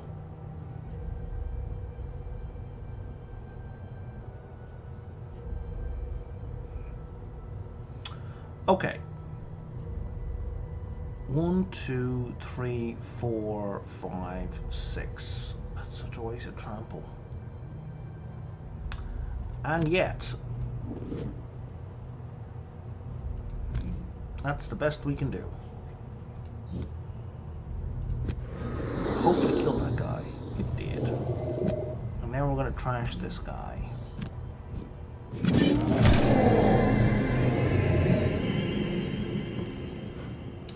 And now the scoundrel.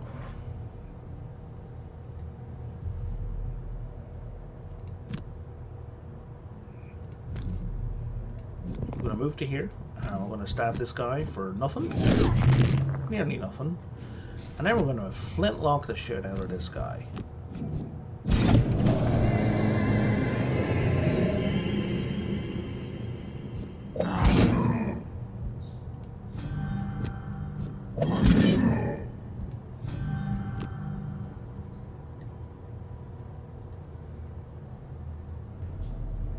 He needs to take a short rest. Sure.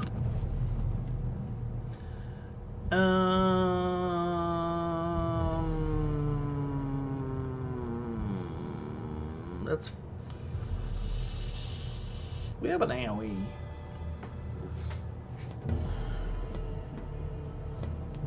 For 2 over 3. Do I have any way of boosting that damage? No, okay.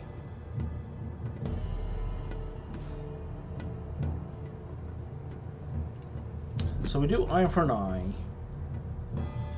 And we move to here. Right? And then they should both go for him. What? Oh, we don't know what they're gonna do. Hopefully they can't move. I think they alternate between moving and attacking and just moving.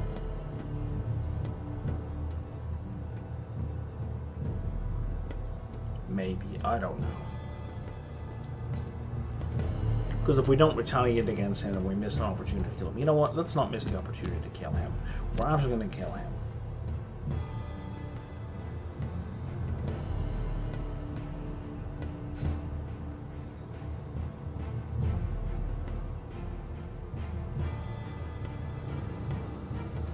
Yeah, we'll use Spare Dagger for our move, and then Fatal Advance to kill him. Though I am kind of assuming nobody else can kill him. Okay, so we got both of these back. Let's not fuck it up again. And do both of those, and do a short rest. Sure.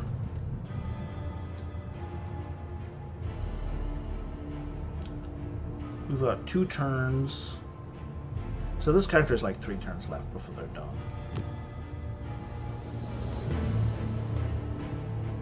So you're gonna go open a door.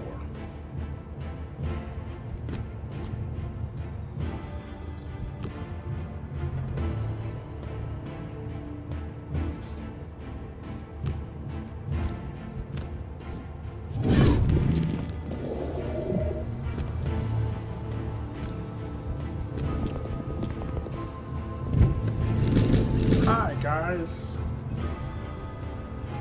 This is what I mean about your time constrained. So like this character has like 2 turns left after this, like not counting this turn. Their game is over, right?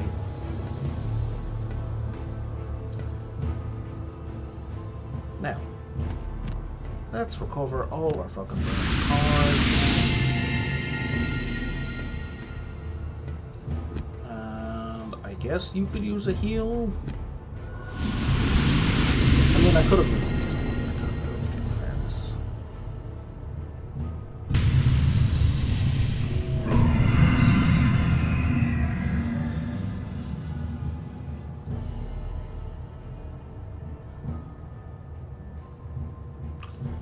And now he's gonna move to.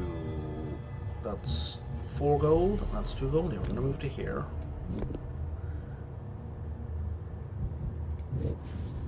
And then we're just gonna kill this guy.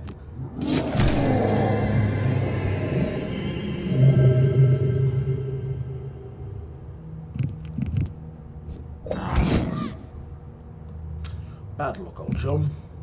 Ah, well, that made up for it.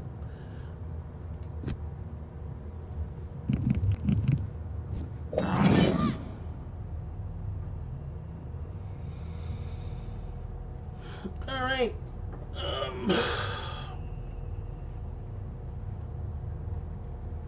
So if we can recover a burned card, that means can't we recover...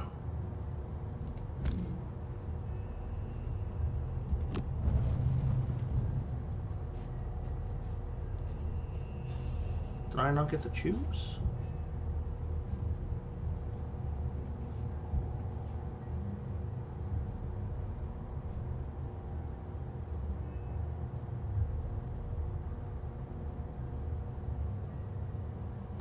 I am so confused as to what just happened there. If that gets me nothing, I'm going to be quite annoyed.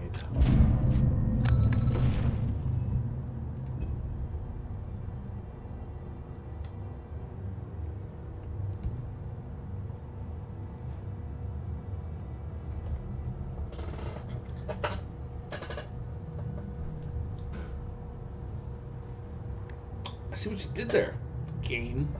I believe in the business we call that you fucked me.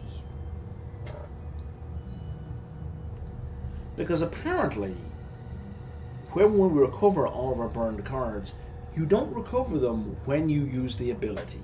You recover them at the end of your turn, and the card that gets burned does not get burned until the end of your turn. So when I use your man's ability to recover a friendly's burned card, Reviving Embers was not burned. That's bullshit. That is absolutely bullshit. Because all other card effects take effect immediately. This is such a frustrating game. This is such a frustrating game.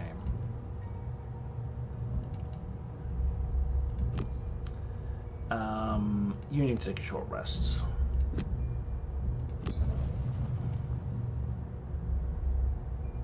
Do we have any movement? That's a movement. And that's a long-ish ranged shot.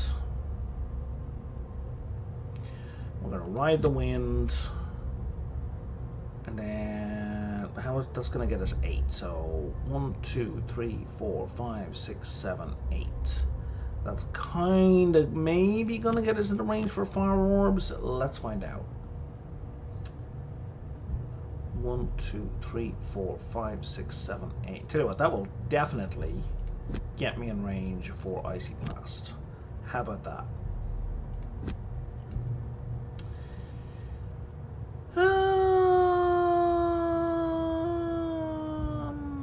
Yeah, let's do both of these. And then we're going to do a leaping cleave so we don't trigger our trap. 1, 2, 3 is what we're going to go to. And then I guess we're going to turn on retaliate and hope. Nope, the bones are going to go first. Okay, so she is gonna hit that guy and that guy because she doesn't have disadvantage against those guys.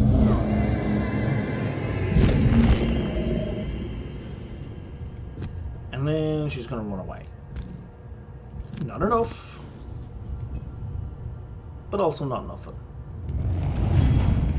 Oh, are they just going to heal this turn? They're just going to heal this turn, okay. Which means his retaliation is wasted.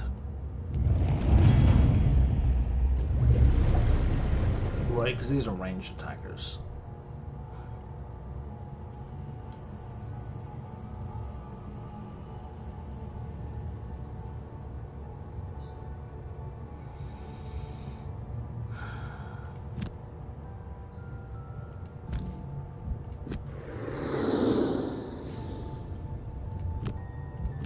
It doesn't matter. He couldn't have attacked anyone anyway. There's a wall in the way.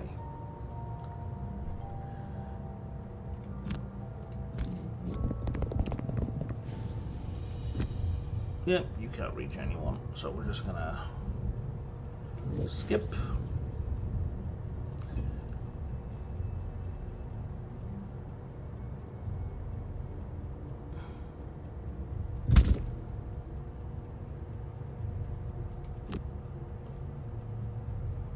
You're gonna fly to here. And then we're gonna drop a bomb here.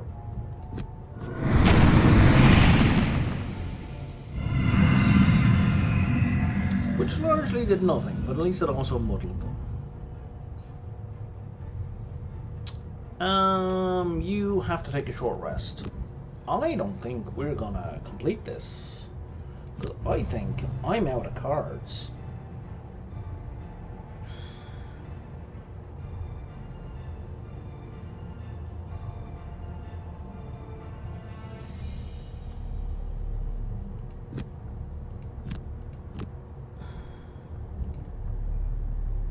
Yeah, I'm like fucked. I'm fucked.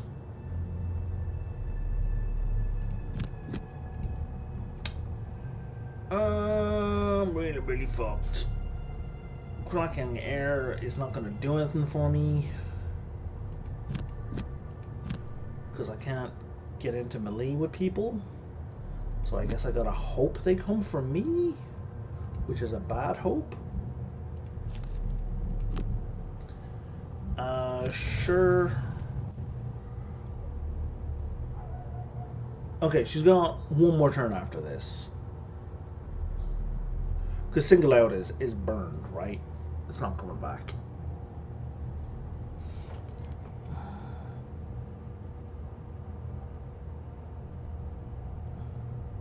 One, two, three. Okay, throwing knives is gonna work.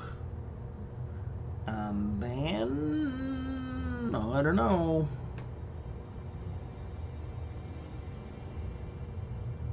I can move 5 or I can move 5. Fine, it doesn't matter.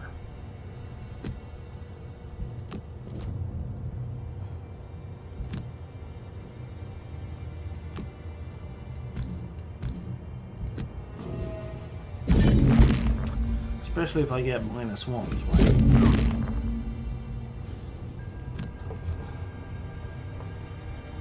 Now, if we fail, do we get to keep the money?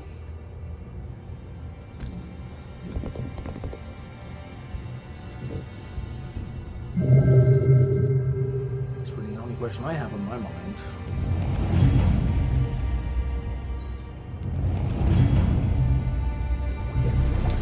There's a fucking shield.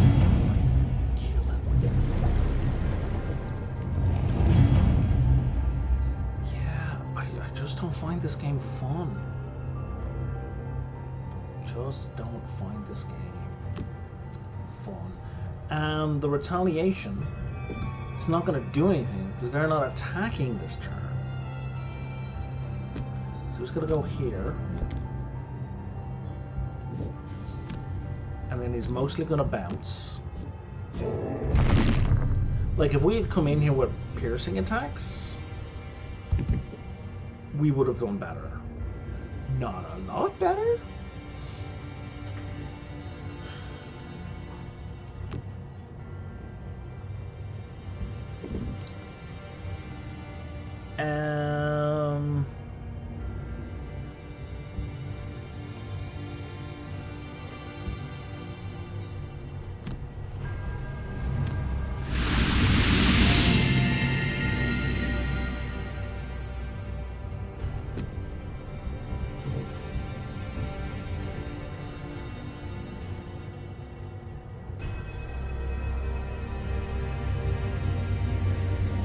Rolls -1s, that would be ideal.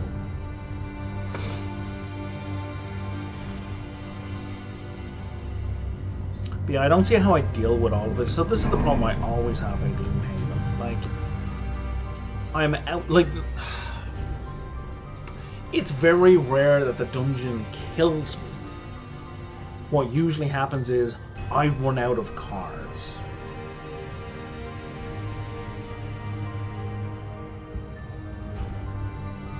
Who am I moving? Choose to move the summon towards a summoner. No, I don't. Sure.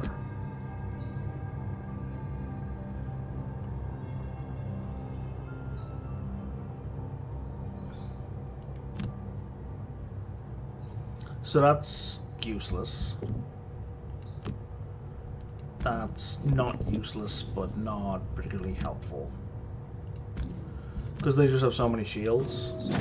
Oh, look at -1. Oh no, we didn't do any damage. Why? I don't understand why I felt I really needed to play this game. Sure, burn it. I don't fucking care. We'll do this and this because this is his last turn, and then he's out of the game. He's on mostly full health, but you know. He's tired. He's going home. He's just going to abandon all the people he came here with.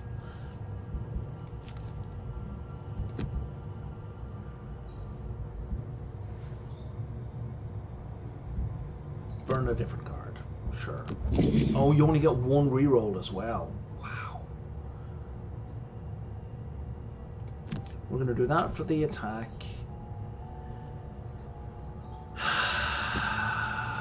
Not to boost the attack.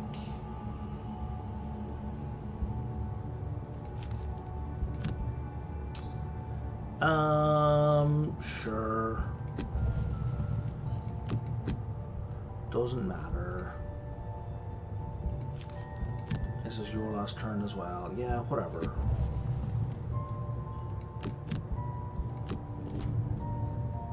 Can't really reach anyone.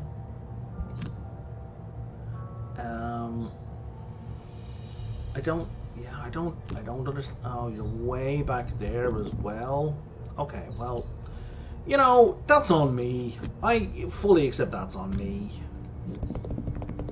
I left them all way back there.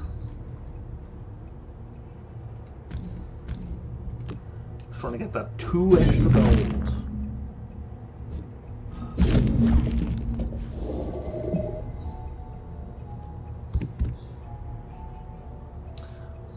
The fact that summons are so slow really does not help things either.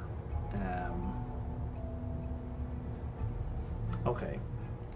So if you move to here.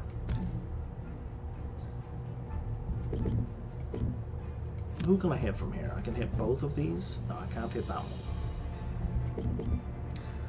So we're going to move in. I want to hit the guys with the shields. Because this is potentially the best attack.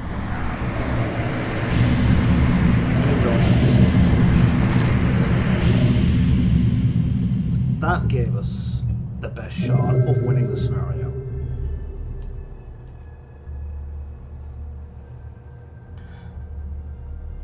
Probably won't win us a scenario because both of these guys now, because of the way the initiative works, they're going to go for Spellweaver. They're not going to go for the Brute.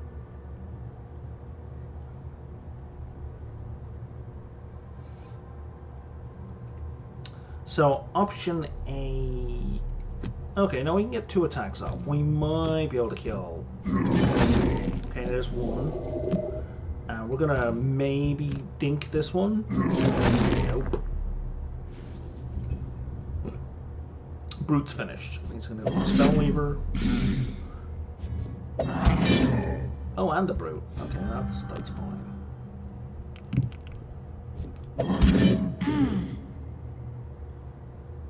Notice we're not being given the option to burn cards anymore. Okay, so with those two, can we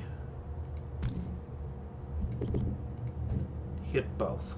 We can. Okay, so we can hit both. This is going to be fucking lucky if we pull this off. This does not make the game better in my point of view. It's still...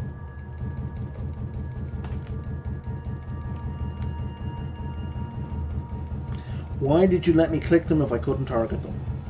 Why did you let me click them if I couldn't target them? Why did you let me click them if I couldn't target them? Why did you let me click them if I couldn't motherfucking target them?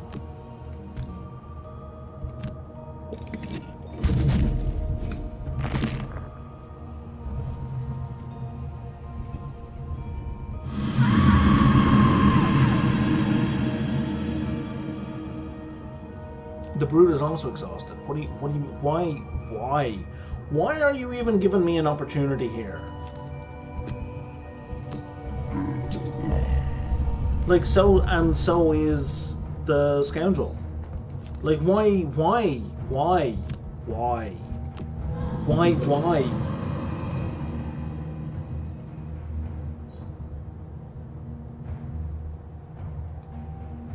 Now, so what happens when we lose? Yes, defeat, I know. Retry? No. Return to map? Do we... Just when I thought I was out? I don't know what that means. So it looks like you still get the XP and the gold from the mission, right? So that's something? I think if we had piercing attacks, that would go better. Right? And in fairness, they do tell you ahead of time, hey look, these guys have shields. Hey look, these guys don't. Oh, they also fucking have shields, really. But they only have one, so it's less bad. So, I mean, it's not like they're leaving you to guess what to do completely. The Scoundrel does 99 damage via attack.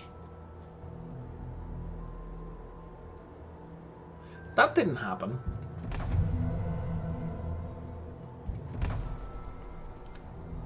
Thank you? But that didn't happen. Oh, maybe it's 99 cumulatively. That makes more sense. Right, and a lot of these are move 120 hexes. Yeah, okay, a lot of these are cumulative. Nothing else here is clickable. Nothing else here is clickable. Okay, we get some gold.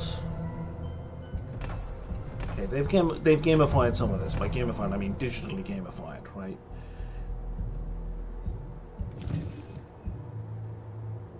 What?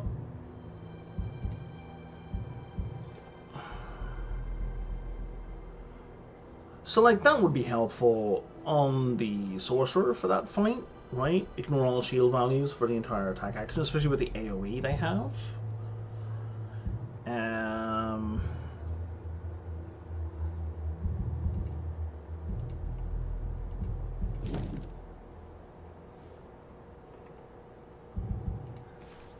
Scoundrel gains a perk. That's actually really good.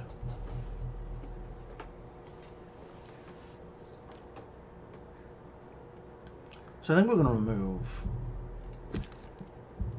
2 -1s right away. Okay. I think the Cragheart gets way more retaliation. So the Cragheart might do even better at that one. We're going to go do this other one now.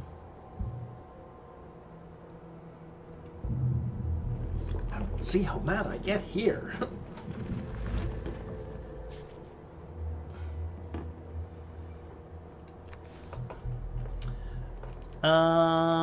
So we want to overkill by 4. That's viable. But this one gets us 6 XP. So that's just like always have an enemy on the map, on the screen. And nobody gets exhausted. Sure. I'm gonna fail both of these. There's no way I'm doing either of those. Loot no gold or chests. Sure.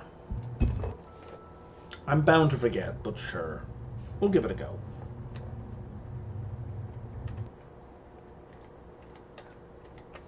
I'll just take my mail real quick. Boom, boom, boom, boom, boom, boom, boom.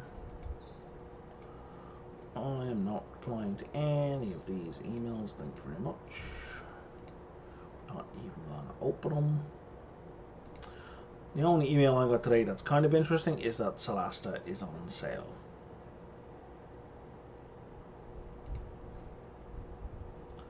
Kind of interesting because it's D&D 5e, right? And I would like to get more proficient at D&D 5e. And 1 game a week via the Adventurers League. It's kind of like dropping D&D. It's not quite getting me there. Like, it's getting me there, but it's slow, right? Because 1 game a week is wild. You need to limit damage responsibility to raise the undead. That's it. If mortally wounded, they can die in the process. Just be aware due to powerful energies and invoking some of the tendency to explode when killed. Maybe stand back. What? Okay. Okay, we got another room over here.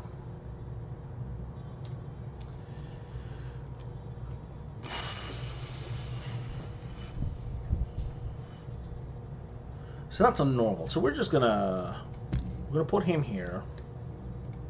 I'm gonna put you there.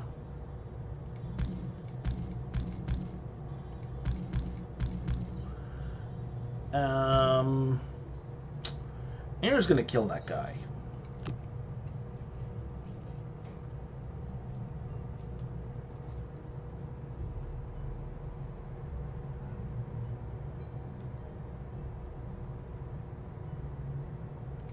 Yeah, we'll use Spear and Dagger to move, and then we're just gonna fatally kill that guy.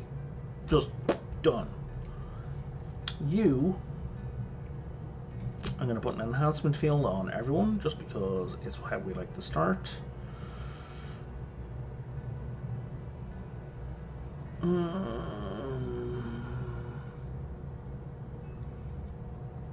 And then you can like zip over here.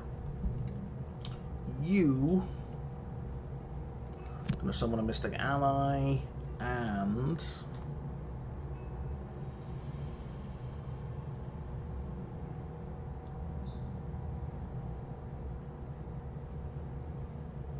we'll do a mana bolt, but you'll go last. Are you gonna do any elements? No elements.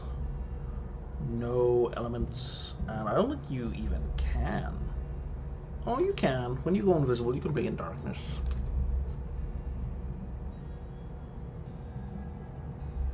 You know what? Let's do that. Let's do smoke bomb. So go invisible. And flintlock has a range of 4. 1, 2, 3, 4. It's not going to get us there, but then we can move.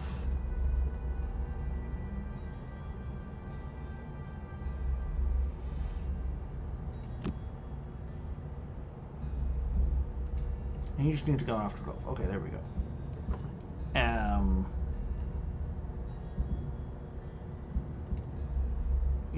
Yeah, okay. Oh wow, you're going early.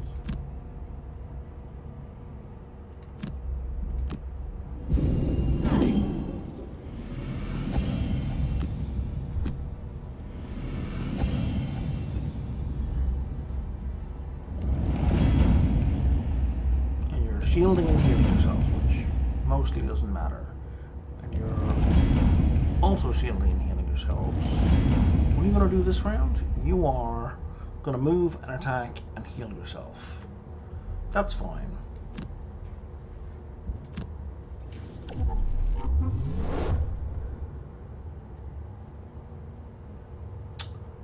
God, my bottom and top of cards mixed up again. As per fucking usual. So we're going to move this guy to here. And then you can just die. You can just die. You can just die. You're not a normal enemy, you're elite. That's very annoying. I didn't see the spiky number around the 9.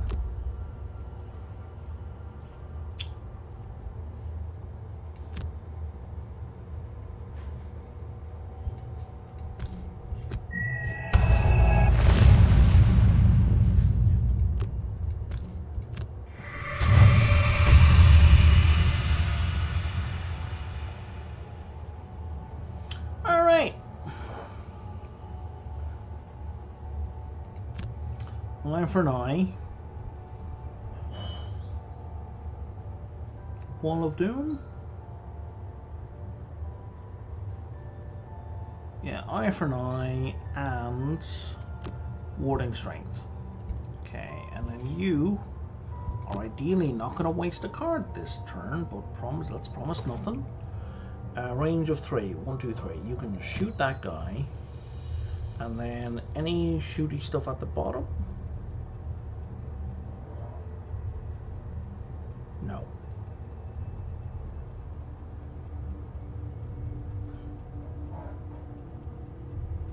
We could shield everybody else, which I don't really care about.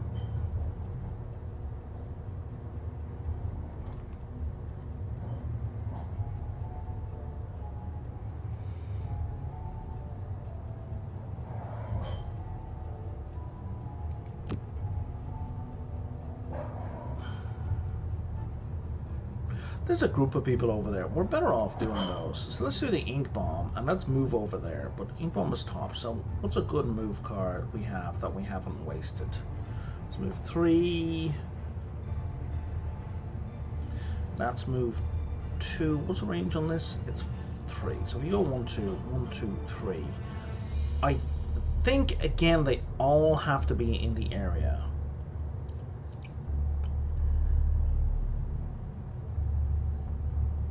Let's find out.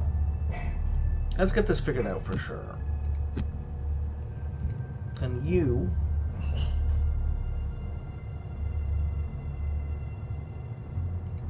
we're going to do an icy blast on that group. But we're going to have to move in the position first because range is 3. Where are you? 1, 2, 3. Yeah, you have no room. And then you, all right, you were just going to blow this guy away, right? None of that applies.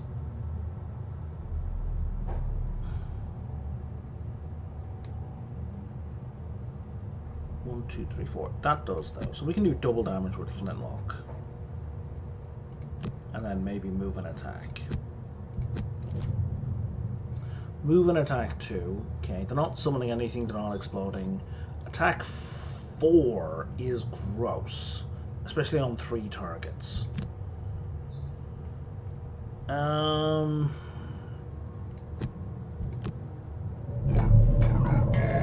what were you doing this turn? You move 2 and attack 2.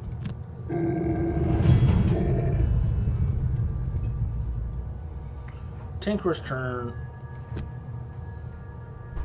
You're going to move to here.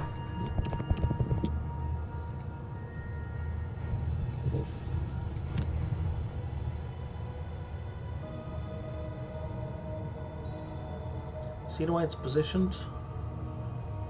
Oh no, we can target outside. So I think the problem is I've been clicking rather than before trying to rotate it.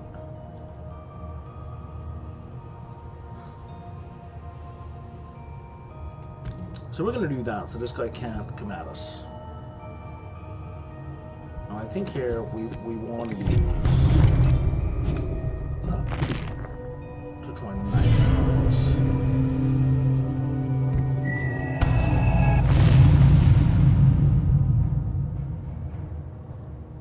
Stop rotating my screen.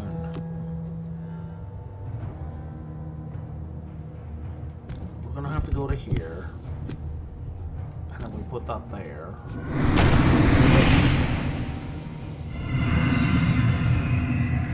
And then we hide.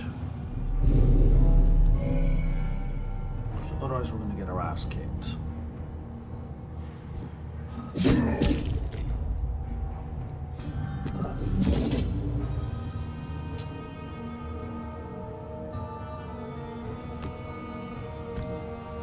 Move here. And then blammo. We got 7. We can do 7.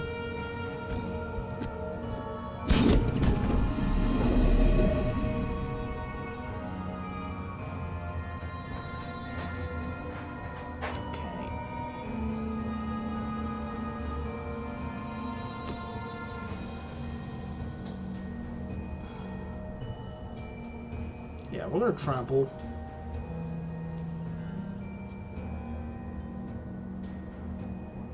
And that's going to use the bottom. And then we can do sweeping blow. Assuming anyone survives. And you need to start moving towards the next row.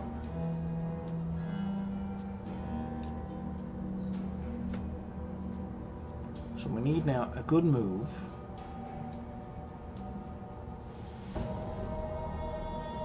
Just gonna be that and harness contraption.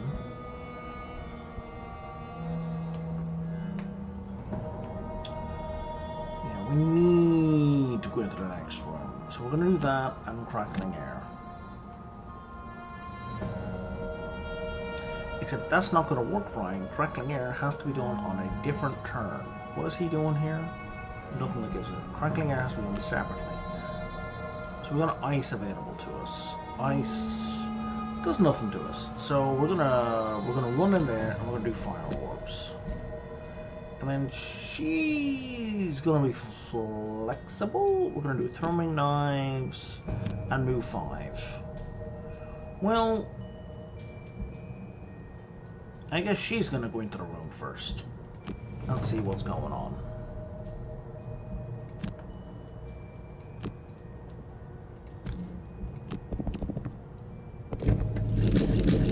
Hey guys, how's it going?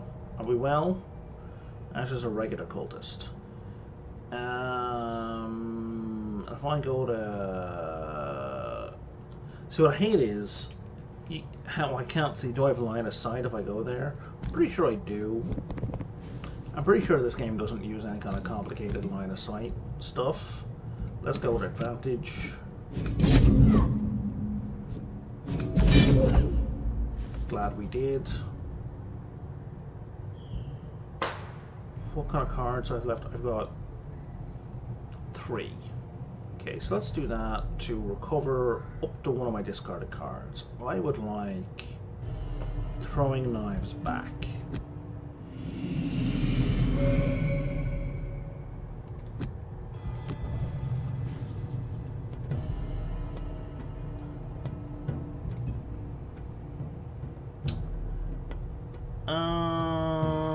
Okay, so a key flaw in my plan for this guy killing everyone is that this guy gets to move first.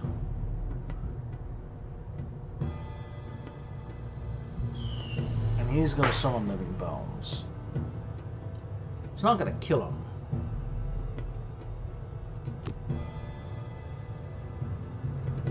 Yeah, how about we don't walk through the trap?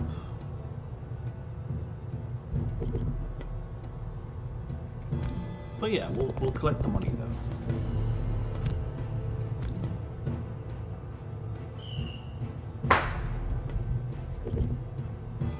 Put it there.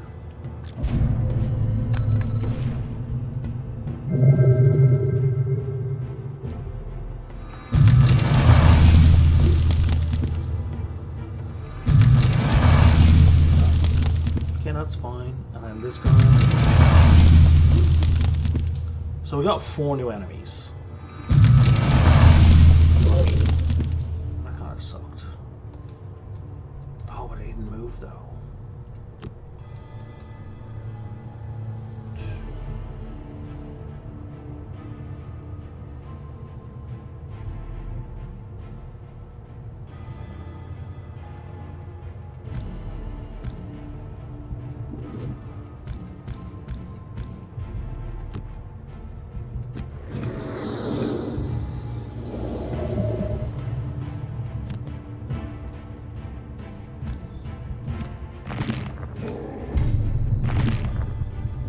That did well. You know what? We should eat that potion. Yeah, I said eat.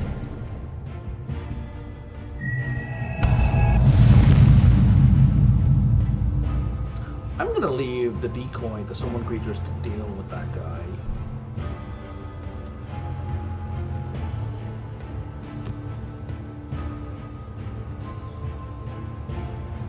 And then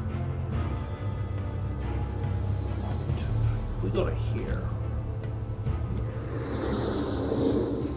We're gonna be taking a lot of damage. But we can fuck these guys up. +1 or +2 would have gone right on.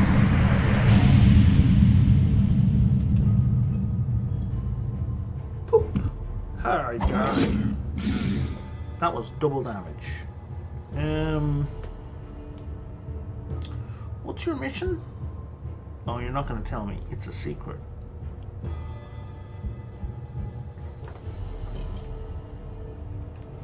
If I burn one available card, I can't cast anything next turn. Like, I have nothing to choose next turn. Like, I have to take a short rest early. So we don't want to do that. If I burn 2 discarded cards, that's fine because I'm going to get my discarded cards back. I mean, it's not really okay, but I also don't want to take it. Oh, come on. I thought they can't attack the same person over and over again. I thought it had to be 3 separate targets.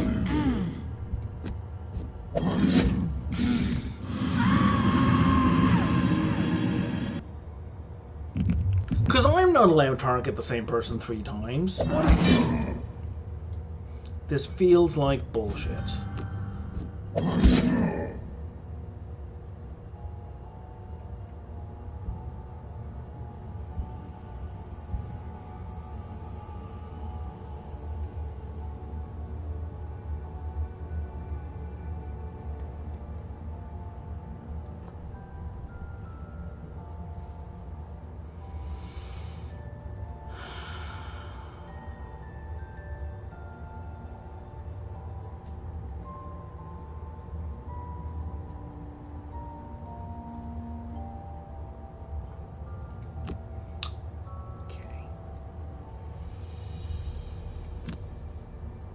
I need to move to here and attack one of them.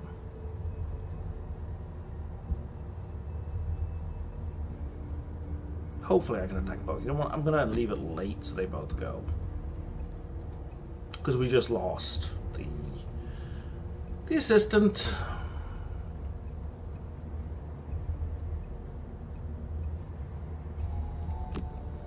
You can attack 2, and then... I don't know, man. Loot 2? Sure. Let's do throwing knives again. Max Amp will do no bonus against this guy.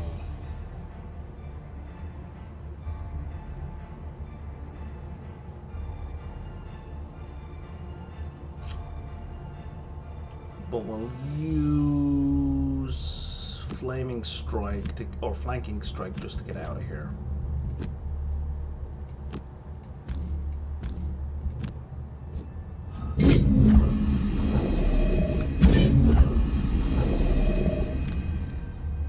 Oh, no you won't. You're fucking stuck. Oh, isn't that great?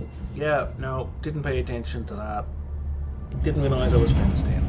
That's awesome. Otherwise I'd have targeted this guy with one of the attacks. So I completely fucked that up.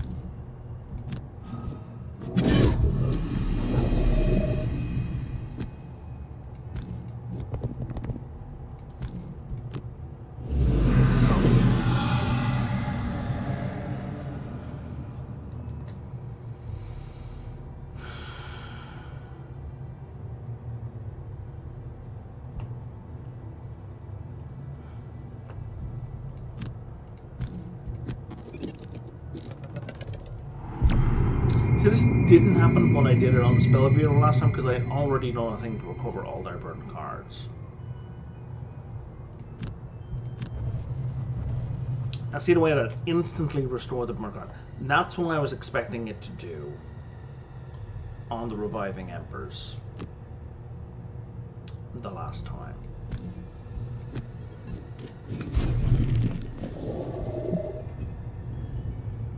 But it didn't.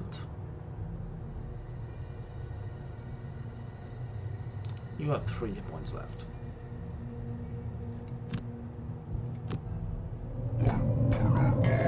So if we do that and make that an attack, we get lucky.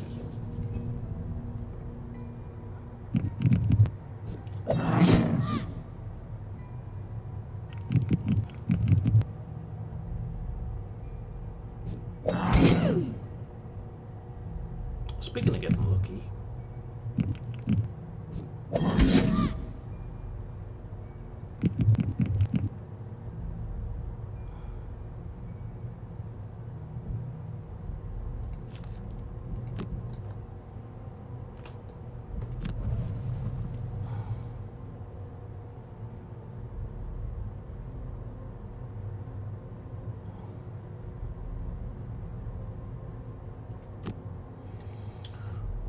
so 1, 2, 3 gets me nowhere.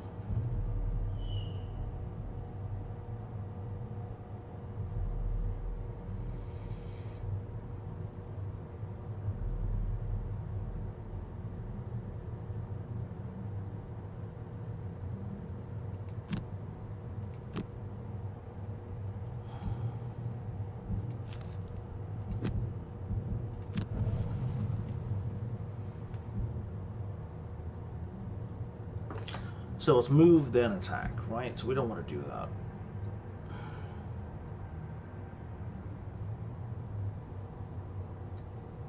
So we get no bonuses for that. We don't need to heal.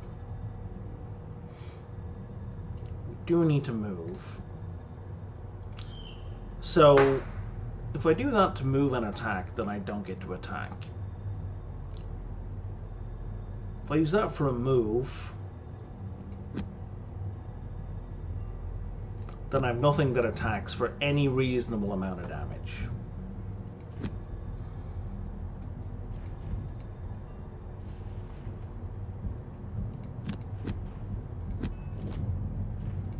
Yeah, whatever, man.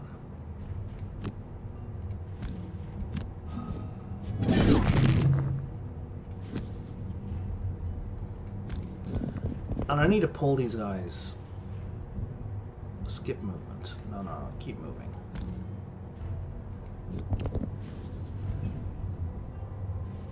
Because I need this guy to be the target. Skip push.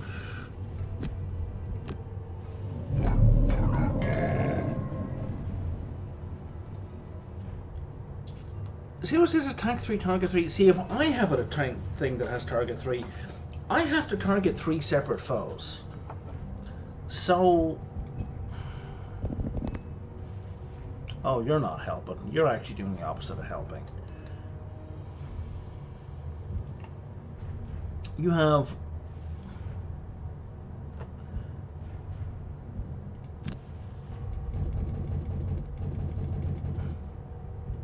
Nobody has any cards to restore, really. So that does nothing.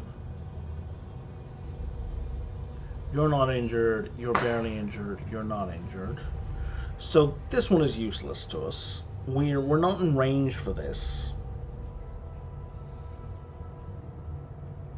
If I move to here to shield all these people, then I can't use the shield.